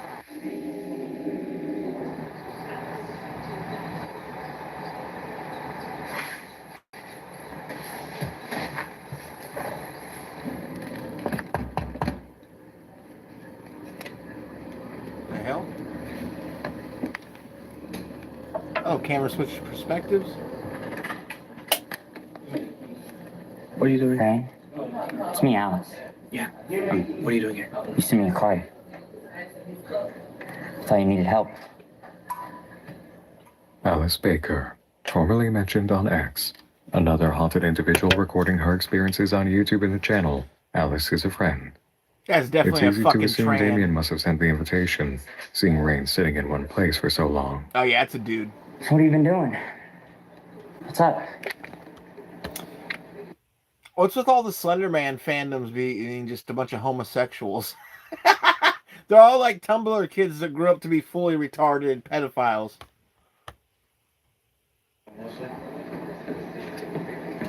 I didn't write that. That's several hours. So I'm starting with sunset, making. I guess I could have guessed that, but shit. Have you been looking for the dagger? I figured that's what that was about.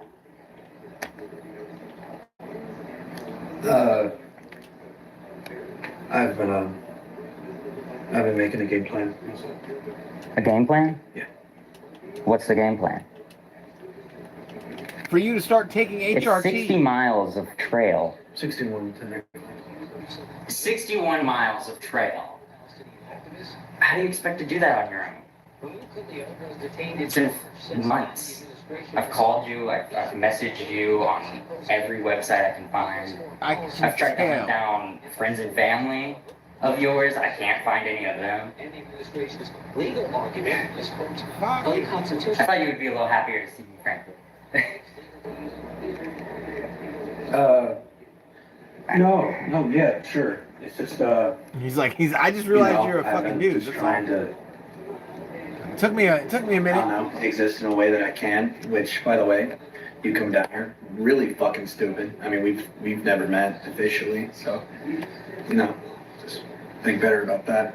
I don't know, I'm putting together a game plan,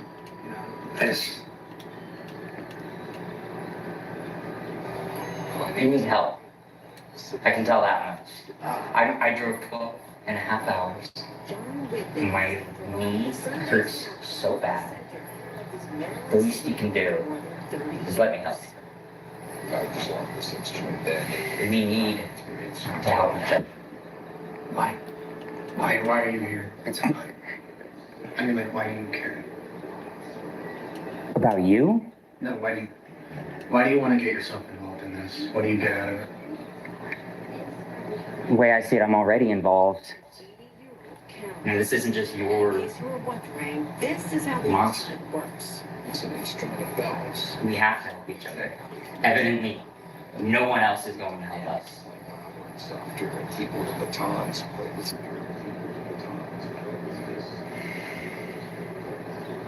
This shit's too gay for me to care. I can't do it.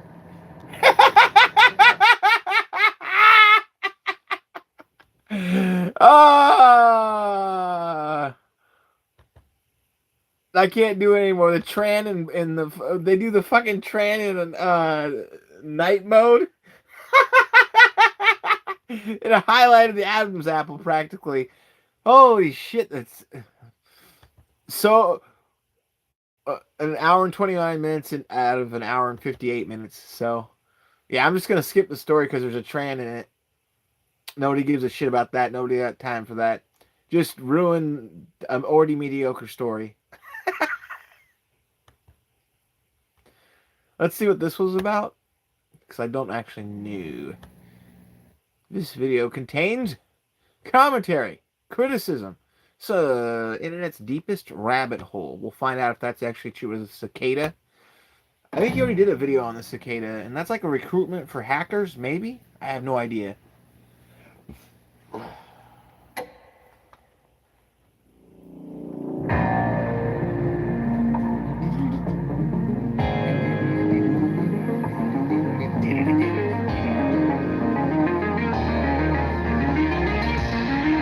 Get out my shitty log sense. People are like, why don't you just sequence it? Okay, let's see what this does. Yeah. Saturday. Wildfires are decimating Hawaii. The Barbenheimer phenomenon is in full force. So this is back in and over in an unassuming corner of cyberspace, someone creates a YouTube channel with an urgent call to action. This matter is of utmost significance for the survival of every living being on this planet. It's called the Earth Save Science Collaborative, and it's hosted by a man named Alan Agon Shalakian.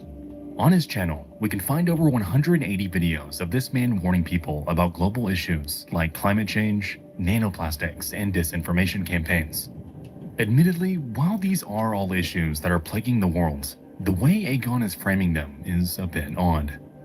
In every single one of his videos, he sits in front of a camera dressed in a suit, goes on about his various accolades, and spends anywhere from around 30 minutes to 3.5 hours fear-mongering about things like geophysical anomalies inside the Earth's core that, upon doing further research, appear to have little to no basis in scientific fact.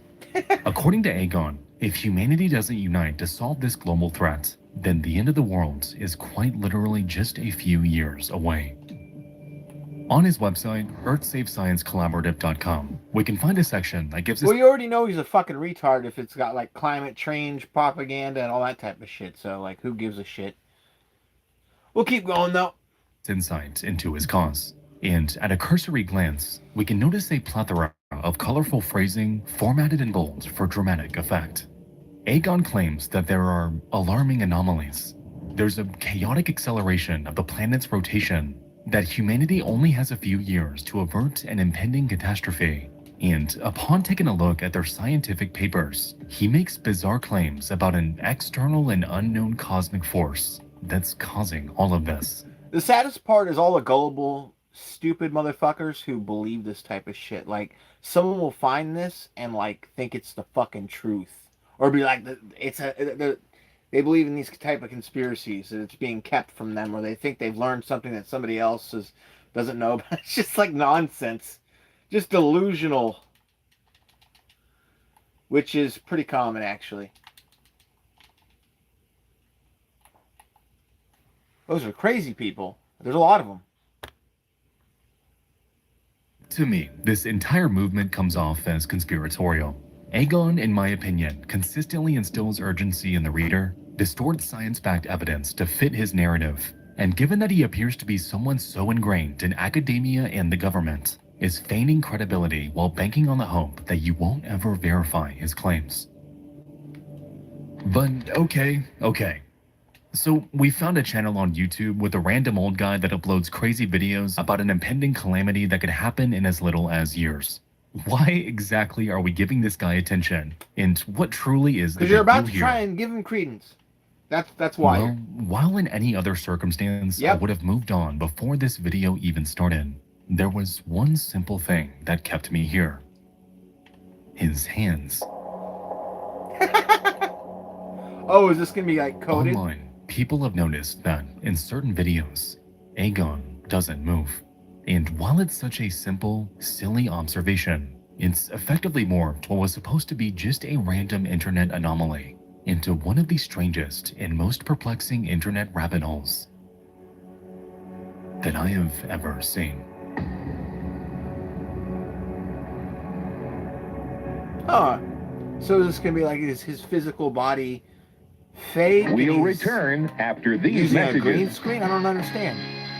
That's interesting, though. Alright guys, before we continue, just a quick story time.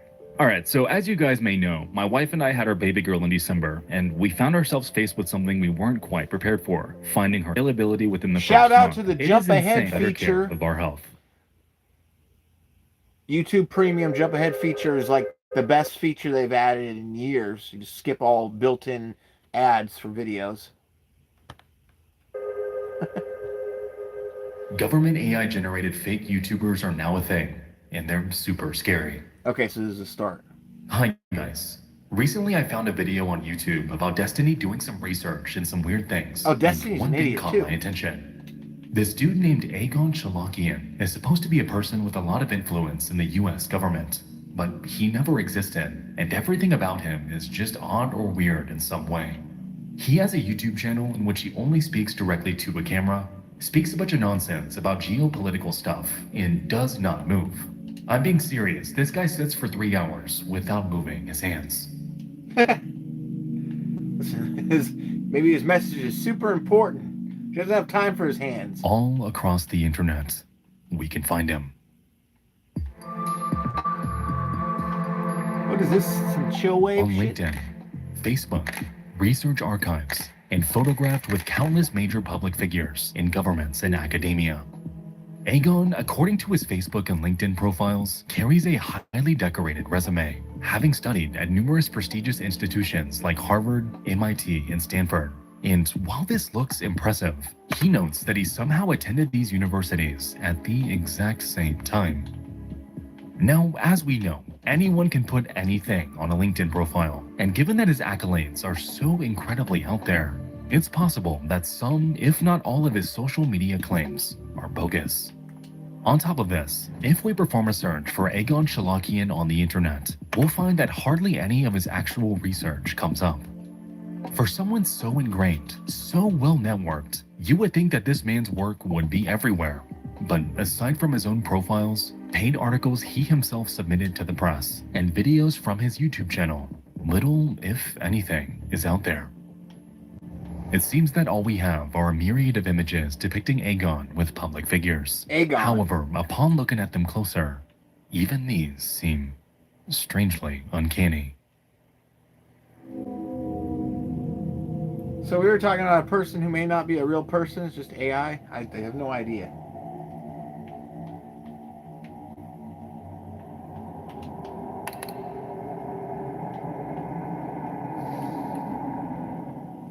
He can be seen photographed with former CIA Director Stansfield Turner, but it looks...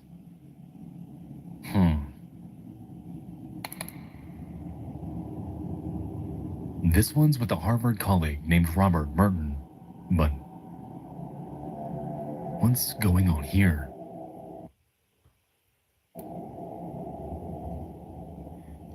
What? Okay. What on. about this one? This one Was that a picture of... once a Harvard colleague named Robert Merton, but what's going on here?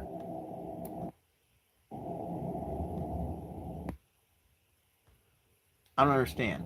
What am I looking at? Okay. What about this one? This one looks normal. But no. Hold on.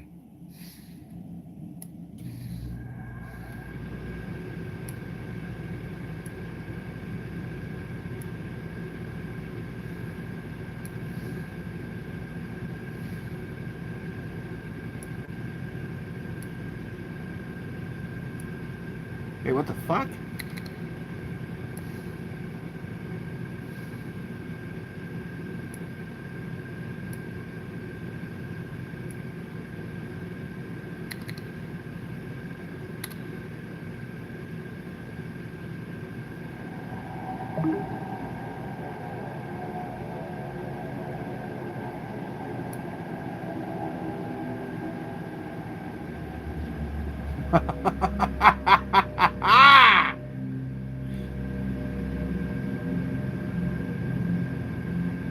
What the fuck?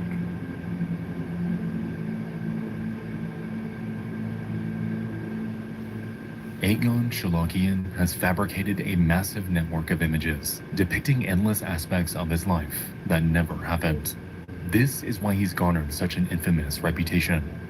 The bizarre, nonsensical LinkedIn timeline, the unnatural ability to sit still for over 3 hours at a time while professing absolute nonsense, and the photos. His entire online presence rests in the uncanny valley, and given how proficient AI has become at spoofing entire personalities online, this left many across the internet wondering if this could be what's going on here. Is Aegon Shalakian, proficient researcher, world-renowned scientist, and highly decorated alumnus of numerous prestigious universities, even a real person? Or is this one of the most involved examples of the dead internet theory that we've ever seen? Certainly cool. I mean, creepy, really, but like, it was cool the way he just did that little reveal. On Aegon's channel exists a documentary called The Impact, and in it, we can hear an AI George Washington calling the audience to action against a so-called foreign enemy. It goes on to fearmonger about impending civil war, so-called anti-cult organizations that oppose him, and it puts forth various potential scenarios about the end of the world. It is, for all intents and purposes, complete AI slump. And weirdest of all, it goes on for 8 entire hours. Woo. If you click around this video, you will learn nothing. It's just a bunch of random propaganda wrapped up in vernacular that simply goes on in circles. Yet, even so, surprisingly, this video has found an audience. Thank you to all that stood up to protect our Constitution and our rights. Yeah, by the way, it's so nice to see actual journalism for a change. You all didn't have the complete story. The rabbit hole to see on Aegon's channel exists a documentary called The Impact, and in it, we can hear an AI George Washington calling the audience to action against a so-called foreign enemy. It goes on to fearmonger about impending civil war, so-called anti-cult organizations that oppose him, and it puts forth various so-called anti-cult organizations that oppose him, and it puts forth various potential scenarios about the end of the world. It is, for all intents and purposes, complete AI slop, and weirdest of all, it goes on for 8 entire hours. If you click around this video, you will learn nothing. It's just a bunch of random propaganda wrapped up in vernacular that simply goes on in circles. Yet, even so, surprisingly, this video has found an audience. Thank you to all that stood up to protect our Constitution and our rights. Yeah, by the way, it's so nice to see actual journalism for a change. You all didn't have the complete story. The rabbit hole goes much deeper. This is 8 hours long, and you're saying we don't have the complete story? What? So I'll just go forth and say it. I refuse to believe that anyone on planet Earth has had the willpower to sit down and attentively watch all 8 hours of this, much less consider it journalism. As we can see, these comments all come from those with randomized usernames, empty YouTube channels, not a single profile picture. It appears that the only ones here are bots, a revelation that does not help Aegon's case.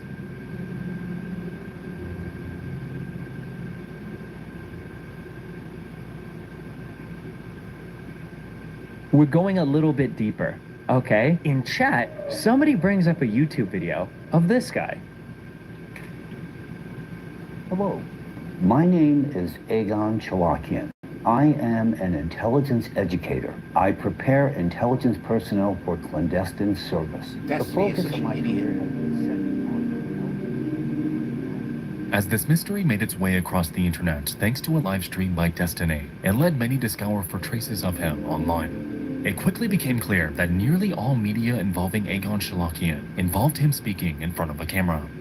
His entire image was incredibly manicured, overproduced, and for a while, it seemed like there was nothing out there that could truly humanize him. But right when people were keen on throwing this entire mystery away as just another case of AI-generated nonsense, a random pandemic-era video depicting a Zoom call, of all things, found its way into the spotlight.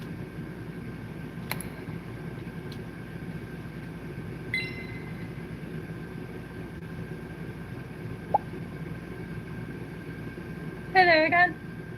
How you doing? Well, how about yourself? Just peachy. I figured I'd step in early and just hang my hat. Awesome, fabulous. We have some people that are just kind of hanging out here. The judges are deliberating. The pitches took a little bit less time than we had planned for.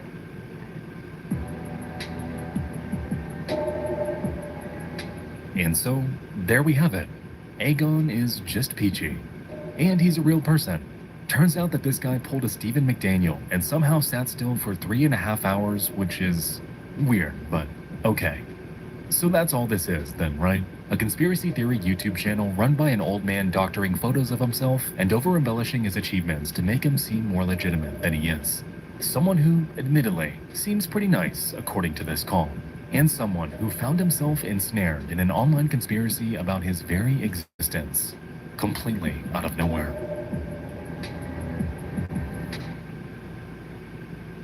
I'm assuming that's not where it ends.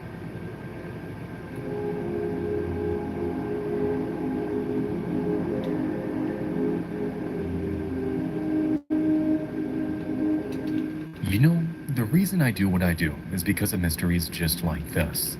Creepy internet anomalies that we can investigate and solve with a logical conclusion. Aegon has fabricated an entire online persona, and admittedly, it was an engaging investigation. So, thank you guys so much for watching. See, I knew it. I knew it because Something of the time. is wrong. The time stamp.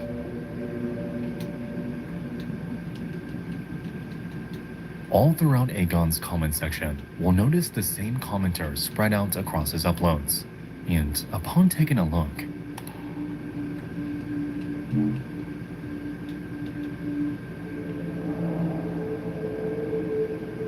interesting. What's going on with this?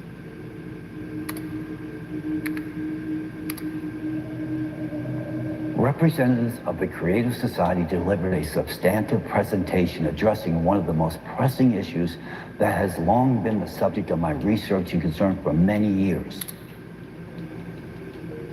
Weird, but okay. What the hell's the Creative Society?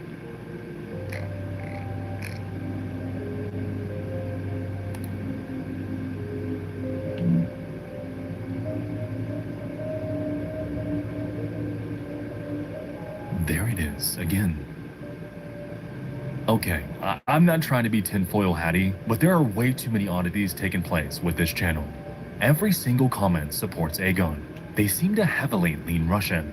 They all connect in some way to something called Creative Society. And upon closer inspection, why is Aegon on their website? From what it seems, Aegon Shalakian isn't just a one-man show. It's a group. So who in the world are these people? A group of Aegons.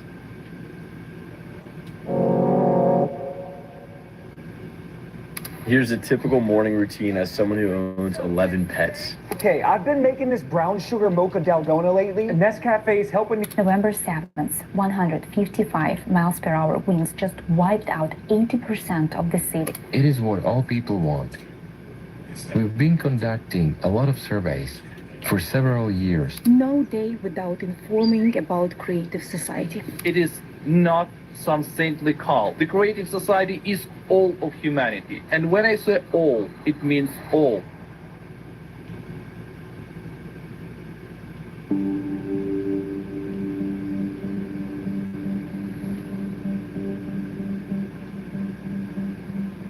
Making its way onto every social media algorithm across the vast ocean of the internet is an idea. An idea that, on the surface, sounds idyllic, the sort of thing you'd hear in, let's say, a dream. The long-awaited arrival of a future we were promised, yet never came, and one that'll radically transform the lives of everyone that chooses to follow it.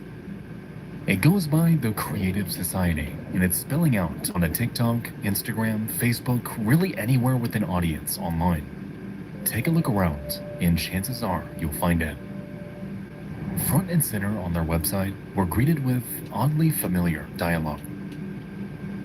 Today, as the global community faces an increasing threat of natural disasters, the pursuit of security and sustainability has become fundamental for everyone. This situation requires immediate and decisive collective action. Just like the Earth Saves Science Collaborative, we're confronted with a conveyor belt of ideas, videos, and scientific reports that scaremonger about many of the same problems that Aegon told us about earlier. Nanoplastics, catastrophic earthquakes, an increase in turbulence in the Earth's atmosphere. It honestly sounds like a complete rehash of the exact same information. So much so that when I was digging through this, I found myself wondering why they even bothered creating another site at all. Upon heading over to their About page, we're given somewhat of an answer, as the site goes from a retread of familiar information to something completely out of left field. According to the wall of information before us, the Creative Society is more than just a bunch of scientists peddling dramatic theories about climate change. It's an international project uniting volunteers from over 180 countries, aka most of the world, with the goal of transitioning in a legal and peaceful way within the shortest possible time to a new creative format of society worldwide. So a new world order, okay. Pretty Further simple. down, they go on to reveal that their aims include eradicating climate change, which they believe is caused not by humans, but cosmic forces, as well as miraculously putting an end to all wars. They guarantee that under the this hell new did that system, say? all adults will receive a universal This basic weird income ass every month. website provides solutions to all global crises, including the climate crisis. Okay, just where do they say Cosmic forces, as well as miraculously putting an end So it's to just all a- wars. They guarantee that under this new system, all adults will receive a universal basic income every month and an extra $100,000 upon the birth of their first child. Free healthcare will exist across the world, travel without restrictions, the eradication of all debts, mortgages, and taxes. And all of this can be achieved if we simply follow their lead and unite under the Creative Society. Uh-huh. Sure.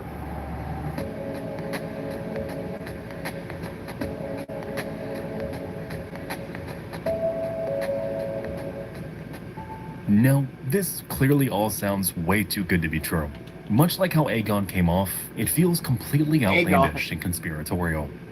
To be honest, it feels like the Creative Society has more in common with something like a religion, or perhaps even. My neighbor in my house, like, if I'm facing out the guy to my left, he is a cult leader. He has this cult called the Creative Society. What the I fuck? swear to God, What did they do? They're like a doomsday, kind of like they're a doomsday cult, but they're like eco-doomsday. So they think that we're in the end of... Is that the Osborne's Basement tapes, season 1, episode 4? I don't know when that was. They're like a doomsday, kind of like they're a doomsday cult, but they're like eco-doomsday. So they think that we're in the end of humanity, and the only way to bring us out of it is like through their method of creativity. The concept of a new world order. A list of 8 pillars that their values are based around. The weird Illuminati-looking logo. All of this is packaged exactly like a cult. And although it seems obvious in hindsight, if you had merely stumbled upon it when scrolling online, you likely wouldn't even second guess it. This entire organization looks authentic. It pulls you in with its lengthy, seemingly well-researched reports and videos on important topics, led by experts who look legitimate. And it promises of a perfect world where you can be free, if only you spread their message. And somehow, it's actually working. Plastered all over their website are image after image after image, depicting everyday people posing with Creative Society paraphernalia. From what it seems, this group is utilizing their appearance to wiggle their way into various climate expos, US-based business conventions, and even medical offices. This, combined with their immensely aggressive social media presence, in which their videos are spammed on nearly every platform you can think of, gives insight into why so many around the world have found their cause. Like with everything else, they carry the appearance of doing a net good for the world. However, as I sit here writing this, I am honestly more confused than ever, because quite literally none of this makes any sense.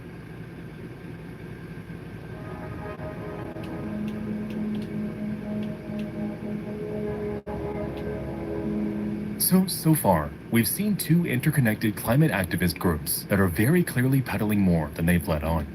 Doing any sort of surface level research into any of them reveals that their claims are extraordinary. They distort science, fabricate their credibility, and even on the Creative Society's website, they go on about a utopian new world order. Either none of these people are doing any research into the organizations they're so outwardly supporting, or they are, and I'm just the crazy one that doesn't see their vision. To me, the entire existence and support of the Creative Society is one massive paradox. People should be writing them off. So what really is going on here? Upon scouring the net for any information about this group, I happened upon an article written in 2022 on BBC.com. Penned by 2 climate disinformation reporters named Marco Silva and Marilyn Thomas. They dive into, of all things, how the Creative Society is fraudulent. They explain how several high-profile scientists were, at one point, invited to speak at their online events, mistakenly believing that they'd be educating the public, only to have their words entirely twisted. They claimed that video footage was edited to remove any mention of the human causes of climate change, instead framing them as if they agreed with the Creative Society's outlandish views. Since then, these fraudulent videos have been blasted across their socials, fueling propaganda and continuing to attract more and more of the general populace to their cause. It's clear that this toxic combination of distortion and dissemination is what's quietly elevating them to prominence. But even still, there's a question brimming in the back of my mind. Who exactly is behind all of this? On their website, the Creative Society simply states that there's no one person funding or directing them. It's all just this undulating network of volunteers banding together to change humanity.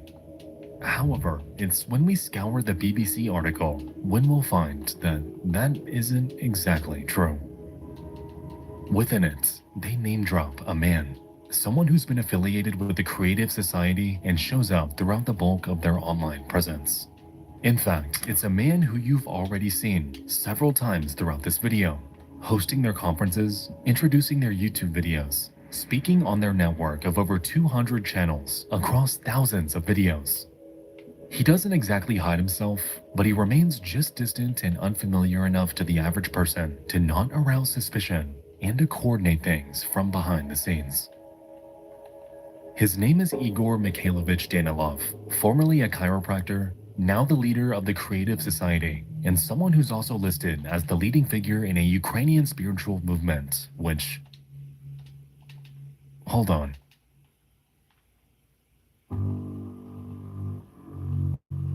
Alatra is known for promoting pseudoscience and wild conspiracy theories involving aliens and secretive powerful elites that sacrifice children. Okay, that is an absolutely insane statement, but that name, we've seen that name before.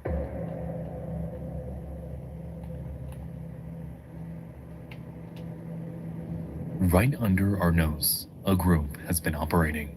And upon digging into them further and cross-referencing them with the Earth Save Science Collaborative and the Creative Society, it's become clear to me that everything we've covered up to this point was nothing but a front, a funnel to the real core of this rabbit hole.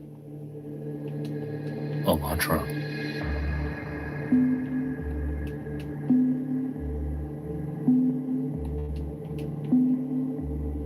Hidden within every climate report and embedded in every viral video are endless references to something called Alatra, an organization which, as it turns out, has much deeper and more expansive roots than anything we've seen so far.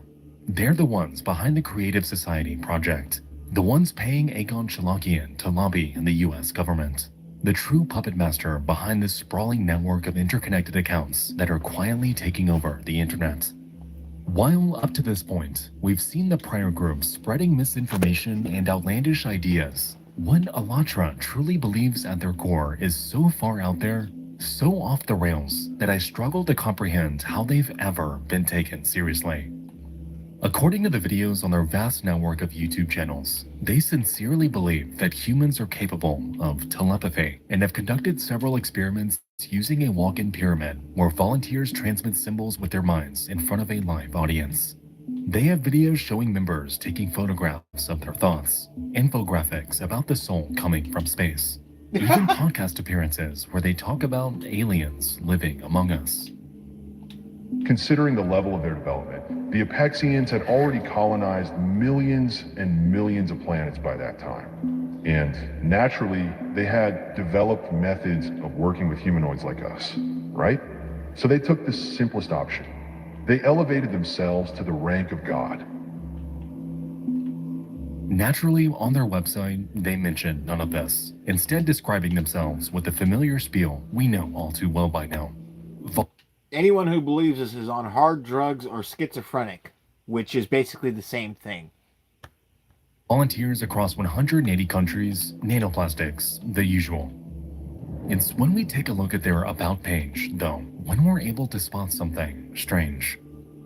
Taking up nearly half of this page is a massive section about a supposed defamation campaign enacted upon Alatra by a group called the Russian Association of Centers for Religious Insect Studies, or RACERS for short.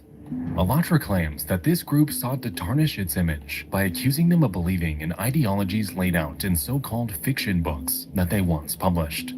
Furthermore, they go on to claim that they are absolutely not an apocalyptic cult, and that all rhetoric supporting this is intentionally trying to discredit them. You know, it's funny they say that because we kind of already had an idea.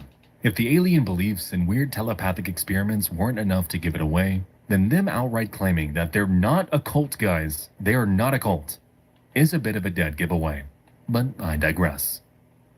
With this in mind, I did some digging into Alatra itself and stumbled upon a trove of information about their early years. I know I sound like a broken record when I say this, but even with everything we've seen them peddle so far, things still get stranger. What? What? In their early years, Alatra was born as nothing more than a publishing house, releasing novels penned by an author named Anastasia Novik. These books are highly spiritual and feature a being named Rigdid Japo, who's a sort of prophet for Alatra. Supposedly, he's been reincarnated. He can teleport, read minds, and displays numerous other superhuman abilities. Oh, great. Exactly the kind that they're trying to replicate in the pyramid videos.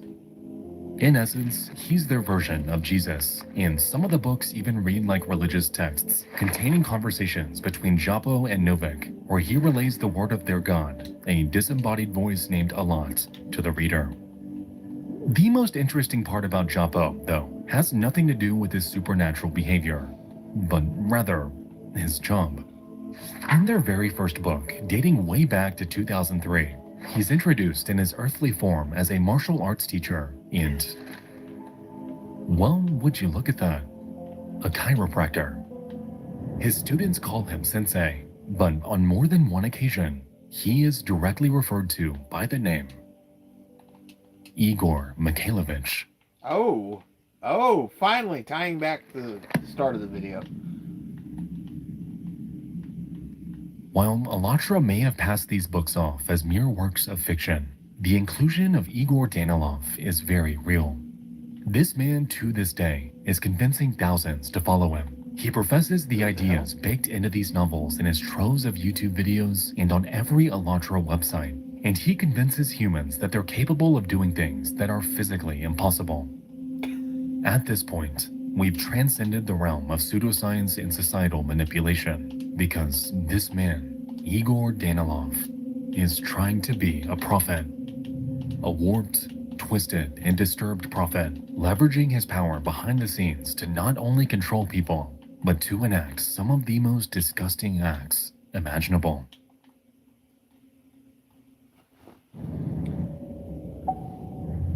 What is going on in this video? Люди очень находятся в постоянном страхе, и поэтому они очень контролируют, что они говорят, как, и, конечно же, никому ничего не рассказывают. Добрый вечер. Я очень благодарна, что вы вышли со мной на связь. Я понимаю, что время у нас довольно ограничено, поэтому давайте пройдемся по тем вопросам, которые бы хотелось, ответы на которые хотелось бы общественности показать. The video you're currently watching is an interview between a Russian journalist named Elena Namlieva and one of Igor Danilov's former so-called heavenly birds. In fear of retaliation, her identity has been concealed. However, the information she provides gives us an eerie look into his other ventures. In this interview, the woman explains that Igor, joined by other cult members, would regularly partake in group intercourse with upwards of 13 women at a time. These women, as far as she knew, ranged anywhere from 20 to 40 years in age, and these acts were supposedly meant to cleanse their spirit. Igor Danilov, being the group's prophet, would utilize his power to coerce them into participating, and if they refused, resisted, or told anyone about what was happening behind closed doors, then he would convince them that their soul is all but damned to hell.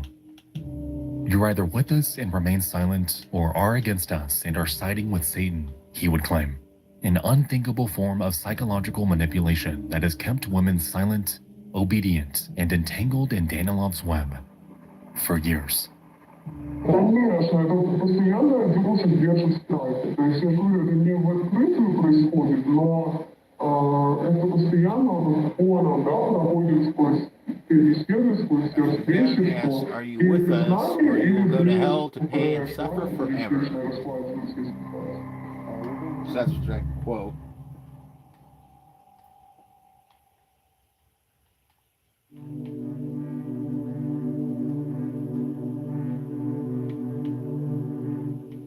As details about Danilov's actions trickled out over the years, investigations into Alatra began to ramp up. In 2023, the Ukrainian Orthodox Church allegedly became so concerned about this group that they labeled them a psycho cult, while simultaneously Russia also declared their activities undesirable. Their controversial beliefs, psychological manipulation and coercion, and worshipping their leader as if he was some kind of messiah were starting to cause concern. And with the member base growing day by day, Alatra was rapidly morphing from the appearance of an innocent climate-focused organization into a legitimate global threat. In August of that year, Ukrainian forces organized a series of raids on the homes of Alatra's key members. They scoured Ukraine from top to bottom and followed every lead they had, no matter how insignificant. More than 20 cells were broken up, yet surprisingly, Danilov was nowhere to be seen. While the case, though, they weren't entirely empty-handed, as what they found instead was so unexpected, so completely out of left field, that it turns this entire movement on its head. Inside one of their compounds, Ukrainian authorities uncovered an array of weapons, religious texts, and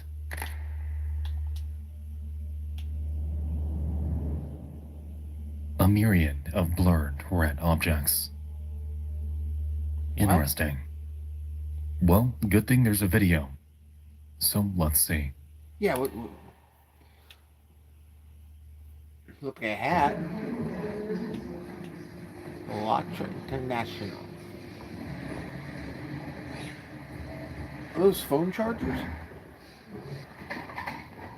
Oh, hold on. Hold on. Well, I guess he'll do it for us. But you can clearly see what that hat say.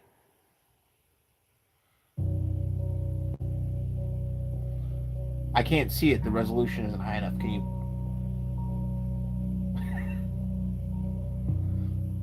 All throughout this compound are not only shrines dedicated to Vladimir Putin, but Trump hats everywhere. This is why they're creating account after account, specializing in nearly every country in the world to spread their message. This is why they're paying Egon Shalakian to cozy up to any major governmental figure he can. This is why they've spread to California and have launched a trendy new YouTube channel for a fresh American audience. These people will not stop their efforts until they land someone inside the White House and beyond. And you wouldn't believe it, but they're well on their way there. I am running for president of the United States of America to give power back to the people and build a creative society worldwide. It turns out that former football coach and presidential candidate Robbie Wells has been associated with Alatra and the Creative Society since 2019, running for office, circulating the same rhetoric about a universal basic income, using every social media account to deliver pro-Alatra, pro-Putin conspiracies to his followers. Pastor Mark Burns, the man who just helped erect the golden statue of Trump, also has video after video spanning every one of his socials, supporting Alatra's cause. And most insane of all, even... So is this really just 10 years later more Russia stuff? Like, because... The Pope has given Alatra his blessing, something they make absolutely sure to boast about on their website. These activities, these attempts at gaining access to major governments across the world are happening right under our nose, and no one, besides a handful of people dedicated to following Aegon's trail, are talking about any of this. I mean, you're a YouTube channel with 3.8 million subscribers. You're talking about it. Already got 52,000 likes. Nothing's going to happen. You're not going to disappear.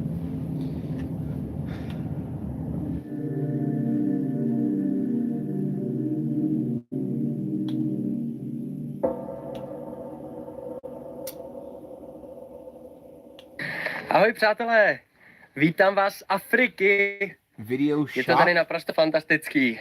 Zrovna jsem přišel do vesnice. Hello, Clara. Hello, Clara.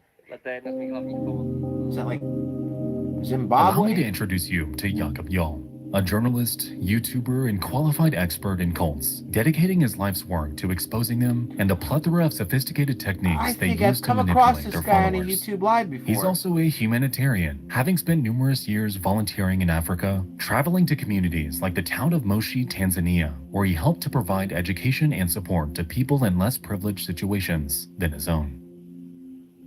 Or, at least, That's what he says he does.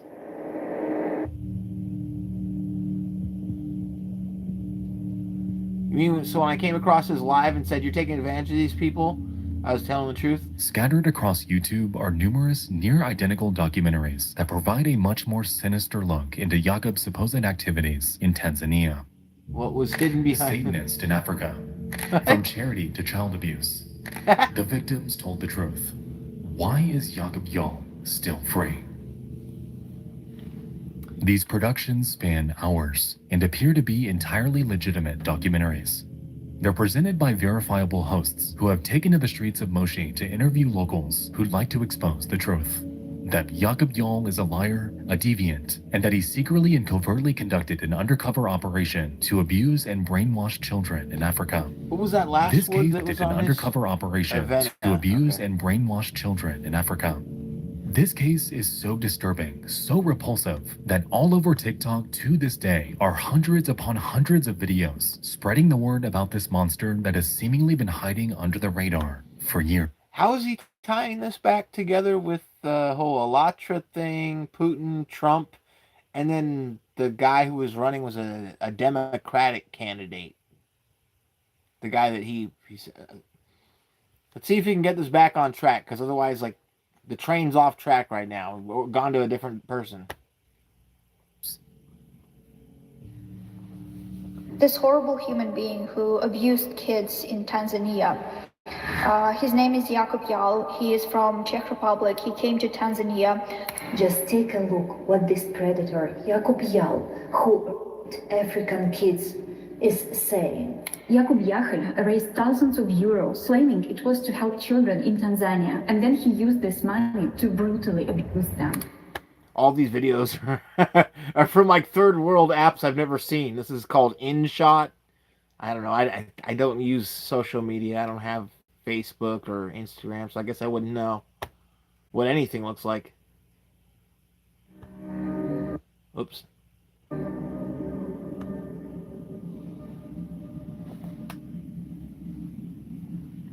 This account, Ollie Climate Girl, is one of hundreds spreading the Jakob Jarl story. Which is fine. It's good to get the word out. The part that isn't fine, though, is that this very account has already shown up in this video.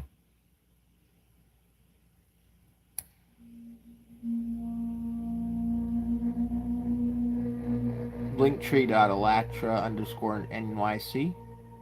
Oh, he removed that little hidden panel, I see.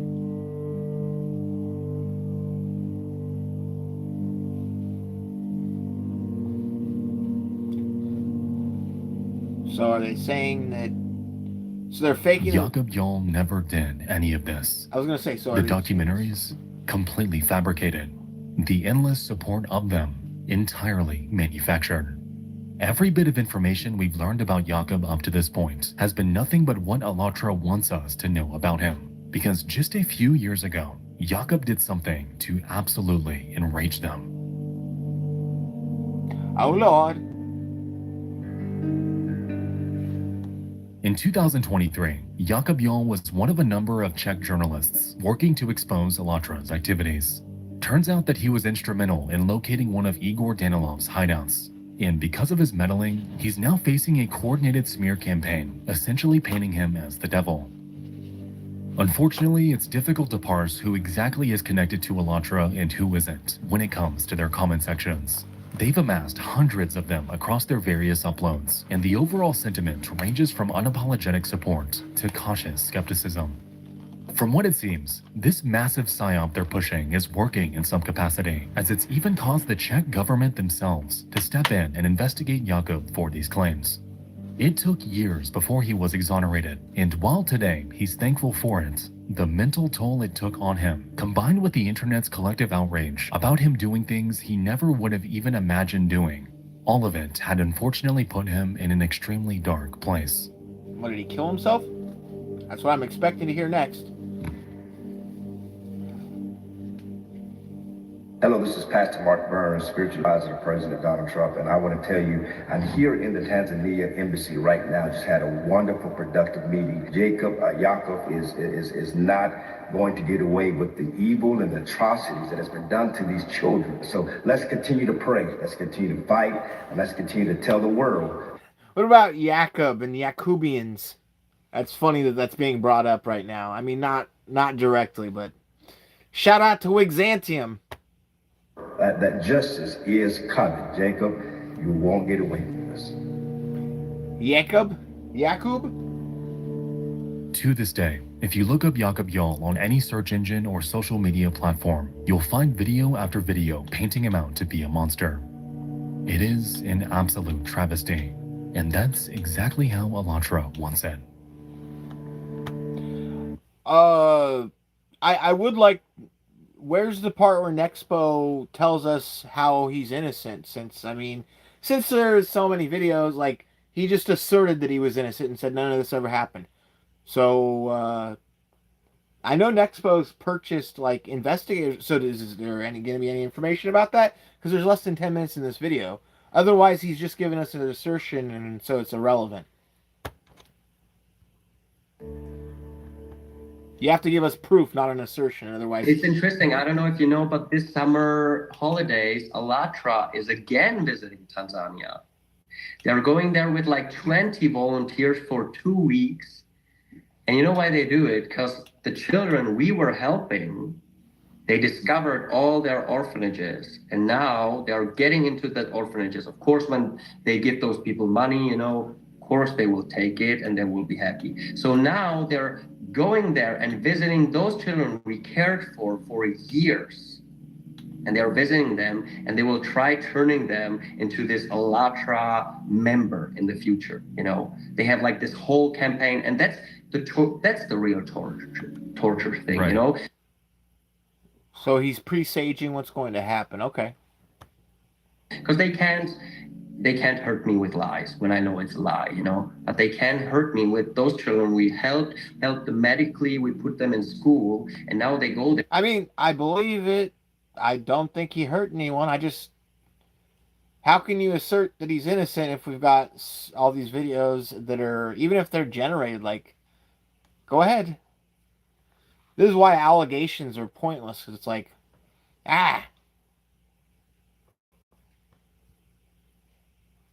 you need video, texts, people saying stuff, doing stuff.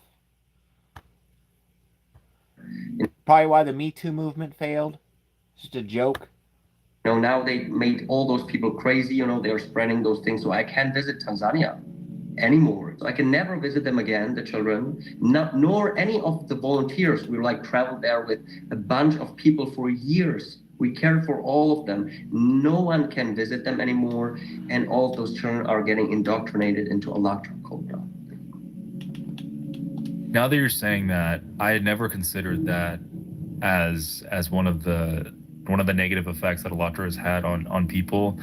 That, I will say, is probably one of the most grim out of everything, and I never knew that. So thank you for bringing that up, because I want more people to know about this. Yeah, so that's like the real thing that's hurting me.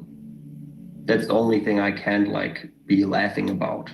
But the other things that so they will kill me somewhere. That's something I can laugh about, because I don't care so much anymore when I know that it's much more important to fight against them. But this is something that hurts me, and I also feel guilty, because if I would not visit those children and would not investigate cults, they would not be indoctrinated by this crazy cult that's now targeting them.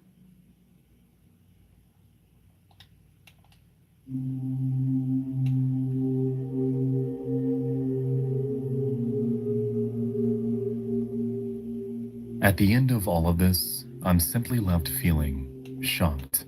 Shocked at the fact that something so random, so minuscule, a simple live stream by Destiny and a Reddit post to accompany it, could morph into something so far from where we started. This entire time, Aegon Shalakian has been nothing but a cog in a much greater machine. A fraud in so many aspects of his life.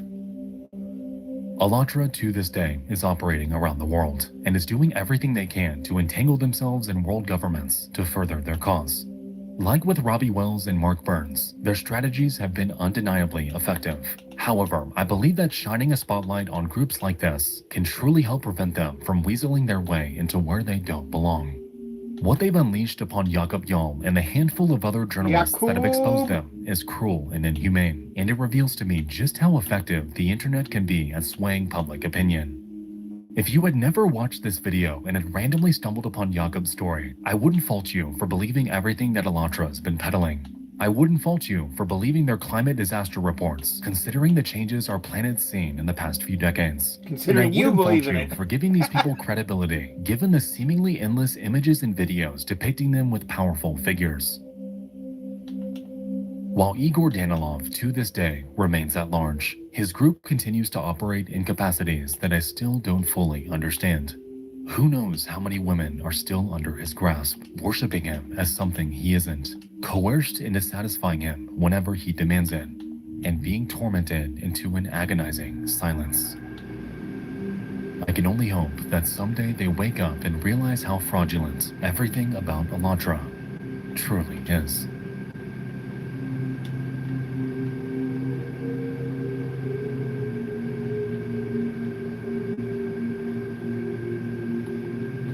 As a production, Alatra is scrubbing their online presence. Their websites and YouTube channels have undergone mass deletions for unknown reasons.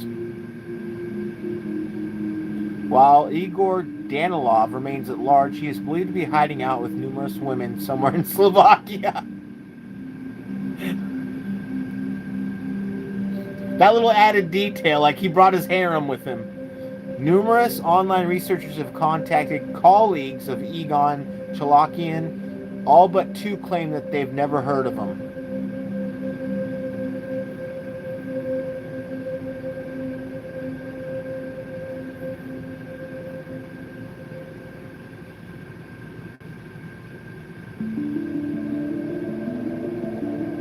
Is that it? Is there more?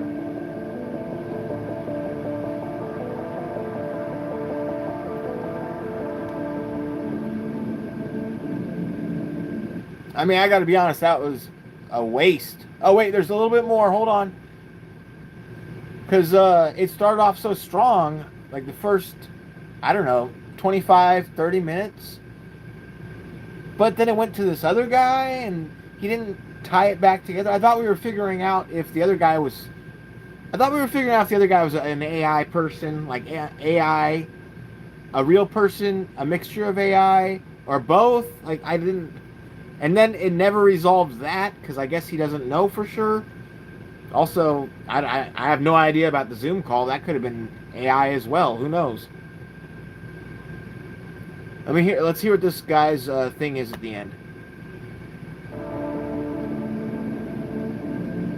Here we go. They use a different strategy. You know, in the past they used young women who were lured into the cult.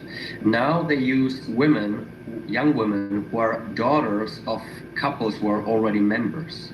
So it's more like a prestige thing that the couples, the parents, are like offering their young daughter to Igor, you know, to be a heavenly bird. They transformed it, and thus they can be sure that the parents will not start an anti-cult or anti-Alatra like campaign, you know. So that's one of the main things what they changed. Also, I think now they could not bear a heavenly bird to run away. So I think, like, honestly, that if a woman would want to run away, they would just bury her in the lake, you know. Like the lake where they are is like famous for being like, they find every half year they find someone was killed and buried in that lake, you know. It's like very famous. So it's not like a difficult way, you know, and place to do that. But I'm sure they're manipulating them heavily, and they have much more of them now. They have 24 of those women now. And I don't know, I think they are different.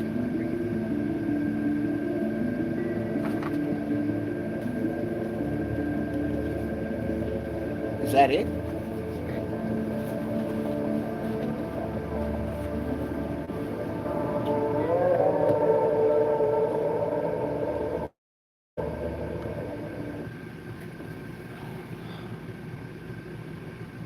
well, that was a dumb video. It started off, first half was really good, but it just kind of went down this thing where, like, connecting it to Putin and Trump, who's already in 2 years out. Like, you can't do anything more with Trump except get an endorsement at most, and that might not be a good thing. So I didn't really go anywhere. I guess if you're politically illiterate, that it might seem like a big deal, but yeah, that only stupid people would find that video like deeply amazing.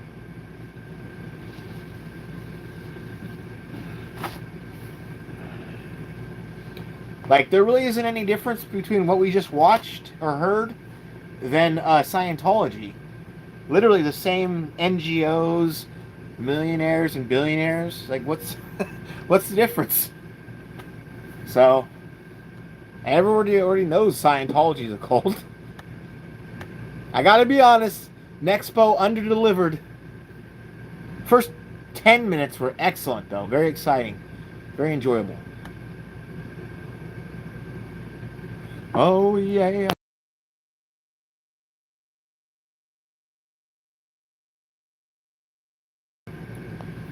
Oh.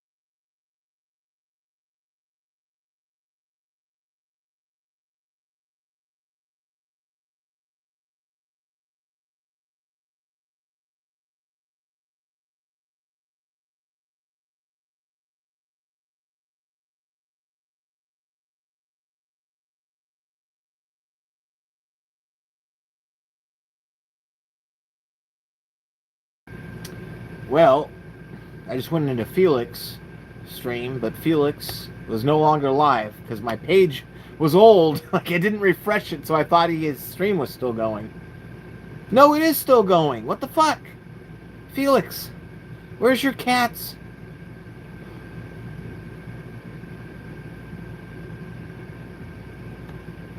Okay, whatever.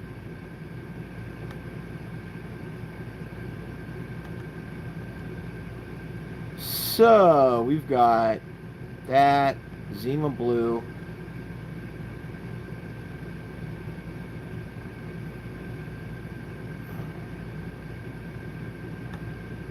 Let's do this one. Came out in 2007, and ever since... Did I just get changed to that? Let's go back to enhanced bitrate 1080p. Come on, man, come on. Now, this movie came out in 2007, and ever since it came out, it's been one of my personal favorite horror movies of all time. But whenever I went back to re-watch it to make this video, I thought I was losing my mind. Because the ending I specifically remember is not the one I saw. So I start thinking it must be an alternate ending. So I go to YouTube, I look up other alternate endings for 1408, and I found them. And the other one that I watched wasn't the ending that I remembered either. Luckily for me, I have my original copy from 2007 that I could go and watch and see what I remembered. Because I know I'm not crazy. I know what happens at the end of this movie. At least I thought I did. But before we get to all of the crazy endings that this movie has, we have to go through the craziness that is this movie, 1408. It's all based off of a Stephen King story by the same name about an author named Mike Insland. And we find out that he's a paranormal investigator of sorts that likes to travel all over, staying in the most haunted of places, and then writing books about the top 10 scariest hotels. 10 haunted graveyards. 10 Haunted Lighthouses. But we actually find out that he hasn't always written these horror books whenever a lady comes up to him in a book signing and asks him to sign his first thing that he ever wrote, The Long Road Home. He seems quite surprised whenever she brings this book out, and then he quickly dodges questions whenever she asks if the relationship that happens in the book between a father and son was based on his own experiences in life. Seems clear that this interaction strikes a chord with him because he goes to clear his head for a little bit and nearly dies at the very beginning of the movie. You okay, buddy? Are you breathing? But he must be all right because he's not worried about it, and he goes to pick up the mail where he receives something from the Dolphin Hotel that says, "Don't enter room 1408," where he then proceeds to write down all of the numbers and add them up, and they come out to 13. That's cute. The amount of stuff that has to do with weird numbers and the way that they add up with this movie just makes my head hurt. Here's just a few examples of things that add up to 13. Of course, the room 1408 adds up to 13. So the room itself is on the 14th floor, which is actually just the 13th floor, but it was renamed 14th because it's bad luck to have a 13th floor. The address of the hotel is 2254 Lexington Street in New York, and of course 2254 adds up. You get the idea. Basically, the number 13 was really important in the book, and so they threw little Easter eggs all into the movie. But with the postcard is the only time they actually pointed out. All right, thanks. Love you, bye. So with his mind made up, he calls the Dolphin Hotel to make reservations to stay in the room 1408, where he's quickly told that the room is unavailable. I didn't tell you which date. And after being completely shut down, he ends up calling his lawyer to ask them to look into some stuff to see if this is even legal, which it turns out that it's not. Shows up later that day to talk to the head manager about the room, where the manager, Gerald Olin, played perfectly by Samuel L. Jackson, brings him into his office and tries his hardest to persuade him from staying in this evil, evil room. My training is as a manager, not a coroner. The 34 self-inflicted deaths that have happened in 1408 is not even enough to make Mike think twice about staying in the room. But whenever Olin brings up the 22 natural deaths that have happened in the room, this gives him some pause. From strokes to heart attacks to even a drowning. Miller drowned in his chickens. That's hard to do. The total of 56 deaths that have happened in this one hotel room makes Mike think for a little bit, and then he still decides that he wants to stay in the room. Olin, seeing that there's nothing more that he can say or do, he decides to take the elevator with Mike up to the room, where he doesn't even get out on the floor because he doesn't want to get any closer to the room than what he has to. Please, don't do this. As Mike begins to walk down the hallway to his room, he seems rather distracted, looking at the folder of all the different deaths, and then seemingly as though he has walked in a full circle, he's back at the elevator, as though the hotel itself is trying to give him one more chance to turn and leave. Of course, he doesn't do that, so he goes over to the room, he unlocks the door, and it's exactly what you would expect, and it's actually a very nice room. This is it. It's even got little chocolates on the pillow and, of course, the Bible in the nightstand. He sits down, looks around at some of the paintings, and is just not impressed or scared at all. It's just a room. All the while recording his thoughts into his tape recorder and even talking about the streets below and the view that he has from this very common room, until he's completely caught off guard by this. Ever since I watched this movie, this song is always going to scare me. There's nothing I can do about it. It's just creepy is all it is now. But as the skeptic that he is, it doesn't bother him at all. He logically believes that there is somebody else in the room and goes his way to try to find them. The ghost that offers turn down service. He doesn't find anybody in the room, but what he does find is that the thermostat is broken. So he calls down to the front desk to explain to them that it is hot The room's on fire. and he needs somebody to come up and fix it. And they send somebody up. And when he gets there, Mike goes to open the door, but it's stuck, as though the room doesn't want him to leave. Finally, though, he gets the door open, but the technician is not coming into this room because he knows better. Instead, he just explains to Mike how to fix it, and before he can even give him a tip, the technician has already left. But at this moment, whenever Mike is standing in the hallway, I'm just screaming at the TV, just go, just leave your stuff, leave the door open, block it open with something, and get out of this place. He doesn't do that because he doesn't believe in ghosts or demons or anything like that, and just wanders back into the room like everything's hunky-dory. I guess luckily it's not hot anymore. And to celebrate that fact, he grabs his bottle of bourbon and goes to sit down on the bed where the creepiest song ever comes back on. The clock then changes into a 60-minute timer because, as he was told by Olin, still, he tries to shrug this off like it's no big deal and then realizes he can't hear anything anymore. Sticking his head out the window so that way he can yell at somebody or see if he can hear any of the cars down below. And whenever he does, it scares him, causing the window to fall down to cut his hand really bad. Where then, even whenever he goes to wash the blood, he gets burnt by the sink, making it very clear that not all of this is in his head. Then after dealing with this wound, whenever he returns back to the bedroom, of course, the stupid song comes back on again.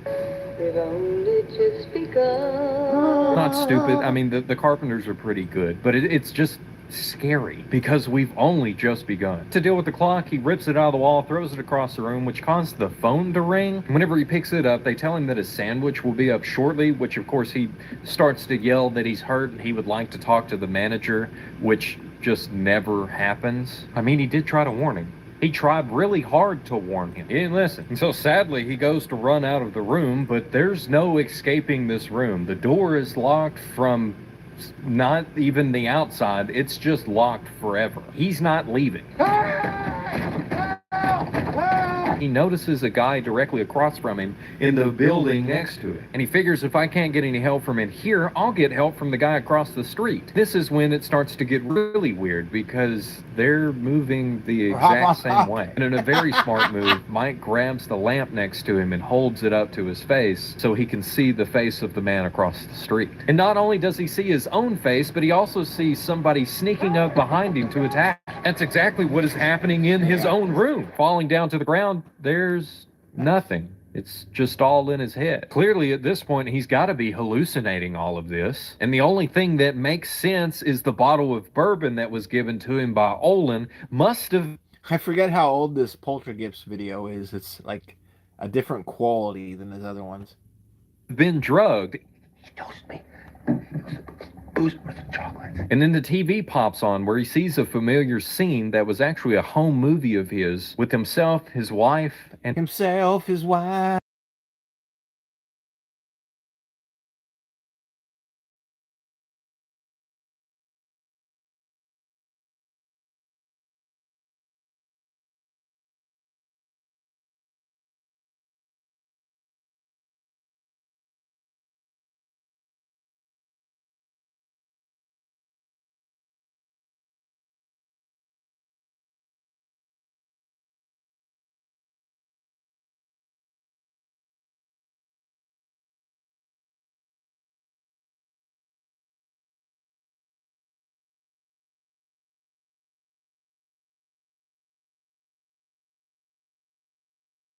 Oh, goodness gracious.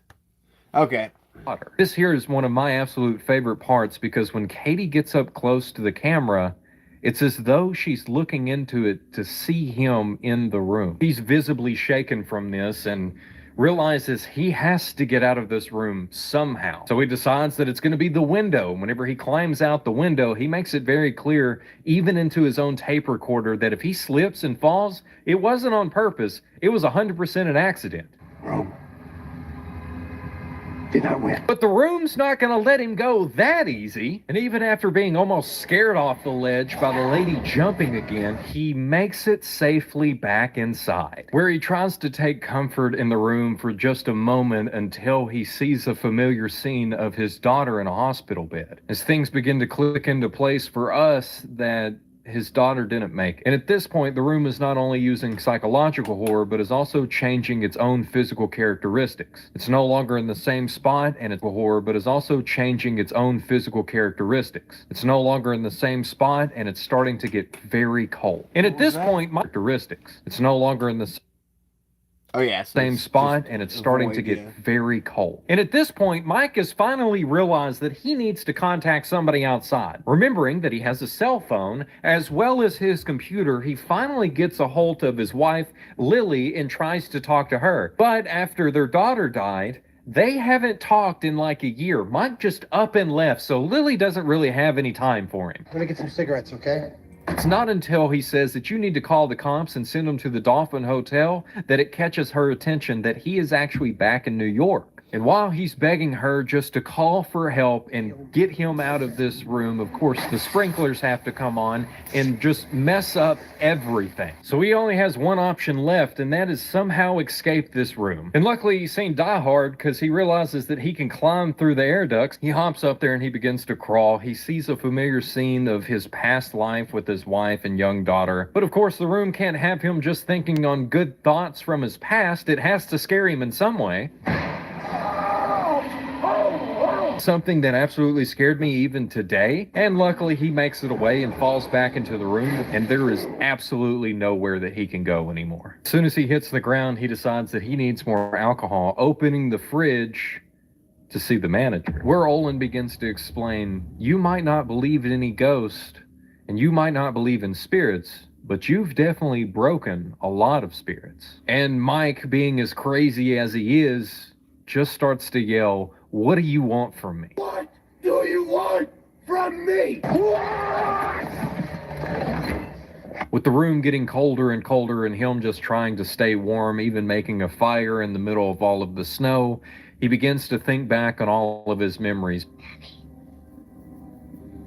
Everyone dies. And just when it seems like there's no hope left, he begins to hear his wife's voice again coming from his computer, where he crawls over and tries to talk to her again, but she's asking, where are you? Because she called the cops.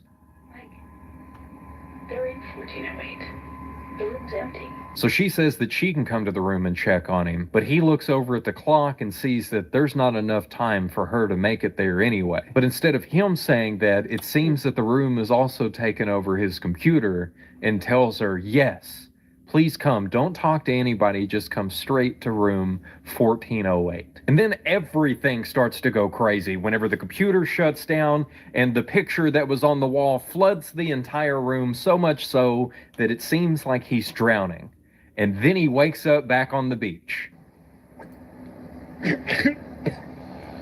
where he then passes out again and wakes up in the hospital where his wife Lily is sitting next to him, still being listed as his next of kin. And he begins to explain that he was in New York at the Dolphin Hotel, and she says, that never happened. So they go out to eat, talk about all of this. She suggests that he probably needs to write about these experiences that he had about 1408 in the Dolphin Hotel. And so he does, and even talks to his publishing company and tells them that he's almost done with the manuscript. And then we see him walking off to the post office to go and mail it. He puts it in the mail, and then we have a few guys enter into the post office and start to tear the walls down around him.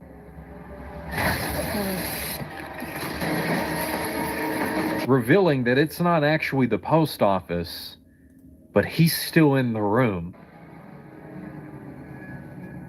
Being very upset, he begins to yell, I was out, I was out. And then in one of the most heart-wrenching scenes that I have seen as a parent, his daughter comes walking back in. He tries to claim that she's not real, but he ends up holding her anyway.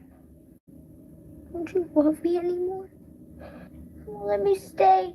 Yes, they will. Where she doesn't last, and he proclaims to the room, you can't take her away from me twice. Just when the timer on the radio hits 0 and the stupid song comes back on and she crumbles into dust, as he realizes the room has completely turned back to the way that it was when he entered. Now being completely broken, he receives a phone call, and whenever he answers, he just simply asks, why don't you just kill me? And the room begins to explain, that's not how it works. You have to do this yourself. And he exclaims, I'm not ready to leave. Not yet. Are you ready to check out, Mr. Enslin? Right your way. I understand. The room even says, Your wife will be here soon. and don't worry, we'll send her straight up. He tries to say she has nothing to do with this, leaving him only one option and one option only. Even if you leave this room, you can never leave this room. If he's going out, he's taking the room with him. So he walks over, begins to set everything on fire, one last time picking up his tape recorder and rewarding the Dolphin Hotel with a 10 out of 10 on the shiver scale. I award the Dolphin 10 skulls. Falls into the floor in a laughing fit, knowing that he is not going alone. And it cuts over to the manager of the hotel, Mr. Olin, saying, "Well done, Mr. Insland," because he also knows that he won in the end. Here's where everything gets weird, because the version that I watched, it just sort of caps it off there, and then it cuts over to his funeral. And I'm completely thrown off guard because I was positive that he made it out. But in the version that I was rewatching, he's being laid to rest next to his daughter. And then Mr. Olin shows up, bringing all of his stuff, but she doesn't want any of the stuff that was left over from the fire, because all of that's just going to bring bad memories back. So Mr. Olin gets back into his car, he sees the tape recorder, pulls it out, wonder if it works, begins to listen to it, of where he then begins to hear the voice of Mike's daughter talking to him in the room, and actually looks into the mirror and sees her far off, and whenever he begins to look closer, sees Mike in the back seat. All of it's not real, it just real scary for him, and then he drives off. That was not the ending I saw. I saw there's another ending and another ending, and I saw both those ones, or maybe I saw this one second. I saw the other ending originally, so when I saw this ending, the second time I watched it, I was like, what? It did blow my mind a little bit. I was thinking something was gone, or something was off, or I had remembered it wrong, but alternate endings. I think it's got 3. To see a ghost Mike in room 1408 fading off to be with Katie. But that's not what happened. That's not what I remember, so I look up alternate endings to figure out what actually happened, and I found some alternate endings. This has got to be the original ending that I remember seeing, and it still cuts to his funeral, or at least the voiceover, and then it's back at the office of his publisher, who sits down at his desk having received some mail, which is actually from Mike. And it's the exact package that he sent off whenever he was in the post office after having woke up in the hospital thinking that he had escaped the room and proceeded to write the book, even though he was still trapped in the room the whole time. Now, this ending had me scratching my head because I was like, I really don't know what's going on. I have never seen that ending. Luckily, I still have my DVD copy, and the ending that I remember is on here. He wakes up in the hospital, he's there with his wife, they talk, they go out to eat, he makes sure that he is out of the room, and sure enough, he is. And he begins to write the book, and everybody is super impressed that he's writing it so quick, and he makes it clear, I've already done this once. And when him and Lily have seemed to reconnected after everything has happened, they sit down, she brings over a box of all the stuff from the fire, and sets it down before him where he pulls out the tape recorder. He then begins to play it and cuts to where Katie is talking to him. And it's clearly heard by him and Lily, where she proceeds to realize all of this actually happened. I wish we could stay together. You, me, and Mommy. Now, what's even crazier than that was the original version I saw. That is there's apparently a 4th ending that I haven't been able to find, where it's the exact same as what I just described, except when he plays the part on the tape recorder, she doesn't seem to notice Katie's voice on the tape recorder. So what happened? Why is there so many different endings, and why is it so confusing? Apparently, the original version that was shot is where he dies and Olin shows up at the funeral to give the box to Lily. But during test screenings, this one didn't do so well. So in the release that actually went to theaters, what they used was the one where he survived, which is the one that I remember. When they put out the DVDs, on the other hand, without telling literally anybody, they put it out there to where it was the one that he dies, because that was the director's favorite ending. And I'm assuming that the other version, where the publisher just receives the package, was just a random alternate ending that they had shot. I don't know, but all I know is that it's all fantastic. And of course, if I have to rate this out of 10, I gotta give it a 10. It's one of my personal favorites. It's fantastic. You need to go and watch it, and you need to be sure to watch all of the alternate endings. If you've seen 1408, let me know how you would rate it. If you have another movie that you want me to cover in the same way, let me know. Here's the last one that I did. Thank you for watching. Have an extra blessed day, and I'll see you in the next one. Fascinating.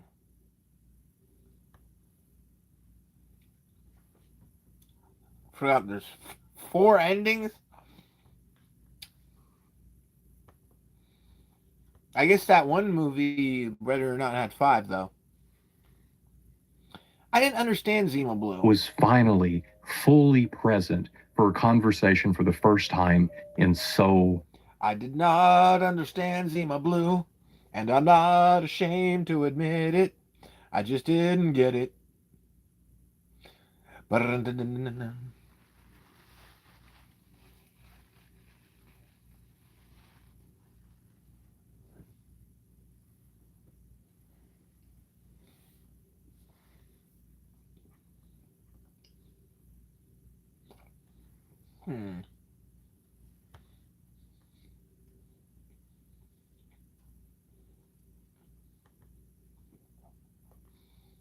Oh no, one Sonic went live?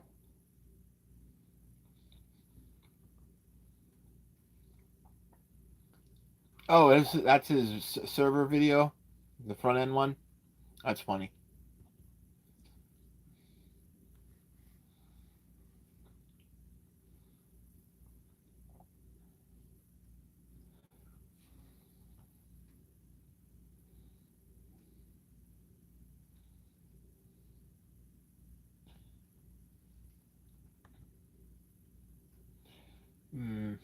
I think I went through pretty much everything on the list tonight.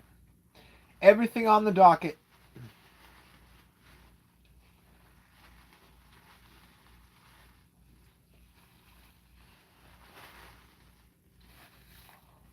Hit that sweet, sweet 5 hours of stream time.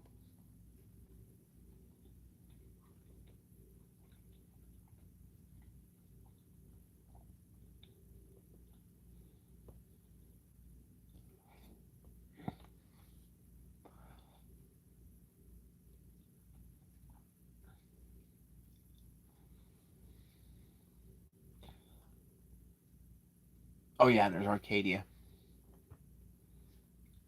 Oh, you not only... I do. Sometimes it's not that you forgot the twist, but that you were supposed to. You're not meant to know what really happened, and you're not supposed to know what is really going on here. All of it is better if you don't ask questions, but if you must know, the truth may be too much for you to handle, because the truth might just be that this is the greatest twist in all of horror and is only found out here beyond the Aquila Rift. And for this, we're not only looking at the Love, Death Plus Robots adaptation, but also the original story by Alistair Reynolds. And if you have not read the original story, I highly recommend it, because this is the kind of story that you can experience again and again and again with Audible. And when you sign up using my link down below, you not only get the book for free, but even if you decide to cancel your membership, you get to keep the book forever. Or if you prefer to read it for yourself, you can use my other link in the description to get your first month free on Kindle and read the book over there. And if you don't want to do either of those, I do also have merch that you can check out that I'm also wearing right now. Plus, all of these are just so another way that excited. you can support me so I can continue making videos like this. And just one more thing, you can also hit the subscribe button. That's another way that you can support the channel. It's right down there, and it's free. So thank you if you did any of that, and we can get right into our story, which the book actually starts in the middle of, with Tom trying his hardest to wake Susie from her surge tank to explain to her what went wrong. And Greta is also here, but she's staying at a distance to allow Tom to explain everything to Susie. But first, he wants to figure out what the last thing she remembers is. And she still recalls all of the issues that they had when they were attempting to take off, but they ran into problems with customs at Archangel Station. But it's in the way that Tom asks the next questions that makes her think something else has gone wrong. And after that, anything else? The runes? Do you remember casting them? No, she says, then picks up on something in my voice. The fact that I might not be telling her the truth or telling her all that she needs to know. Tom, I'll ask you again, did we make it back? Yeah, We made it back. Something feels off to Susie, though, because she's done this countless times, and she can tell deep down within herself that she must have been in her tank much longer than what Tom is letting on. So she asks him again if anything happened, to which Tom just reassures her that nothing did. But if that were true, the woman standing silent in the corner wouldn't be there. Susie looks at Greta. Then who are you? Greta says nothing. I'm going to let this play for a moment because...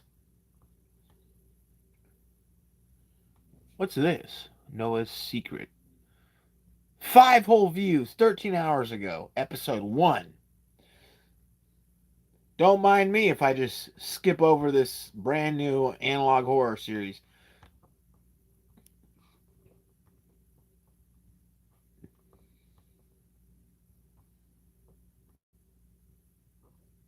Just one question to answer. Sometimes you watch something and just all of it feels off. Like, yeah, there are clearly cues, a lot of strange things happening that make you think for a long time after, but then you watch it again and you can't quite put your finger on it. Something here isn't right. I'm thinking of ending things. Like that, for example. We hear this inner monologue from who? Do you remember the young woman's name in this film? Surely you remember her boyfriend's name, Jake. Jake can be controlling. You can't allow him to control you. We hear his name over and over again throughout this film, just as it almost seems like he can hear her thoughts. I'm thinking of ending things. Huh? Did you say something? This is all I needed to realize that I was really going to like this film. However, it took me reading the book and rewatching this movie multiple times to fully get the twist. One that is hinted at in the very first scene when the sun is still out and before they ever set off on this trip to Jake's parents. Though if you've only seen the movie, the twist here is pretty difficult to really get a grasp on anyway, because this is a Charlie Kaufman film to begin with, the same guy that also made Adaptation, being John Malkovich, and Eternal Sunshine of the Spotless Mind. But it isn't just his influence that makes it feel so strange, because the book itself also feels like a fever dream, which is why I want to leave you the joy of reading it for yourself and instead just explain my understanding from the book to this weird adaptation of that story. I know this is a bit different than my typical intro, but this story is a lot. Not only will this be the weirdest twist I've ever covered, but also one of the most depressing. There's a reason so much of what happens is presented in this ethereal way, and there's also a reason I believe a story like this should be shared. Luckily for us, we will get to unravel this story together, so in the end, we can look back and understand what changes may need to take place in our own lives. I've been thinking of changing how I sleep for a while. I learned the importance of naps after blacking out on a 5-lane highway. Thankfully, ever be snapped where it's my lave nap, a coffee or something. Meant to sleep a try. You want to stop for a coffee or something? Because this is going to be a long trip out into the middle of I thought nowhere. this video was 2 hours what better long. way to get to know I'll be right someone back. other than being trapped We're in gonna a finish car the stream in off the with a middle bong of a rip. snowstorm Woohoo! and then driving deep into the lonely farmland with them. Can you really ever know someone other than yourself? Even if you don't have much to say, this makes for a good time to listen, because the audio throughout this film is also telling a story, whether it's through long stretches of dialogue, a purposely muffled line, or even these scenes that somehow perfectly blend together between the car ride and this random old man eating breakfast. All of it is here for a reason, even if you don't get it the first time or many times after. Looking at everything that has happened so far, it really doesn't seem like much. We know that some guy named Jake has picked up his girlfriend and they're on a trip now to have dinner with his parents. We still don't know her name, but we know that she has been thinking about ending things with Jake after they've been together for a month, 6 weeks. She doesn't even know, just that it feels like it has been a very long time. We also don't know who the random man is that we keep cutting to as he's seemingly just preparing for another day of work. And while we've yet to meet Jake's parents, we do find out that his mother hasn't been feeling well. That is why he basically recommends that they need to stop for a snack before going to dinner. The dialogue is both odd and sounds natural all at the same time, just how a long car ride conversation would often go. Start at coffee and then go to parents being sick and then over to Betty Davis's use of the word sissy, back to parents still being excited to have this dinner, over to a poem by William Wordsworth.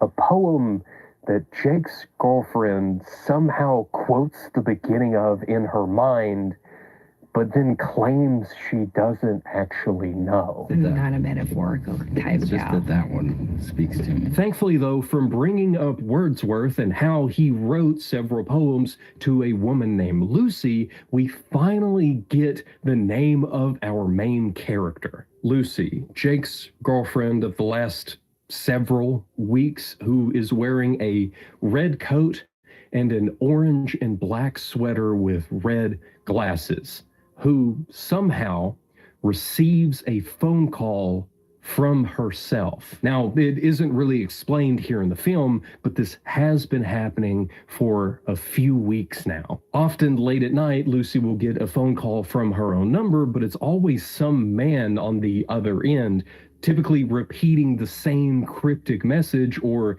leaving the same cryptic message after Lucy stopped answering the calls, like how she does here and just lets it go to voicemail. But we won't hear this message until we get to Yvonne, which is yet another metaphor that we have waiting for us, and we'll get there. But first, we have to deal with the metaphor of a new swing set out in front of an abandoned house.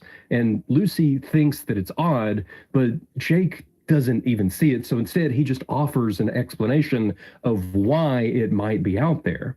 Though I would like to hear yours. He suggests that maybe someone bought the house and then moved the swing set out there first to give the kids something to play on while they go in and try to fix up the home. You know, they say there's supposed to be a lot of snow, and I know that that feels completely random, almost as though not being able to think of an answer for the swing set forces the conversation forward.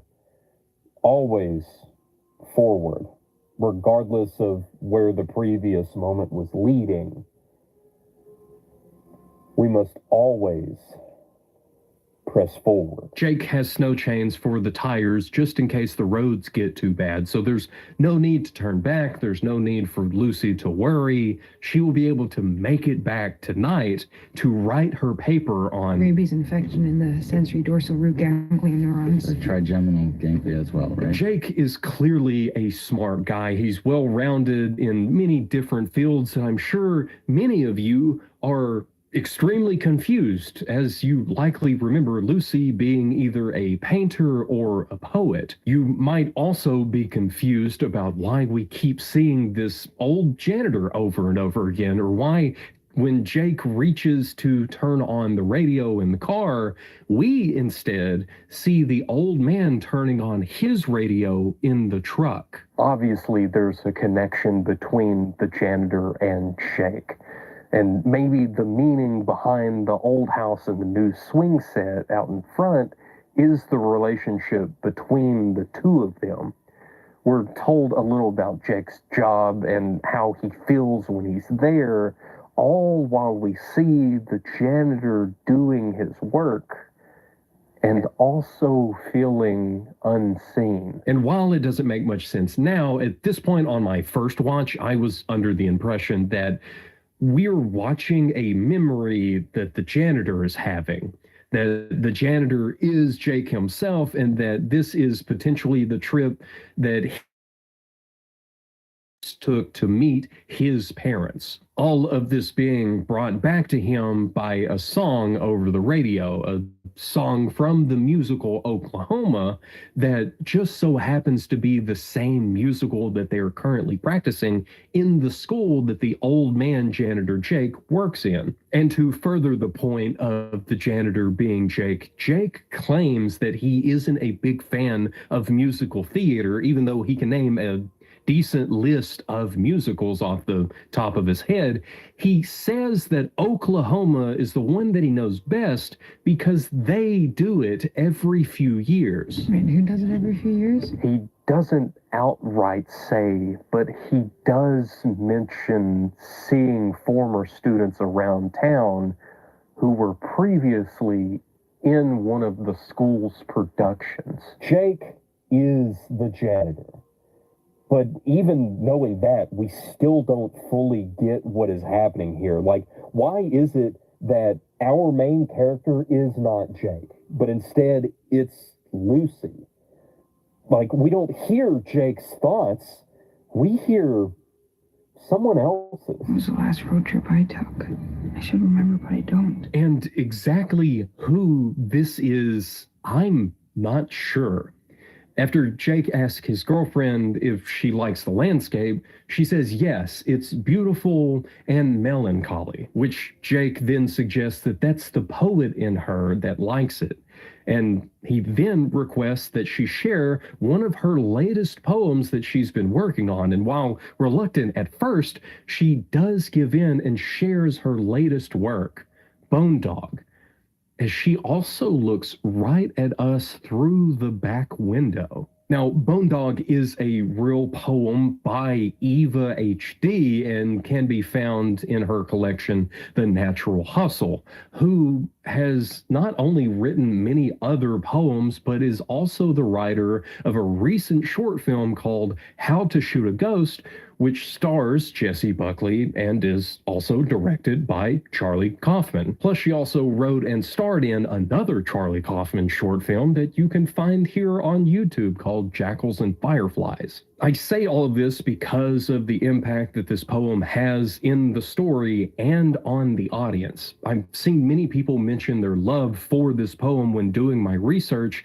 as well as quite a few people bringing it up when I said I was going to cover this movie, which is why I did my hardest to reach out to Eva HD to get permission to read the entire poem here in this video, and never heard anything back. So instead, I'm going to read just the first few lines and then link everything down in the description for you to go and read on your own. Coming home is terrible. Whether the dogs lick your face or not, whether you have a wife or just a wife-shaped loneliness waiting for you. Coming home is terribly lonely. So that you think of the oppressive barometric pressure back where you have just come from with fondness, because everything's worse once you're home. It's like you wrote it about me. I guess that's what one hopes for when writing a poem. Jake isn't being sentimental or anything here. He says it again almost in a accusatory way, as though she really did write this poem about him and his mundane life. The constant sameness of it all and that terrible feeling of coming home after working all day, knowing that you will just have to get up and do the same thing again tomorrow. The ever-spinning cycle that he finds himself trapped in with no way out. The conversation spirals a bit at this point, from watching too many movies to that being a waste of time, back to rabies and viruses either being monstrous or just wanting to live like everything else. And then a question of, does everything want to live? What about certain insects and aphids that blow themselves up? Jake would believe that they are a sign that not everything wants to live, but Lucy would argue that because they do this for the good of their community, it isn't that they do it because they don't want to live, but instead to keep others around them living. And that's if we believe that they want anything at all. They arrive at Jake's parents at the perfect time. Their conversation has reached this odd point at being able to continue deeper or boil over into a disagreement, but instead of either, the ideas were introduced and then they are on to the next thing. And there to greet them is Jake's mom in the window, incessantly waving at them. Something I do a lot. Completely normal if you ask me, but it seems like a bit much for Jake right away, as he would like to at least stretch his legs by walking around for a moment and giving a little tour of the farm. All while his mom continues to wave. They look at the sheep, both alive and dead. Then they look at where the pigs were before they got infested with maggots that were eating them alive. And that's it. That's the whole tour. Everything has to die.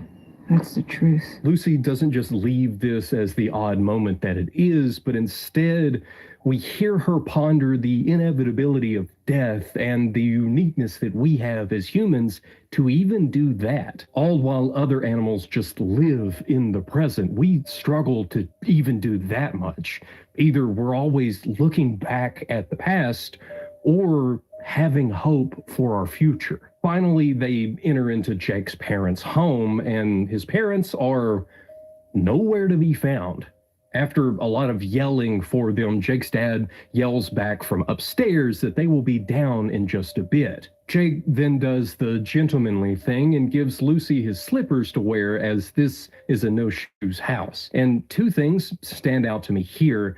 First is that Jake is referring to them as zapatillas, which we see written on one of the dry erase boards earlier behind Janitor Jake. But also the camera moves before they do, as though it's pulling them into the living room. It reminds me of how a daydream works, often setting up a scene and then working through what the characters in it will do and how. Just as how they sit down to wait, but then the camera drags Jake up off of the couch to turn on some music for them. Stuff is weird here in the house, but weirder still is the fact that you miss the change in Lucy, if that is her name.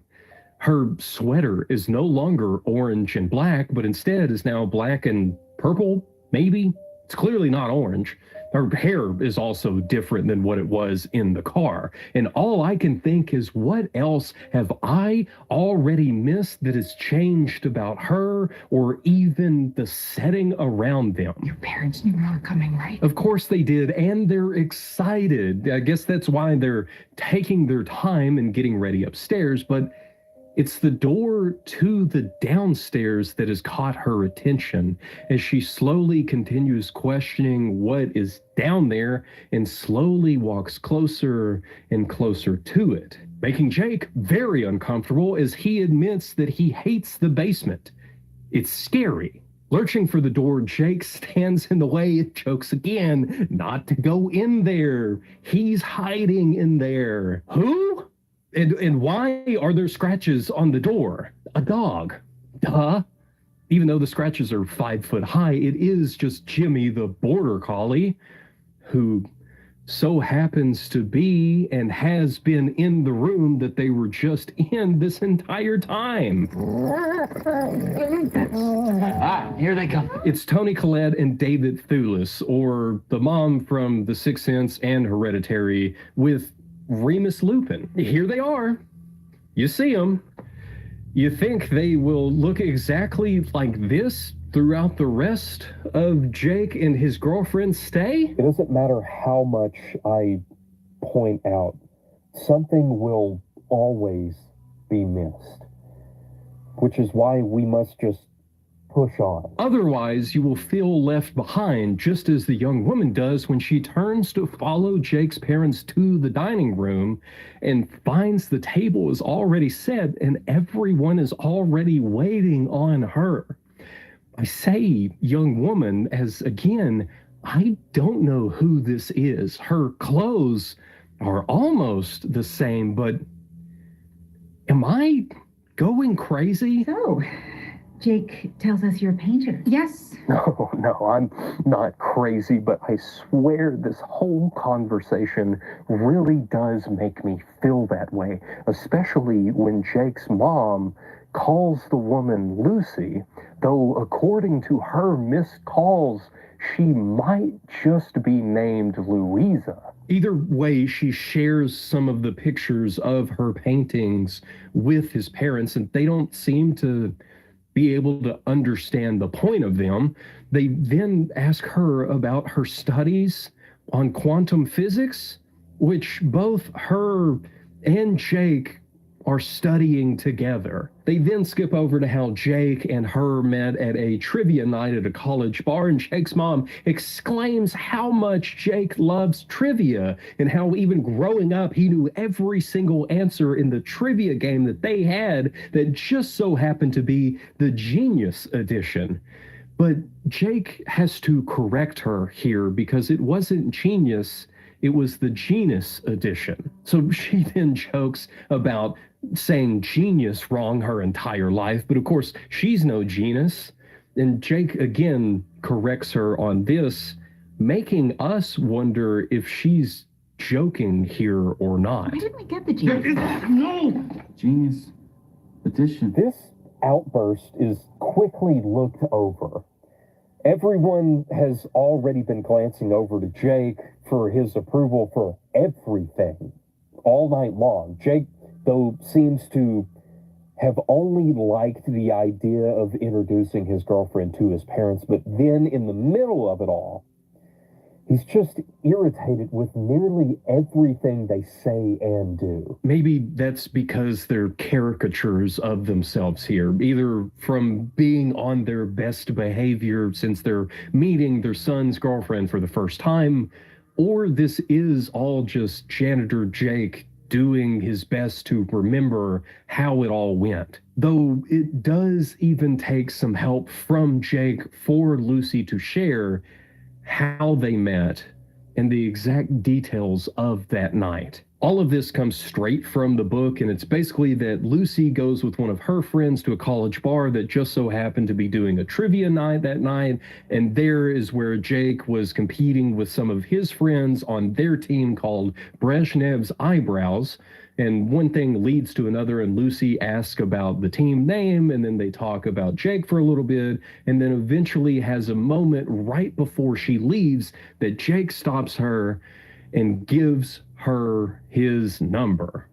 And in the book, I'm pretty sure that he slips a note with his number into her purse, I believe. It's a cute story that's told really well by Lucy and Jake, as multiple times there are these weird interruptions in the story and stumbles here and there, but that makes sense. It was a whole 6 weeks ago, right?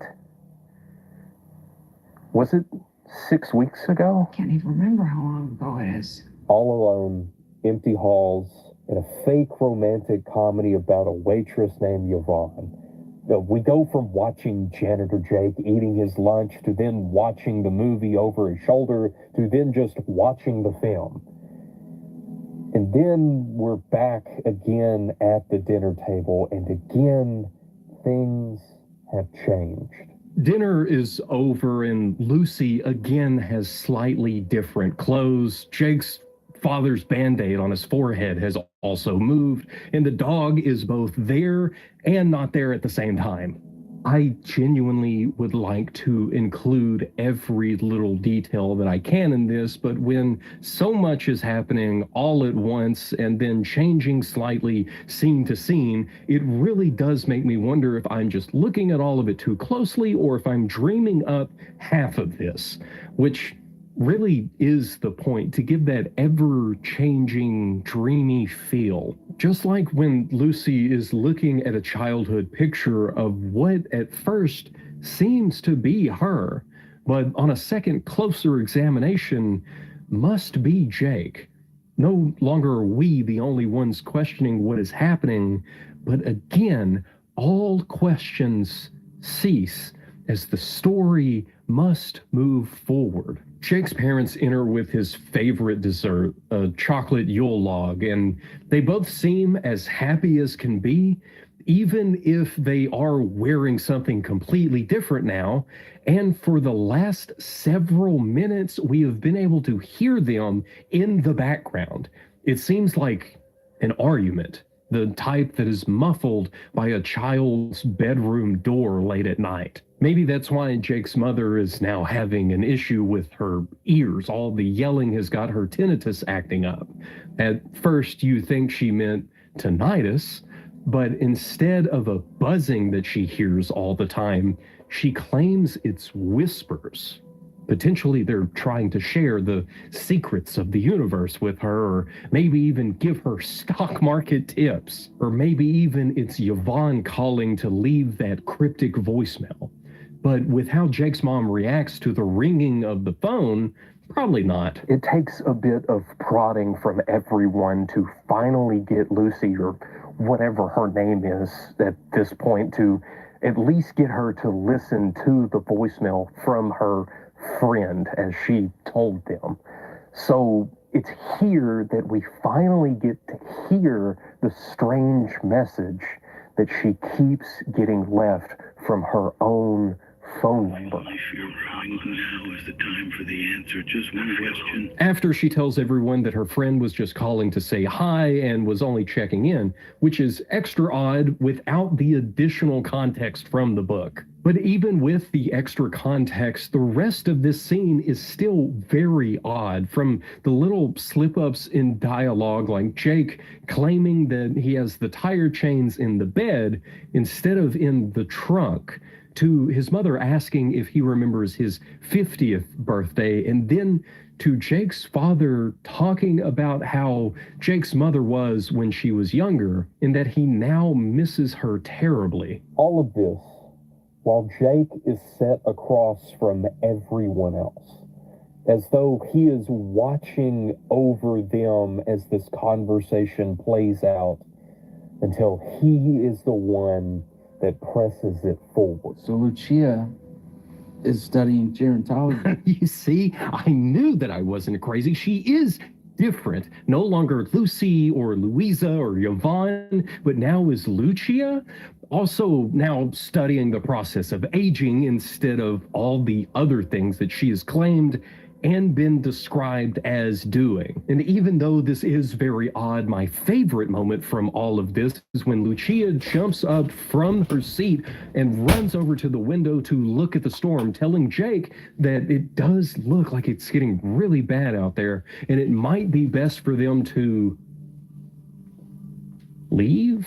They all just disappeared. It is just her now in the room, meaning that she has the opportunity to check the rest of the house out for herself, but also she is now back to wearing the brown version of the sweater. Does that mean that she's no longer Lucia? And I swear that the color of the walls has changed. Upstairs, Lucy can't seem to find Jake. He claims that he was up here, but is nowhere to be found. Not even in his childhood bedroom, as it says on the door. What is in here is an insane amount of detail, all of which is important for what has happened and what will happen in this story. Like Jimmy the dog's urn on one of the shelves, even though we just saw him at the front door right before Lucy came up here. and the book full of William Wordsworth poems stacked right on top of a bunch of strangely labeled DVDs. The ways people have looked at me, lost and abandoned friendships, lasting memories of sorrow, futile efforts at success, unforgettable mishaps, and even a copy of The Thing on VHS. Good taste. But it's the open book at the foot of the bed that Lucy picks up first. A book of poetry by Eva H.D., where she begins to read the poem that she claims she wrote and had recited in full earlier in the car. Coming home is terribly lonely. Oh, I'm sorry. Everything is beginning to break now. The instant Jake isn't here to oversee all of it, the whole of reality begins to bend. But not break completely, as Lucy only appears to be concerned at the sudden appearance of Jake's father instead of the change of appearance of his entire person. He's aged quite a bit from when we last saw him at dinner, though it isn't just his looks that have changed, but also his mind too, as he tells Lucy that he hopes for the day when he will no longer remember, that he keeps forgetting everything. That's the reason that everything in the house is labeled just like the sign on Jake's childhood bedroom door. Lucy hasn't noticed the labels, but Jake's father tells her that from now on she will. Then he sets off to find her something to wear tonight, as he believes that her and Jake will be staying. And it's as he leaves that Lucy finds her way into Mom's room, where Jake is caring for his now very aged mother, who is talking about how amazing Jake is and always has been. Lucy even tells him that it's sweet the way that he actually cares for his mother instead of just putting her in a warehouse. Feels like no one sees the good things you do. She then gives him a kiss on the cheek and heads to wait for him downstairs, where we then see her pass down the stairs over and over and over again as she is still thinking about ending this whole relationship. But when she finally does make it to the bottom, Jake is already there with his father, who did find her something to wear. A nightgown, according to the label. But then she tries to explain that she needs to get home tonight, and everyone is just confused by her words, until Jake explains to his father that she's a waitress, and they met at the restaurant that she works at when he asked about the Santa Fe burger. And I guess that means that she is now Yvonne, the name of the waitress from the movie that Janitor Jake was watching earlier. They then leave Yvonne to go to the bathroom before his father can have another accident, and then Jake's mother walks by and grabs the old nightgown that is covered in Jake's baby food, because she is now younger than we have seen her this entire time. It's her busy young mom self that requests help from Yvonne to take the dirty nightgown down to the washer in the basement to get it washed. But she isn't sure if Jake would be all right with her going down there. Jake can be controlling. You can't allow him to control you. Everything that happens next is so good. Despite her hesitance, Yvonne opens the door and begins to descend the stairs, all while Jake tries to stop her from the top, but it sounds like he is much farther away than that. With a simple answer that she is okay and will be up shortly, Jake is gone, and the falling snow is there in his place. Down here in the basement, the washer is already running, and inside are many of the same uniforms that we have seen the janitor in while he cleans at the school. But in a different room is something a bit more concerning for Yvonne. It's paintings. The same ones that she was showing Jake's parents earlier at dinner, paintings that clearly she didn't originally paint, as they are all labeled Ralph Albert Blacklocks. All but the canvas ones that lay on the floor, those are all of Jake's old paintings that he did when he was young. Her phone is also waiting for her down here, but now every single picture that she shared earlier, every single picture that was on the phone is gone. Louisa is also calling, and she answers this call right away to hear the same cryptic message again. There's only one question to resolve. I'm scared. I'm a little crazy. I'm not lucid. The assumptions are right. I feel fear growing. Now is the time for the answer. Just one question to answer. Louisa makes her way back upstairs, her dress now having changed along with Jake's mother, who he claims is just sleeping, out like a light, but she isn't too sure. So she asks him about his father, who enters from the kitchen after trying to fix the disposal. Unlike Jake's mother, now Jake's father looks younger than we have seen him all night. And as he steps into the living room, he tells her goodbye, giving her a hug, and then Jake and Louisa head off into the growing blizzard. I don't remember Jake helping his mother with the dishes. She also doesn't remember how much she had to drink tonight, because according to Jake, she had quite a bit of wine and probably just didn't realize it because his father kept topping off her glass, which leads to him calling her a woman under the influence. And it's this that leads us into the realization that Jake's girlfriend has changed again. Her coat no longer being red as it was in the beginning, but is now blue. And her studies now being film, with A Woman Under the Influence being a film that she knows very well. But again, her critique she gives of the film isn't her own. It's that of Pauline Kael, who we did see a book by in Jake's old bedroom. The conversation from here is very up and down, because we go from a movie review to Jake really struggling with the lie of it all, as he calls it. It's going to get better, that it's never too late, that God has a plan for you. But even with him being on the edge of a complete mental break, it is nearly brushed over by him asking if she wants to go and get something sweet. And luckily for them, there is a Tulsi town not far away, which they joke about a little bit, until Lucy brings his mother into it. Then we go back down into the struggle as they discuss the former psychological idea of pointing to the mother for the issues within a child's life. And Jake doesn't like this line of thinking, but he does admit that it would be much easier to blame someone else for any problems that one may have. Again, before they can go any further or any deeper, the story presses on as they arrive to get some ice cream. Something cold to go with all of this cold. The service here is the same as the rest of the movie. Odd.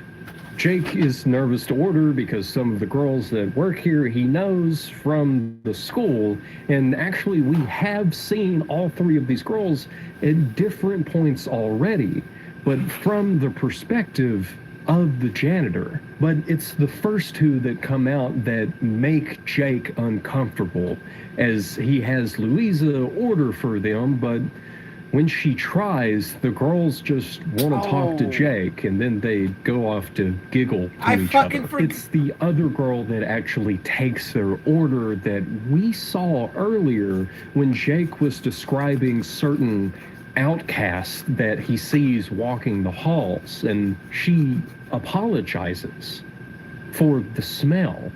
They're varnishing in the back. I know this girl. I've seen her somewhere. I've seen her before. Her face. The girl calls Louisa both pretty and kind, and then struggles with the entire concept that someone could be both.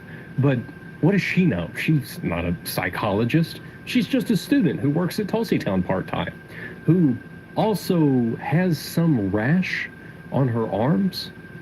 The same rash that we can see on Jake's hand when he pays her for the ice creams. Maybe it's her kindness that gets the girl's attention to call out to Louisa, telling her that she is worried and that smell isn't varnish, though she should know that. You don't have to go. I don't have to go where? Forward. In time. Lucy, Louisa, Lucia, all of them could just stay here, and then there would be no need to worry, but you've figured out how all of this works by now. They have to press on, ever forward and down the road. Both of them hardly even touch their ice creams. It's just way too sweet and cold. Once more, the conversation in the car is like that of a manic depressant, back and forth, up and down, from one extreme to another. Jake sings the Tulsi Town theme song and then switches over to talking about a book that we saw in his childhood bedroom by David Foster Wallace. Someone who, as Jake puts it, everyone knows killed himself, allowing Jake to again discuss the idea of life and death and suicide until he reaches the conclusion of his own thought, and then is asked if he has ever read Guy Debord. Debord says the spectacle cannot be understood as a mere visual deception. Moments like that are when I have to ask myself, is it me? Am I losing it? Did I see what I just thought I saw? What other things have I missed so far from just watching this movie? It's only for a few seconds, but the girl that we have typically come to call Lucy is switched out for a different person completely. Instead, it's now Yvonne in the seat. That is the girl that we saw in the movie that the janitor was watching earlier in the film, and then just out of nowhere, she switched back over to who we know as Lucy like nothing ever happened. Only now, Jake is referring to her as Ames, and even she thinks that that doesn't sound right. Is her name Amy, or the uneaten ice creams are now melting, and this bothers Jake greatly to the point that he has another outburst of anger, but he has a plan to get rid of them. He knows of a road which he then takes against Ames' will, and before long they are pulling into the place that Jake knows very well. His old high school, the same high school that he has worked at for many years now. Everything is tinged. That's the thing you have to realize. The tone is beginning to shift now. Even the background music has followed suit. He claims there's no objective reality, but maybe that's because this reality is beginning to break down more and more, and all is becoming tinged slightly blue as it just becomes so cold. Amy or Lucy switch from being a physicist to a poet within only 2 sentences, just as Jake's hands switch again as he holds on to the steering wheel. They aren't alone here. The truck of the janitor sits out front, but luckily Jake is able to finally get rid of those awful ice cream cups.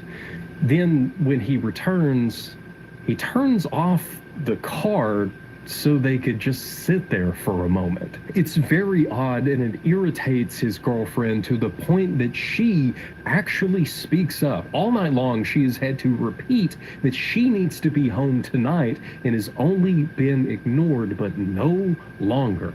And this is where a big shift happens, because also all night long, Jake has been the one to mention different little things here and there to keep her politically correct, which normally stopped her entire flow of thought and had her coming back around to clarify and agree with him, except for here when she is the one to do it to him. They have a whole argument about the song Baby It's Cold Outside, which ends with Jake ultimately agreeing with her, then apologizing to her, and sealing it with a kiss. Jesus. What? It's unacceptable. It isn't right for him to watch them. So Jake turns off the car, he takes the keys, and storms inside to give him a piece of his mind, leaving behind Lucy to sit in the cold car all alone, to the point that she begins to wonder, how long would it take for someone to get hypothermia? This is why she eventually gets out of the car to yell for Jake, but unknowingly locks herself out, meaning that she now only has one option: to follow the footprints in the snow and go inside. She calls for Jake, but all she finds is the janitor, leaving her trapped in a near-perfect place outside of the Lost and Found, where she is then found by the janitor, a man who looks confused to see her here. She tells him that she is here to find her boyfriend and maybe he can help. If she could just find him, then they can get out of here. But without moving his mouth, his voice is heard like an echo from far away as he then asks her what her boyfriend looks like. And we get one of my favorite lines in the entire movie. Hard to describe people. So long ago, I barely remember. So much of this video has been me pointing out how different characters have changed. Lucy, mother, father. But if you weren't seeing them for yourself, you would only know that they aren't the same as what they were, with no real understanding of what or who they were to even begin with. But that is the point, after all. She changes the story again of how they met, only this time to something closer to the truth, that she doesn't remember him because their whole interaction was so short, limited to them being at the same bar at the same time, and him being nothing more than a creep who was constantly looking over at her, but never saying anything. Just another one of thousands of non-interactions in life, another one of little importance. She claims that describing him is like trying to describe a mosquito that bit her 40 years ago, and then ask if he's seen anyone like that. Though he hasn't. He hasn't seen anyone except for her. He sees her. And I love that line. She then tells him that she's worried about Jake, but he assures her that if he's here, he is safe. They then share a hug for a moment, and she asks for permission to look around for him, which is fine with him, only it would be best if she removed her wet shoes since he just cleaned the floors. Instead, she can wear his slippers. They're yours. With her rejection comes acceptance from both herself and Jake here. Both of them understand that all of this is headed to the end, but at this point, they are both all right with that. Which is why from here, the movie really spirals into what is happening territory, as when Lucy finds the younger Jake, we then get a full 5-minute interpretive dance sequence where other versions of Lucy and Jake step in and play out their relationship for us. Essentially, they start out strong, they're enjoying life, they're in sync with one another to the point that they get married, and Just before the kiss, a janitor appears to take Jake away and then takes Lucy for himself. They then struggle back and forth until she's able to run away to the gym, where a snowstorm stops her from going too far on her own, and the janitor catches up, but then Jake is now back, and they have a big fight back and forth, with Jake ultimately being stabbed in the chest by the janitor, who then takes Lucy away. Got it? Pretty simple. It's pretty straightforward. Then the real Lucy and Jake step into frame for a moment and go their separate ways, leaving our old man janitor Jake to clean up the mess in the gym. We then see him finish his day's work, change clothes, and head out to his truck, but he stops himself just before he turns it on. Did you know that we spent 40 minutes of this movie in the car? I'll ask, with everything that has happened so far, do you think that that was an accident or on purpose? How long would it take someone to get hypothermia out here? In here? How long do you think it's been? 20 to 50% of hypothermia cases are related to paradoxical undressing, a strange phenomenon where a person becomes so confused by the cold that they become convinced they are overheating and therefore remove all of their clothing in an attempt to cool down, only to die sooner because of the true nature of their own bodies. His parents really were on their best behavior tonight. Something he struggled keeping up with, as it was their arguments that really stuck out to him after all these years. Though, all things considered, it seems like it could have been a very nice dinner.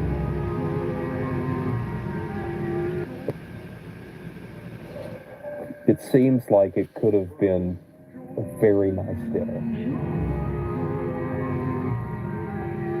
Tulsi Town isn't a real ice cream chain, just like everything else we have seen so far, but the idea is real. The idea of a perfect place that is always open, a little spot anyone can stop at and get a cup of happiness, only for it to be too much, too sweet, and served by people. Maybe good people, maybe bad, but still people that require a connection. Connection can be scary. Connection is needed. Connection can also be painful. People can be painful. That can't stop us. The assumption that everyone is out to hurt you is far more dangerous. That is what will lead you here. Here, in the cold, alone. Come, join me.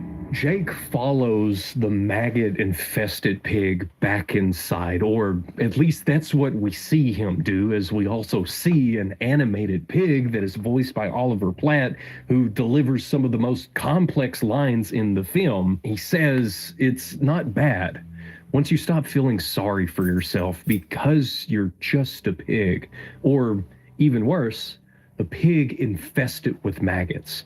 Someone has to be a pig infested with maggots, right? It might as well be you. It's the luck of the draw. You play the hand you're dealt. You make lemonade. You move on. You don't worry about a thing. Behind it all sounds like the Tulsi Town theme song is playing in reverse, and maybe that's the song that Jake is referring to when he says that it always made him cry. The pig agrees, and Jake calls him kind, but the pig says that he's just evolving, even now, as a ghost, as a memory, the same way that Jake will. Because they are the same. as well as everyone else we have seen here in this film. All the same, all just memories past, but all constantly changing as reality grows colder. Colder, ever colder. I accept it all. The end is here. And Jake accepts it all. He delivers a speech similar to a film that we saw earlier in his childhood bedroom, A Beautiful Mind, and then he sings a song from Oklahoma, both of them beautiful in their own ways, but both being a big moment for him to finally be in the spotlight, something that he was smart enough to have achieved on his own, but never took the steps to claim for himself. All of it a dream, all of it too late. All of it a wishful memory of chances long past. All of it has now stopped. Frozen and no more. One thing is left. Cold. The film ends very close to where our story started, focused on a lone truck in the parking lot of the school that Jake worked at for many years. After a long life of many sorrows, lost and abandoned friendships, futile efforts at success, and countless other problems that we all face, Jake gave up. His conversations in the car with the woman that he wished he would have had the courage to ask out so long ago told us what was on his mind, how he believed it was already far too late for him to make any change, how despite him always hearing the motivational quotes about life getting better, he was no longer motivated by them. The opening line of the film, I'm thinking of ending things, holds an even sadder double meaning when you realize who is saying it. Yes, all of it is Jake, and he is thinking of ending his life, but also in Jake's own mind, the girl of his dreams, the one that got away, the one that he has complete control over within himself here, is still thinking of ending the relationship with him. Even here in his own mind, the idea that no one wanted to be around him is so strong that the fictional characters of his own story are constantly thinking the same thing. A story brutally honest but shrouded in metaphors. All of it so cold to its core, but somehow it leaves many with a feeling of warmth. Into Blighttown, the location of the second Bell of Awakening. In the fall of 2015, someone with the handle Murloc11 posts a thread in the Dark Souls section of the gaming forum GameFAQs.com, asking about a strange door that shouldn't open in the starting area of the game. In the initial post of that thread, the user embeds an in-game screenshot captured in the Northern Undead Asylum, the crumbling stone prison where every playthrough of Dark Souls begins. That image shows a player character, a pyromancer dressed in baggy brown robes, standing in front of the rusted iron door of a prison cell. This particular cell is located directly to the right of the cell the player begins the game in. Behind the bars, an emaciated corpse is slumped beneath a set of blood-stained manacles nailed to the wall. A hollow, kind of mindless zombie that was once a person, kneels in the corner, praying silently. On the floor, maggots swarm around what's left of a dead rat. In the screenshot, there's something present that shouldn't be, a prompt inviting the player to open the door. Murloc asks the forum why this door is accessible. They explain that in prior playthroughs, they recall trying all the cell doors in this corridor, and they don't recall any that could be opened. One person responds that they're pretty sure most of the doors in the asylum don't open. Murloc simply replies by posting their screenshot again, with the message, "This one does." Another user says they created a new character in the asylum to check the door. According to them, it's, quote, "just a prop, not a real door." They suggest the prompt showing up is a bug. Murloc again pushes back. "It does open, though. I can go inside fine." In a reply to the thread a few hours later, Murloc links a 45-second YouTube video. That clip is still watchable. The player runs up to the cell door. The prompt appears. They press the A button and the door swings open. Stepping inside, they unceremoniously kill the praying hollow. It doesn't fight back. The player then turns to face a small nest of hay tucked in the corner. Because it's placed against the wall just beside the door, the nest isn't visible from outside the cell. It can only be seen from the inside looking out. The soft yellow glow emanating from it indicates a collectible treasure. They pick it up. The item is a consumable called a purging stone. It's used to cure a debilitating status effect called Curse, which only appears in much later areas of the game. The item description reads, "Ash-colored stone encasing a skull. Secret treasure of Arster, the Earl of Kareem." The stone itself was once a person or some other being. Murloc's thread receives no further replies, but in the description of the Undead Asylum video, they offer their own theory about why the cell door can suddenly be opened. Murloc claims that this is their 4th playthrough of Dark Souls. At the start of a playthrough, they say, they usually select a starting gift, the free bonus item players can choose to begin the game with during character creation. On this particular playthrough, for whatever reason, Murloc chose to skip that option and receive no gift. Their guess is that this prison cell exists as some kind of secret reward for players who choose to challenge themselves by opting out of taking a different free item. The version of the game Murloc is playing is called Prepare to Die Edition. It's no longer on sale on Steam, and the servers were shut down a few years ago, but it still runs properly offline. It's easy for me to create a fresh character and skip the starting gift, then enter the game and find the same cell door. But when I do that, no prompt appears to open it. No clip can be used to phase past the door and enter the cell anyway. Oddly, even though it's not meant to be accessible, the cell has full internal textures and collision data. I can walk around and look around inside it without issue, as though it were a normal region of the game. The praying hollow is still there. The straw nest is present as well, but in my game, there's no item inside. So Murloc was wrong. Refusing a starting gift doesn't let you in the door, or at least it's not enough. What's more interesting is that if cheats are used to go inside the cell anyway, the purging stone they found doesn't spawn. That means it's not just a matter of a prompt showing up when it shouldn't. Something deeper about the state of Murloc's game has been changed relative to a normal playthrough. In Dark Souls, changes to the game world are governed by hidden variables called flags. Flags are binary values that get switched on or off every time the player makes a choice.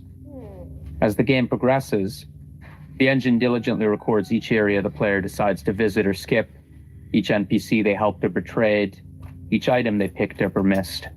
The values in these flags are used to inform the game world how it should change based on what the player's done so far. Depending on which flags are set in which order, two players starting from the same cell in the asylum can have very different experiences. Sometimes, bugs or exploits set flags that aren't supposed to be set, effectively tricking the game into thinking something has happened when it hasn't. This is a technique speedrunners might use to break the intended sequence of the game. Sometimes it even happens on its own. In the GameFAQs post, Murloc claims they noticed the door right at the beginning of their playthrough. Son of a bitch, it took me forever. I'm gonna get that bong rip and get the hell out of here. Oh, oh Lord.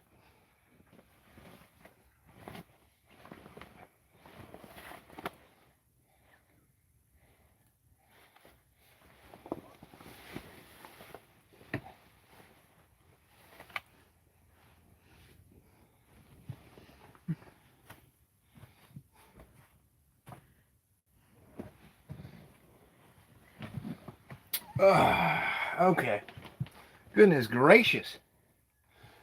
Some more quasi-morphosis tonight.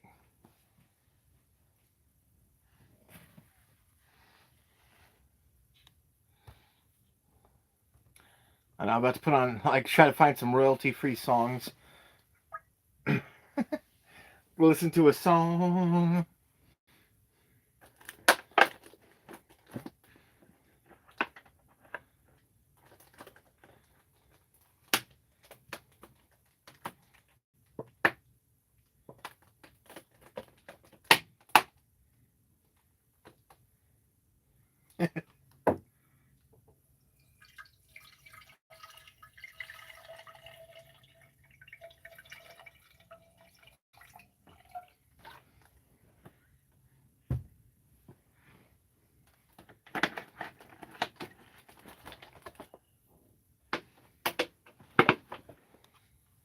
That which gave chase was disappointing, gotta be honest.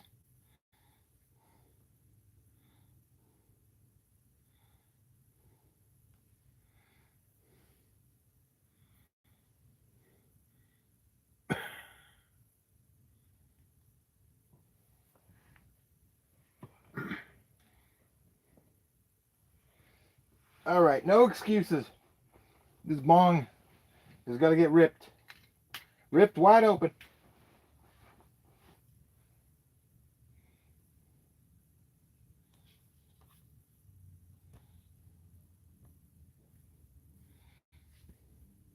The Dark Souls player who broke a computer. Oh, modern vintage gamer. Anti-piracy in video games. Oh, I hope he brings up Pokemon. Because that one had one of the funny messages on Game Boy Advance or whatever. I saw that shit.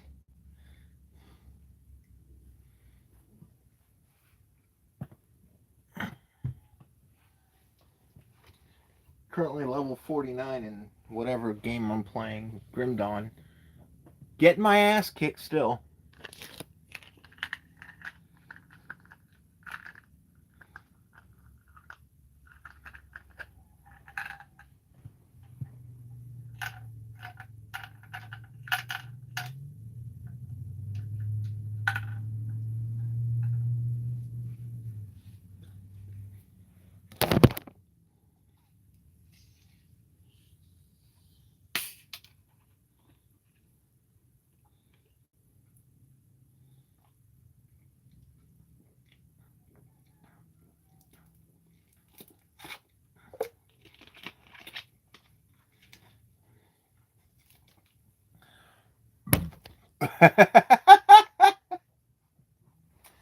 Oh, shit.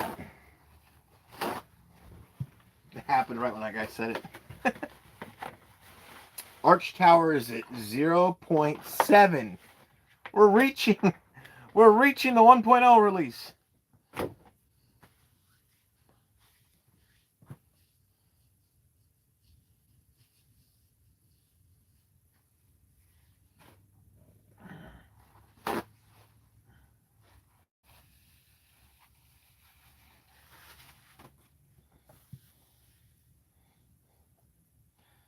Whew. All right, let's get this bong hit. Yeah. Fucking takes forever. Takes me 30 years to take a bong rip, I know. If there's anyone waiting, they're probably like, I'm gonna kill myself if he doesn't smoke soon.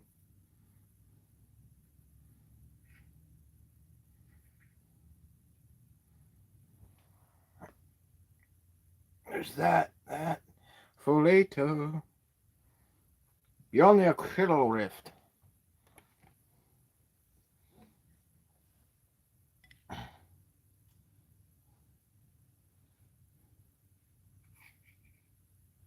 All right. Some grinded up weed on top of the weed bowl.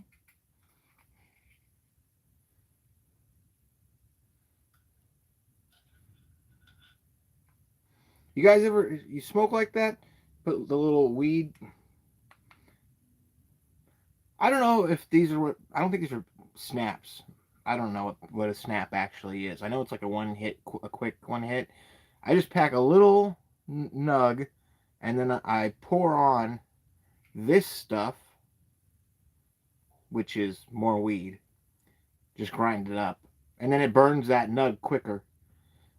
This is for like dense weed. Obviously there's weed that's not that dense and it doesn't take forever to burn.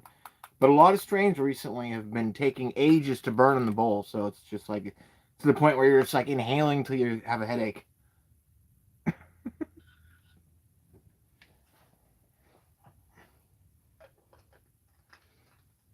It was always that way with purple, for me at least. Purple is like the blunt and joint strain to smoke because it burns for so long. What the fuck? Okay.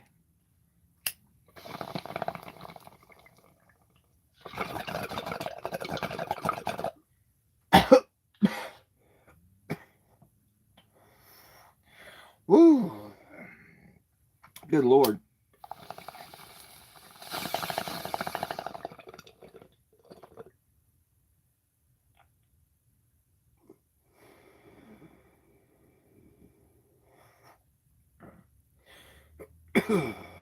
Feels nice.